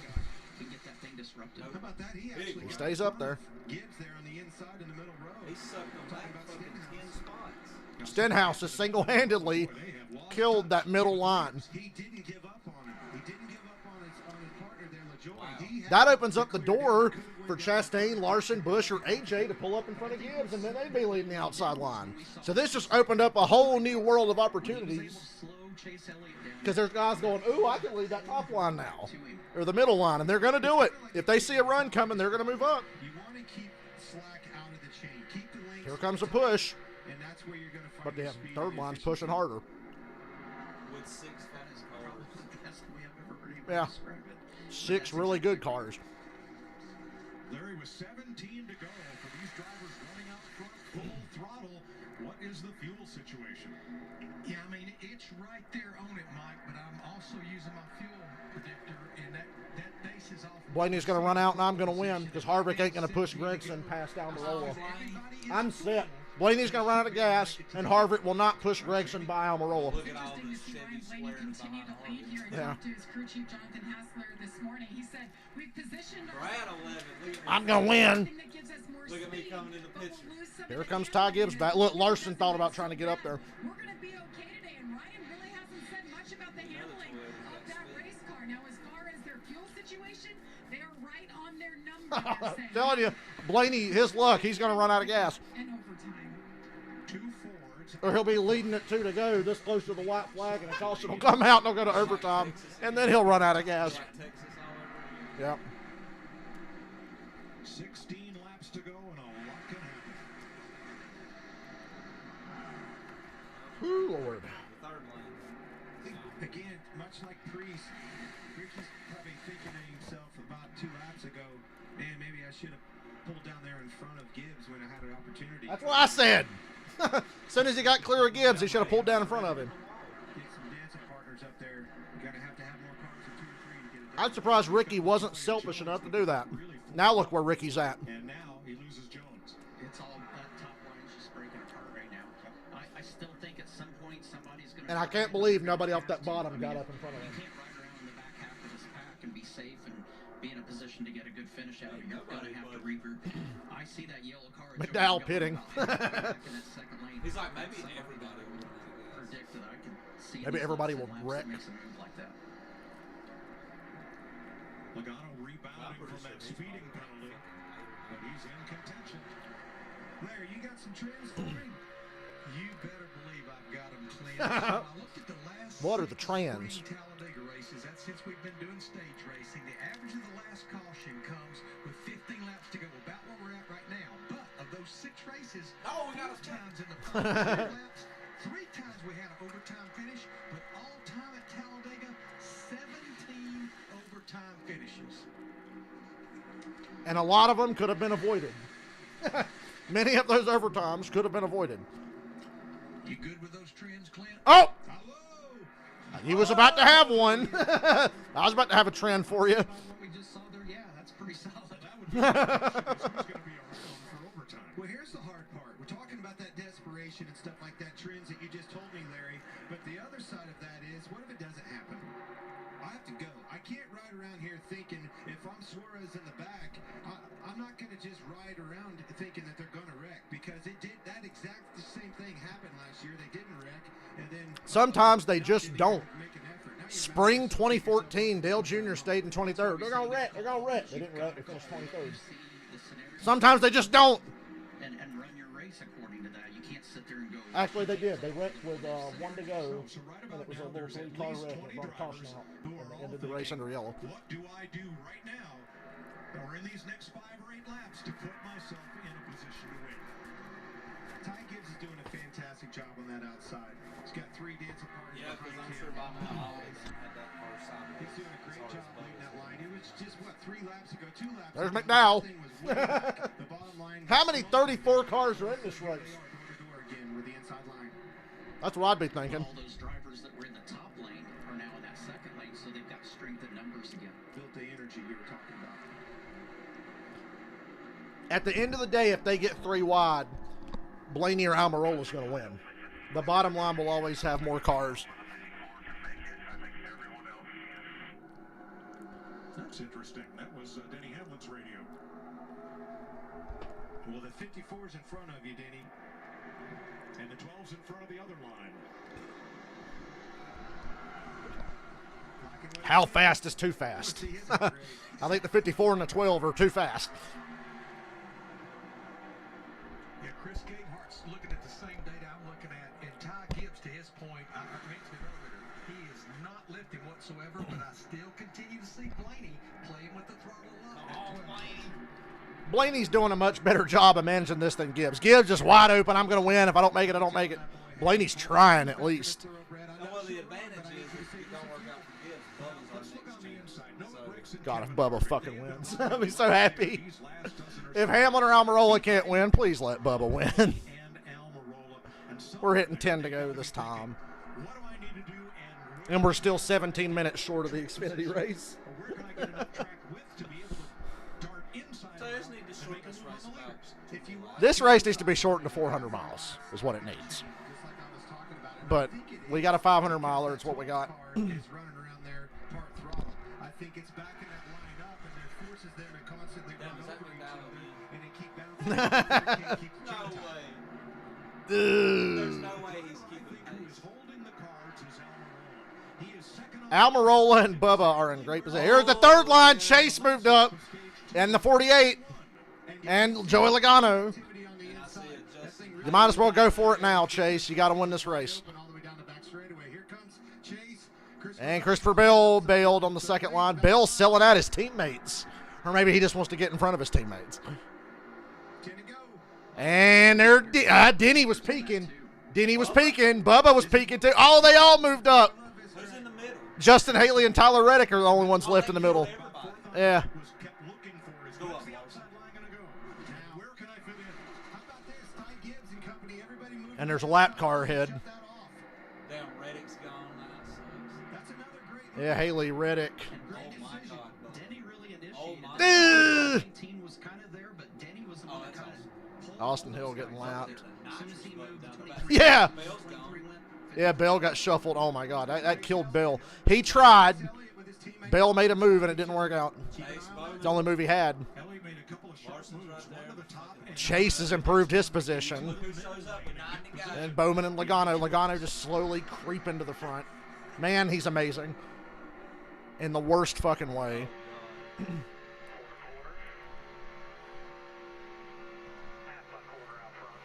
all that moving, all the decisions that are made, the crunch time on the outside, all the while. Truex hasn't been this close to a super speedway win, and I don't know when.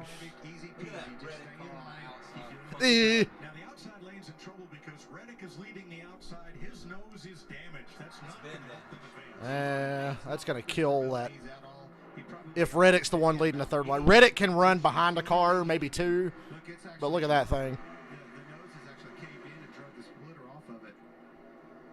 Your point about Blaney and Amarillo and Grayson, they don't have enough. Tony Stewart's awfully calm for a guy who's got 2 cars in the top 5 with 7 to go. 54 gives. He's got that middle line. If he needs to move up to the top line, if that third line develops again, he has options. Those guys on the bottom. So at the end of the day, the inside line is always going to have a bit of an edge. Just depends on where that push comes in the outside and when it happens. Now those first 4 have an option because there isn't the 54 is not up there yet. But once that 54 targets to the 12, they don't. That inside line just doesn't have an option. They've got to work with each other to maintain that speed. And I think Eric's sitting exactly where he wants to sit. You know, going back to that stage win, the timing aspect of how he did that. Yeah, Eric Almirola already had dress rehearsal for his race-winning pass. He knows what he has to do. Harvick was on his bumper last time he did it. Harvick's a car back now, but he's still right there. 6 laps to go. That outside line's going to come back. They've dropped back to 6, but they're going to come back. How about this? That happened on the 3rd lane. Got Reddick out of the lead. Here they come. When Joy's up there, the chain's going to get bigger. Joy's thinking. What are they doing? There's 4 lanes. Joy's probably not in the Almost scenario with those 2 teammates in front of him. I'm surprised Joey didn't move up. Joey, you should have took that. Take it, Joey. I dare you. He definitely was looking at it. I'm surprised he didn't take it. Corey LaJoie's car kind of stalled out there. They had some. Do I think Byron's hanging back? No, you can't hang back. There's no guarantee there's going to be a big one. You see how hard it is to get to the front. You can't hang back. I think Byron's just stuck. Just like Bowman's stuck. Middle lane's kind of dying out. Just like you talked about, Tony, I think it is that energy. When that third There it is, lane Bowman Logano starts to to the top. build, it takes those cars out of the Well, third line. kinda. Really struggles. Now Joey's up. Joey said forget it. Oh! Yes! There goes Joey. There goes Corey. There goes Harrison Burton. Everybody else, and caution's out. Well, here we go, y'all. It was bound to happen. I saw it. Joey's good at fucking his teammates out of wins. Ain't he? Really good at it. Stenhouse is tore up pretty good. Joey got banged around. Gets turned around, could not hold on to it. A lot of damage to the Daytona 500 winner Stenhouse. Now, is Only this the good caution thing I about was that. needing? And here comes the 35 green-white checkered attempts. Right side damage for the Joy. Corey's fucked. Does it create MJ looks confident. Does it save us? Yeah, that brings the Toyotas back in. Saving from the minute this caution came out. Here's the deal. They're at least going to go 1 lap over here. They're not going to restart with 2 to go in the scheduled distance from here with that cleanup.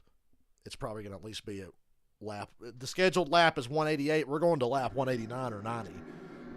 So it's going to be 2 laps over. And that puts everybody at risk, I think. As soon as he touches him, man, it didn't take Bad bump from Corey. He just Corey he just checked needed up. Yeah, Corey did kind of to stop. Wait a half a beat longer to get off the transition from the beginning down to the backstretch before he made contact. That's there, just they would've been Joey's okay. karma for being a fucking chaotic bitch. Joey was loose, and then Corey was not able to get off him. Yeah, another 100 feet. Look at Bill. Look at the move, heads up move by Chastain. Reckon behind Byron, him, did Byron get a little moved to bit of the that? outside and gained some position. I couldn't see Byron's right front. That's heads up racing.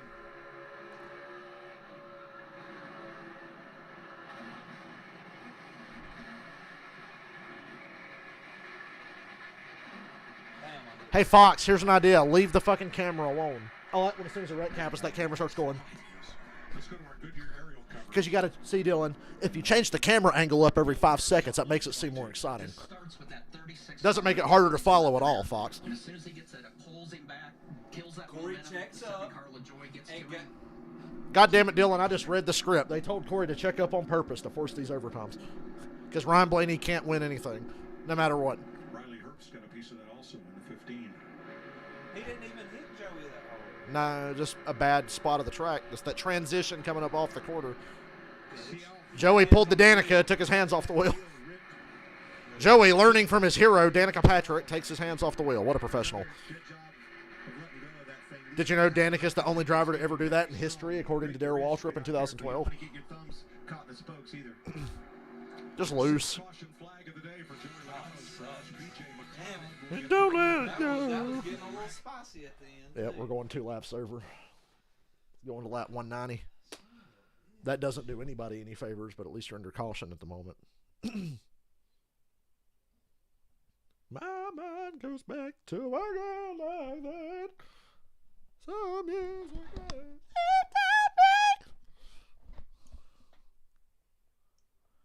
Well, there you go. There's your late caution that had nothing to do with the race for the lead that fucks up the whole race. That happens all the time. Now, it's always a wreck in the back or mid-pack. It's never that guy's actually racing for the fucking win. Poor Blaney. Poor fucking Blaney. Poor Gibbs. He's in the same situation. Probably worse. The last time I think I seen Blaney have a chance to win was 2 weeks ago, and he got dumped by Briscoe. They've noticed that the Camry sticker on Bubba's car, like you said, is peeled off, and the only letters left are cry. So I hope he wins now. I want that diecast. It'll say cry. If I was Bubba, I'd get out and point to the nose and be like, you. Point to the camera, point to the nose, cry. I ain't listened to nothing Bubba's had to say since that little fucking temper tantrum he had that one day. I just need to be replaced. I was like, what?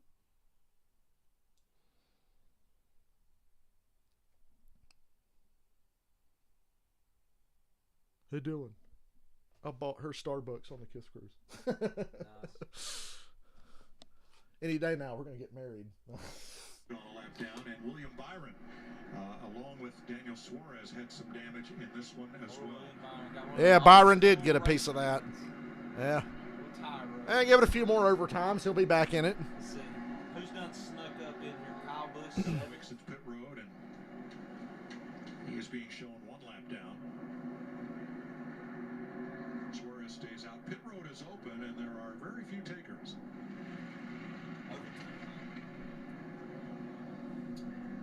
Josh?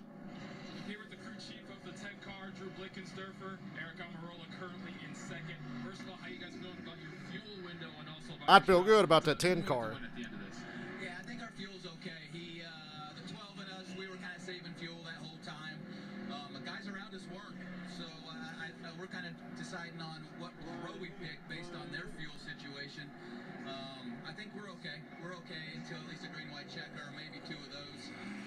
I saw the right front of Byron's car, and it looked a little crumpled. Kind of in with those guys so that we can hopefully, sorry, I'm talking every year here, hopefully we can get with the fastest guys to give us the best shot, and then down the back into turn 3, it's every man for themselves. Thanks, Drew. Regan. Well, Kevin Harvick's crew chief, Rodney Childers. Rodney, Kevin's 800 start. You guys still don't have that Speedway win together. You're low on fuel. Lots to think about right now. What do you tell your driver as we get to the end here? Tell you, Bubba really got fucked by the timing of that caution. Look where he scored.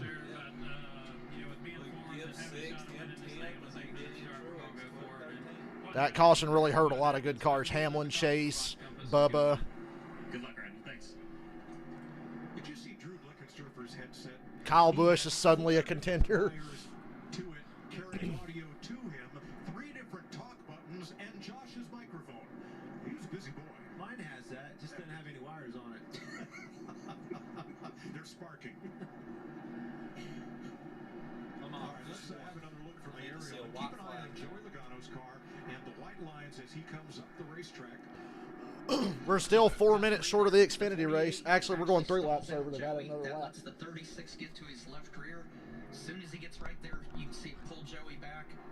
Slows Seven car gets a down. run. Unfortunately, just gets Yeah. to him just a tick too early. Right Corey there. slowed down. Stenhouse didn't see it. Gets him sideways. He couldn't see it. Didn't take much. I was So- surprised by that. Harrison Burton hitting the inside wall. They've made We've seen a lot of wacky shit today where cars get loose and they don't wreck, and then that was the wreck. Did such a I great just job think all the leading times his pack. Bubba He was up like front, Yeah. got into turned Ty around. Gibbs and Noah. Or when they were pushing Bubba earlier and his car was unstable. But the wreck happened back there when guys were checking up. Only Joey. Saving up fuel, you heard him. It's almost going around been there 2 with years, no Blaine. ignition on. He's going to shut it off again, build some speed up, saving that fuel we're talking If about. this was 1997, Ron Blaney would have just won. It's been 2 years, Eric. So in 1997, Ron Blaney is your Talladega 500 winner. Wasn't it Kyle Busch that So if it was 98, that would have been the win right there. First thing he said as soon as the caution come out. spotted Josh Williams? Is it the same Josh Williams? Nah. We could wish.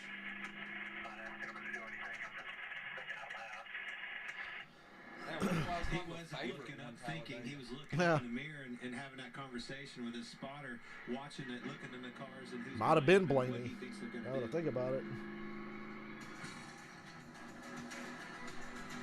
Some former super speedway winners. Justin Haley. McGowl, Haley, Kozlowski, Almirola. Now, it's been 80 races since McDowell's? Yeah. 44 since McDowell's. And most of that group are in it to win it. I remember Cinders. I think those two right there are certainly Yeah. favored in that category. Force Bubba below the yellow line, didn't get black flagged. What? You guys remember that when Cindric won? I said, hey, he forced Bubba below the yellow line. That's a penalty. You have to go and you get ahead of steam coming and they make a block, it's going to be a big one. We're coming around to start lap 188, which is the scheduled distance. We're obviously going past that, but we're coming to hit 188. I'm going to go pee. I'll be right back. They were so strong at Daytona, especially in the qualifying races. That I agree. I mean, he's such a good restrictor plate driver. When they were at Penske together, him and Joey just really knew how to get the job done. But it's been interesting to watch how he struggled today, and both of those RFK cars have struggled. Well, I guess what I'm getting at, though, it was his confidence that he had in his car. Here comes a choose. This is going to be important, folks. Pay attention here. You heard Blaney talk about going to the bottom. I think you're getting exactly what I was hoping to see. Eric going with him, following suit. How about Noah? Let's go it. Now we're gambling. Chastain's out there. Larson. Gregson and Chastain, Chevys to the outside, Fords to the inside, for the most part, up at the front of the pack. This would be huge. Put that Noah Gregson in victory lane here. You're going to see a celebration.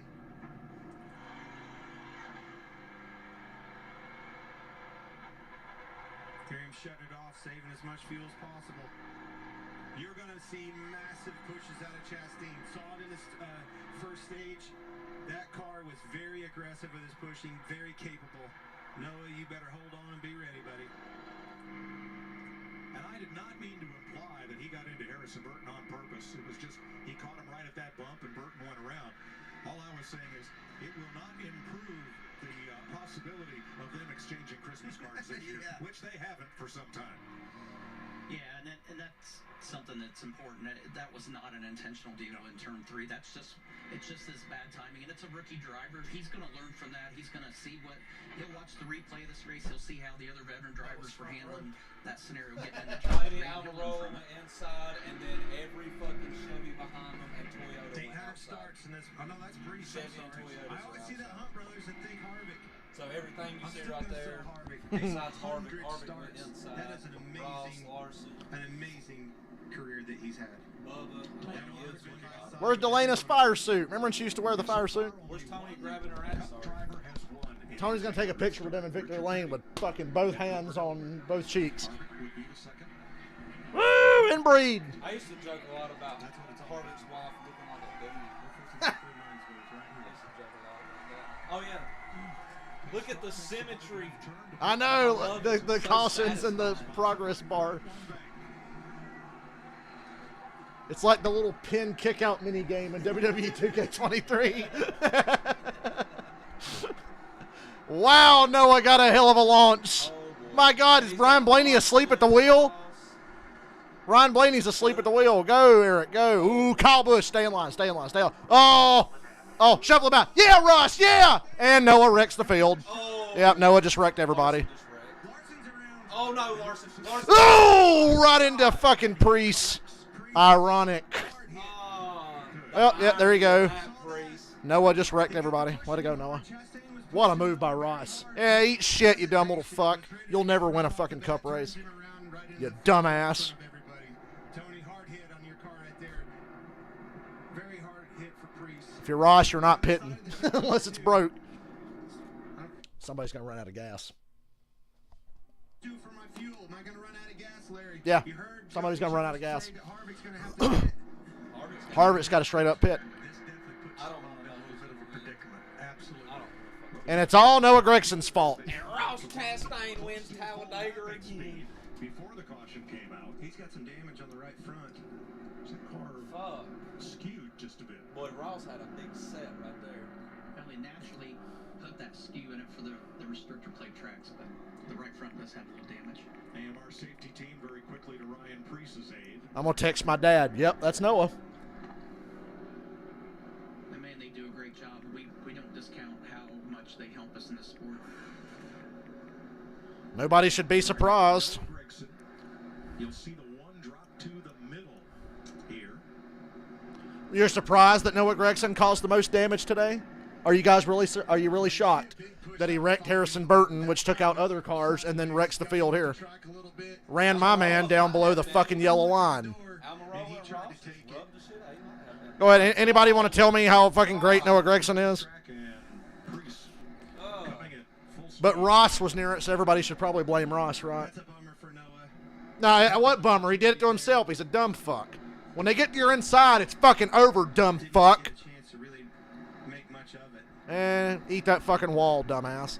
Well, just had a little too much movement. So we got Blaney, Almirola, Ross. Oh, God almighty. Priest just got completely fucked. That is a ton. Of course, Larson had to get caught up in a super speedway wreck because Noah Gregson's a dumb fuck. Did I mention that Noah Gregson's a stupid motherfucker? And he's wrecked a lot of people today. Yeah, and he's wrecked a lot of people today. Yep, that's Noah. Anybody surprised? Man, I'm so shocked. I'm satisfied to know he's not going to win. At least he paid the price for his own stupidity. My dad just said Ross wrecked him. My dad hates Ross and loves Noah. So. Try to get through it before he. They said Priest throttled up before he hit Larson. He was have something against him. We were lucky this was only a 4-car pilot. I'm just going to text my dad, Carlo, LOL. Let's see. Yeah, he just gets, clear bottom. Clear bottom. He's there. He's there. Okay, just keep turning.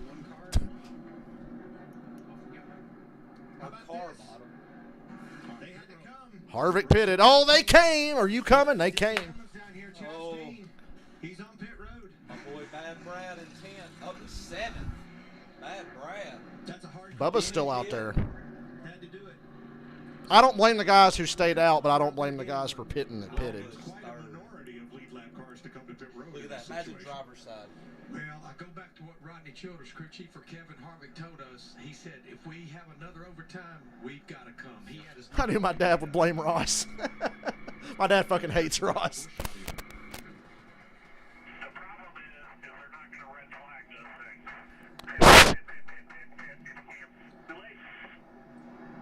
They were telling Kyle Busch to pit when he was already past the commitment line. No reason to red flag if the track is not blocked, as we said it was on. It was a Yeah, Larson and Priest hit so fucking hard. They're having trouble. Noah can't get his car around.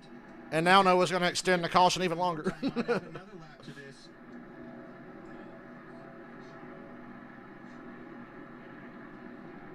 Larson's car hauled off. Larson's like being or being that you never. That's it. You never. Larson can't catch a break at Talladega or Daytona. At Talladega. I mean, some of the most exciting finishes in the sport happen right here, and this is going to be another one of them. Gragson, a wave to the crowd. That was me. Everybody, that was me. I'm the dumbass who caused the wreck. Wave. Yeah, that's me. That's Noah Gragson. I wonder why he left that space open like that. He left a hole. Ross took it, and then Noah just turned left and kept turning. That shit was wild. Dude, if you come up off even a little bit, somebody is going to stick their fucking nose in there at this point. Overtime? I said earlier today during the stage, remember I said somebody should stick their nose right there in the middle and shuffle somebody out. Just do it one by one through the field. But then I was like, it ain't worth doing for a stage. Well, now somebody's going to fucking do it. Yeah. This is putting some in a very unusual unusual situation, bad situation, especially trying to get up through the gears on this restart. Check this out. I said as a hard hit. Look at the door bars in there. Imagine if that was the driver's side. Oh, Lord. I've never seen that before. Massive hit. Yeah, thank God that was passenger side that got smashed. Oh, Lord. This next-gen car is a fucking nightmare. This next-gen car is a fucking nightmare. Here's the fucking hood camera. Larson could have had his legs chopped off. Now they're going to turn the camera away as soon as something happens. There you go. Listen, it wouldn't have mattered if he throttled up or didn't throttle up. That contact was going to happen anyway. That just was a bad scenario.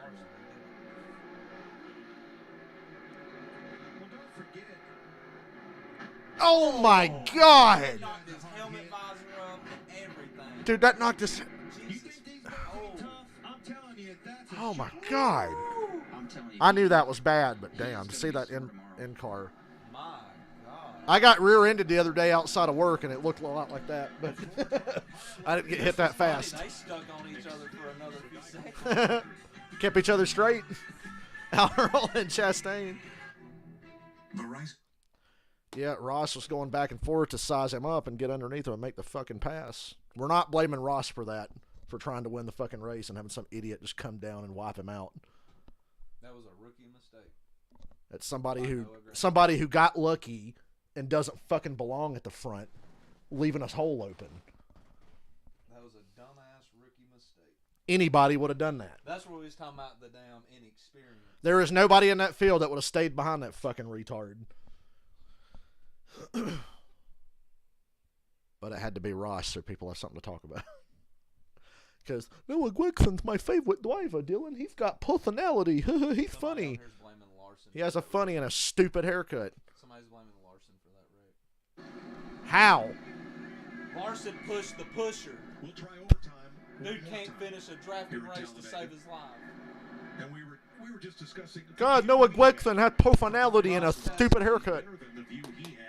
Another person. Larson shoved the shit out of everybody's blaming Larson for that. And I haven't even mentioned in an hour or two that his dad's a murderer, but go on. You know, you're probably a foot and a half higher than him. He may not have seen that 5 car.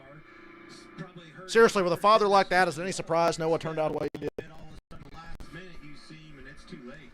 So you got Larson, Again, I want to stress the fact that it didn't matter whether he was on the gas or off the gas. That contact was still one guy who said there's no way everybody's blaming Ross. there just wasn't any way getting. There is no fucking way Ross can be blamed for that. Gregson got Chastain, Ross, Larson. Yeah, listening to Ryan Blaney talk to his team. Gregson.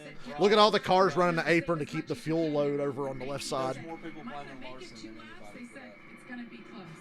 Larson got wrecked. He didn't do nothing. Larson was innocent. He pushed Ross too hard. Well, what the fuck are you going to do? People are saying Larson pushed Ross too hard. No shit, it's 2 to go. It's 2 to go. Yeah, time to back off, everybody. It's 2 laps to go. Better back off. We're not going to make it. Oh, look at AJ 6. That one's tight. If you get me a Gregson shirt, I'll wear it. Mine would have to say gag on son. Oh, Noah Gagson had another golden opportunity to do something and fucked it up, gave it away. Well, I just talked about Brad Keselowski. At least it was utterly predictable. Brad had 48 laps. Brad's got the best fuel mileage of the top 10. Look at Byron, 18. He's the first one. Finds himself in a position. Kyle Larson checked and released from the infield care center. Thank God Larson's okay. Good to hear. Gregson and Ryan Preece. He got Gregson. You saw how hard he got hit. I mean, there's a common denominator in a couple of wrecks today, and you tell me what it is. That side impacts. What's the common denominator today You feel those. You saw for the 2 biggest wrecks of the race? bars bent that bad. Ass. 2 of the 3. 2 out of 3 wrecks. We had 3 big wrecks. Who was the common denominator in 2 of them? Door bar bending like that, though, it absorbed a lot of energy. But I'm glad it wasn't on the driver's Well, I side. won't blame him for the 21. I feel like that was a bad, Yeah. racing. We'll let that slide. We'll let the Harrison Burton one slide. Somebody's going to run out of gas. Kyle Busch outside front row. But they told Kyle to pit, but he missed the commitment line and had to stay out. Oh, Lord have mercy. And Ty Gibbs is out of gas. Ty Gibbs is out of gas. Kyle Busch leads at the start-finish line. Does that mean they're not going to make it back without having to throw a yellow for Gibbs? Boy, Keselowski is in a great spot. Go to the bottom, Brad. Go to the bottom, Bubba. Get on that bottom. There's a big run coming on the bottom. There's a big run coming on the bottom. Don't block and you won't get wrecked. How about that? That was just Daniel Hemmert from yesterday at slower speeds. I'll be damned. Kyle Busch. Push, Bubba, push. Don't fucking get off him either. Oh, Almirola's out of gas. Almirola's out of gas mid-pack. God damn it, I'm not winning any money. Ooh, he's out of gas. He sputtered or something. Bubba! Go, Bubba! Go, Bubba! Yes! Come on, baby. White flag. Let's go, Bubba. Oh, no. Blaney's got Cindric behind him. Blaney's got a teammate behind him. Oh! Oh! Oh, Bubba. No, no, no, no. Oh, well, there goes Bubba. Kyle Busch wins. Bubba. Kyle Busch. When's the last time an 8-car won at Talladega? 2004. Bubba, why? He had to. Hell, he was, at least he was like in front of the guy he blocked. He wasn't fucking side by side with him like Noah was. Bubba was so close to saving it. Hey, Todd, you were right. Don't lead. You won't get wrecked. Oh, yeah. You got to make it on gas. Kyle Busch was the leader at the time of caution. He's still got to make it back. They're coasting. Kyle Busch, for the first time since 2008, wins the Super Speedway.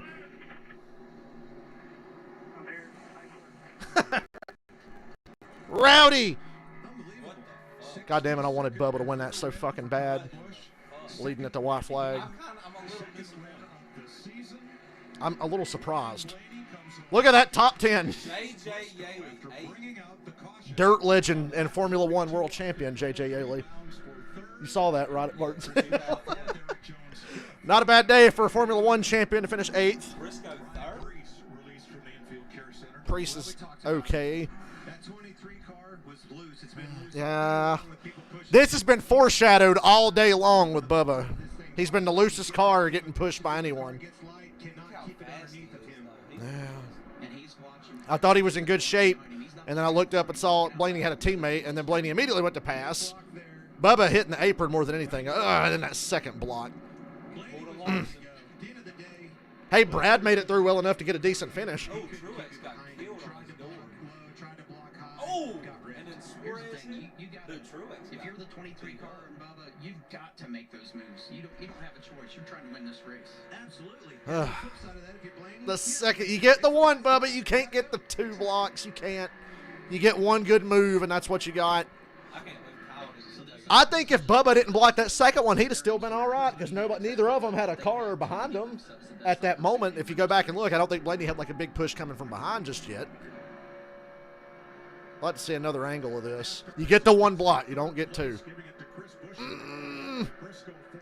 Blaney made it through at least. Third place to Busch. Kyle Busch steals another one. But Kyle put himself into a position to win right here on the Yeah, they wanted to pit. They wanted to pit. That makes this even funnier. They told Kyle to pit, and they told him too late, and they win. And the race went 8 laps past the scheduled distance because, of course, it fucking did. Got to get opportunities like that once in a while. I know it, Bubba. It was close, buddy. What a fucking poor sportsmanship. They had to show that and give the Boomers their material for the next week, didn't they? They showed Bubba being upset that he didn't win. Truthfully, was told to pit. Pit. We're not going to make it on fuel. Stayed out. Landed right in his lap. Worked out this time. This is going to be an awkward conversation. Remember, they fucked Kurt out of a race like that. It's the 13th win here for Richard Childress Racing. Behind Hendrick Motorsports. Look at the stupid drone hovering in the background. Continuing to work on the finish. We have the top 4 officially as Busch. Bubba was unbelievable today. You can't make that second. You get 1, you don't get 2. That's what everybody said. Hamlin said that. You get 1 move. And if you cover that, then good. But if they make the next move, you're fucked. Waited 15 years to get back to victory lane here at Talladega. A lot of wrecks in swing, but you're able to pull it off today, Kyle. How did you miss all of that and sneak away with it? Sometimes you got to be lucky. Junior fucking shot right there. Kyle Busch won Talladega in an 8 car. Time travel and say the next time somebody wins in an 8 car in Talladega, it'll be Kyle Busch. They're trying to push draft, and these cars are just not stable enough to do that. You can push, just not in the corner. A little bit sideways, and I was like, get out of the way, just miss it. Wait, did Kyle go below the yellows? If he was Carl Edwards, they'd have black flagged him. Great day for another new sponsor at RCR with McLaren Custom Grills. If you ain't got a McLaren, the grills, not the car. or the team. We have a great time being able to come out here and race and be a part of Team Chevy and Chevrolet and get this Camaro in victory lane. Chase Briscoe, 3 straight top 5s. And who was going to run out? How close were you? And how much? I'm glad Blaney didn't get destroyed, even though he didn't win. I was trying to do a burnout, so maybe it's out. I went left instead of going right. Fuel pickup's on the right, so maybe I ran it out. But I'll see if it fires to get back. But yeah, we were sweating it being close. But I thought back to California, Fontana earlier this year where we have a win. And I'm like, we got to gamble. Like, we're up here. You got to take the track position when you have it. Go win the championship. What you can on the restarts and see what happens. And lo and behold, it worked out. So knock on wood for this one. Kyle Busch wins at Talladega. Bubba should be proud. One bad move at the very end. I hate it. I just stopped. Oh, Kyle was so close. Post the 8, passing below the yellow line, 12 car to victory lane. 8 went below the yellow line, send a 12 car to victory lane. It's going to come through on the radio anytime now. Oh, man. Damn, what a fucking finish. What a clusterfuck. You knew that was coming. Yeah. All thanks to Noah Gwegthin. Yes, I'm not going to let that go. Because I just think it's fucking funny that people probably thought, oh my God, he might actually win. I really thought I'd get started with the fucking Joey wreck. The Joey wreck was, yeah, that's it. But then the Noah wreck was like, what the fuck are you doing? What has done cannot be undone. Oh, Kyle fucking Kush. Next week's Dover. Dover last year was a good race. Oh, good thing I got to work. I just feel like it's going to be that one. I'm not a fan of Dover anymore. I want to love I love Dover. It in the game, it's fun as hell. I love Dover pre-2008. And they've had good races there since, but like pre-2008, it was the shit. Jimmy Johnson Dover or Martin Truex Dover? Give me Jimmy Johnson Dover any day over Martin Truex Dover, please. BJ McLeod 12th. Where did Chase finish? And all that. Oh God, they got Chase 14th. Didn't win any goddamn money. All right, Michael, I'll talk to you later. Dylan, I'll see you eventually. Yep. What's after Dover? You think I'd know the fucking schedule, but I don't. Kansas? Yeah, I think it's Kansas. Yeah, it's Kansas, then Darlington. And then we got Wilkesboro and Charlotte, yeah. We're probably going to Wilkesboro. Who's going to win Kansas? Go ahead and bet on it, Michael. Yep. Or Tyler Reddick, the 45 car. You know, 3 different winners in the same car in 3 years. Yeah, I'll take Reddick to win Kansas. That'd be pretty epic. Well, already I'm thinking Reddick for Kansas. I'll see you later. See ya. Well, you know something, guys? I learned something today. I guess the real Talladega were the friends we made along the way. Hanging around for more post-race. God damn it, don't fade to black and make me think you're coming back from commercial. You know a race was nuts when I don't get off the stream right away. By the way, we're going to stream Red Dead here later. Anybody who gives a fuck about me playing video games, I'm going to play Red Dead Redemption here in a little while. Maybe around 8:30, 9 o'clock. I know it's kind of late, but I'm off work tomorrow. I ain't got nothing to worry about. Probably play it a little later. Take a little break. Give the vocal cords a rest. Sit on my bed instead of this damn chair. Let me turn this fan on. Because we're getting ready to wrap up here. Another wacky Talladega race. I don't see how anybody could complain about that race. It got messy at the end, but shit happens. Stupid people make stupid decisions. I hate to say it, poor Bubba made a stupid decision, but damn. at least he was still in front of the guy he blocked. Instead of, inside door, just turn left. Noah. I'd have shuffled his ass out of there, too. I love Ross Chastain. My fucking hero. Goddamn, that's a long commercial. Come on, I just want to get some interviews. Anybody have any final thoughts? That certainly was a Talladega race. Good thing Kyle Busch didn't pit. Mortgage victory lane at Talladega after an unlikely win on the second overtime. A couple drivers ran out of gas. There was contact on the final lap. But at the pivotal moment of the race, Kyle Busch was the first car on the inside line when momentum carried everybody else up toward the outside wall. Well, pretty much late in his life, right there for the taking when Blaney made the move to try to push Wallace, and it really wasn't trying to push him at all. Kyle Busch backs into another one. I'm sick to my stomach. On the flip side of that conversation, all right, y'all. I'm going to get off here now. I'll be back around 8:30, 9 o'clock, because we're going to play video.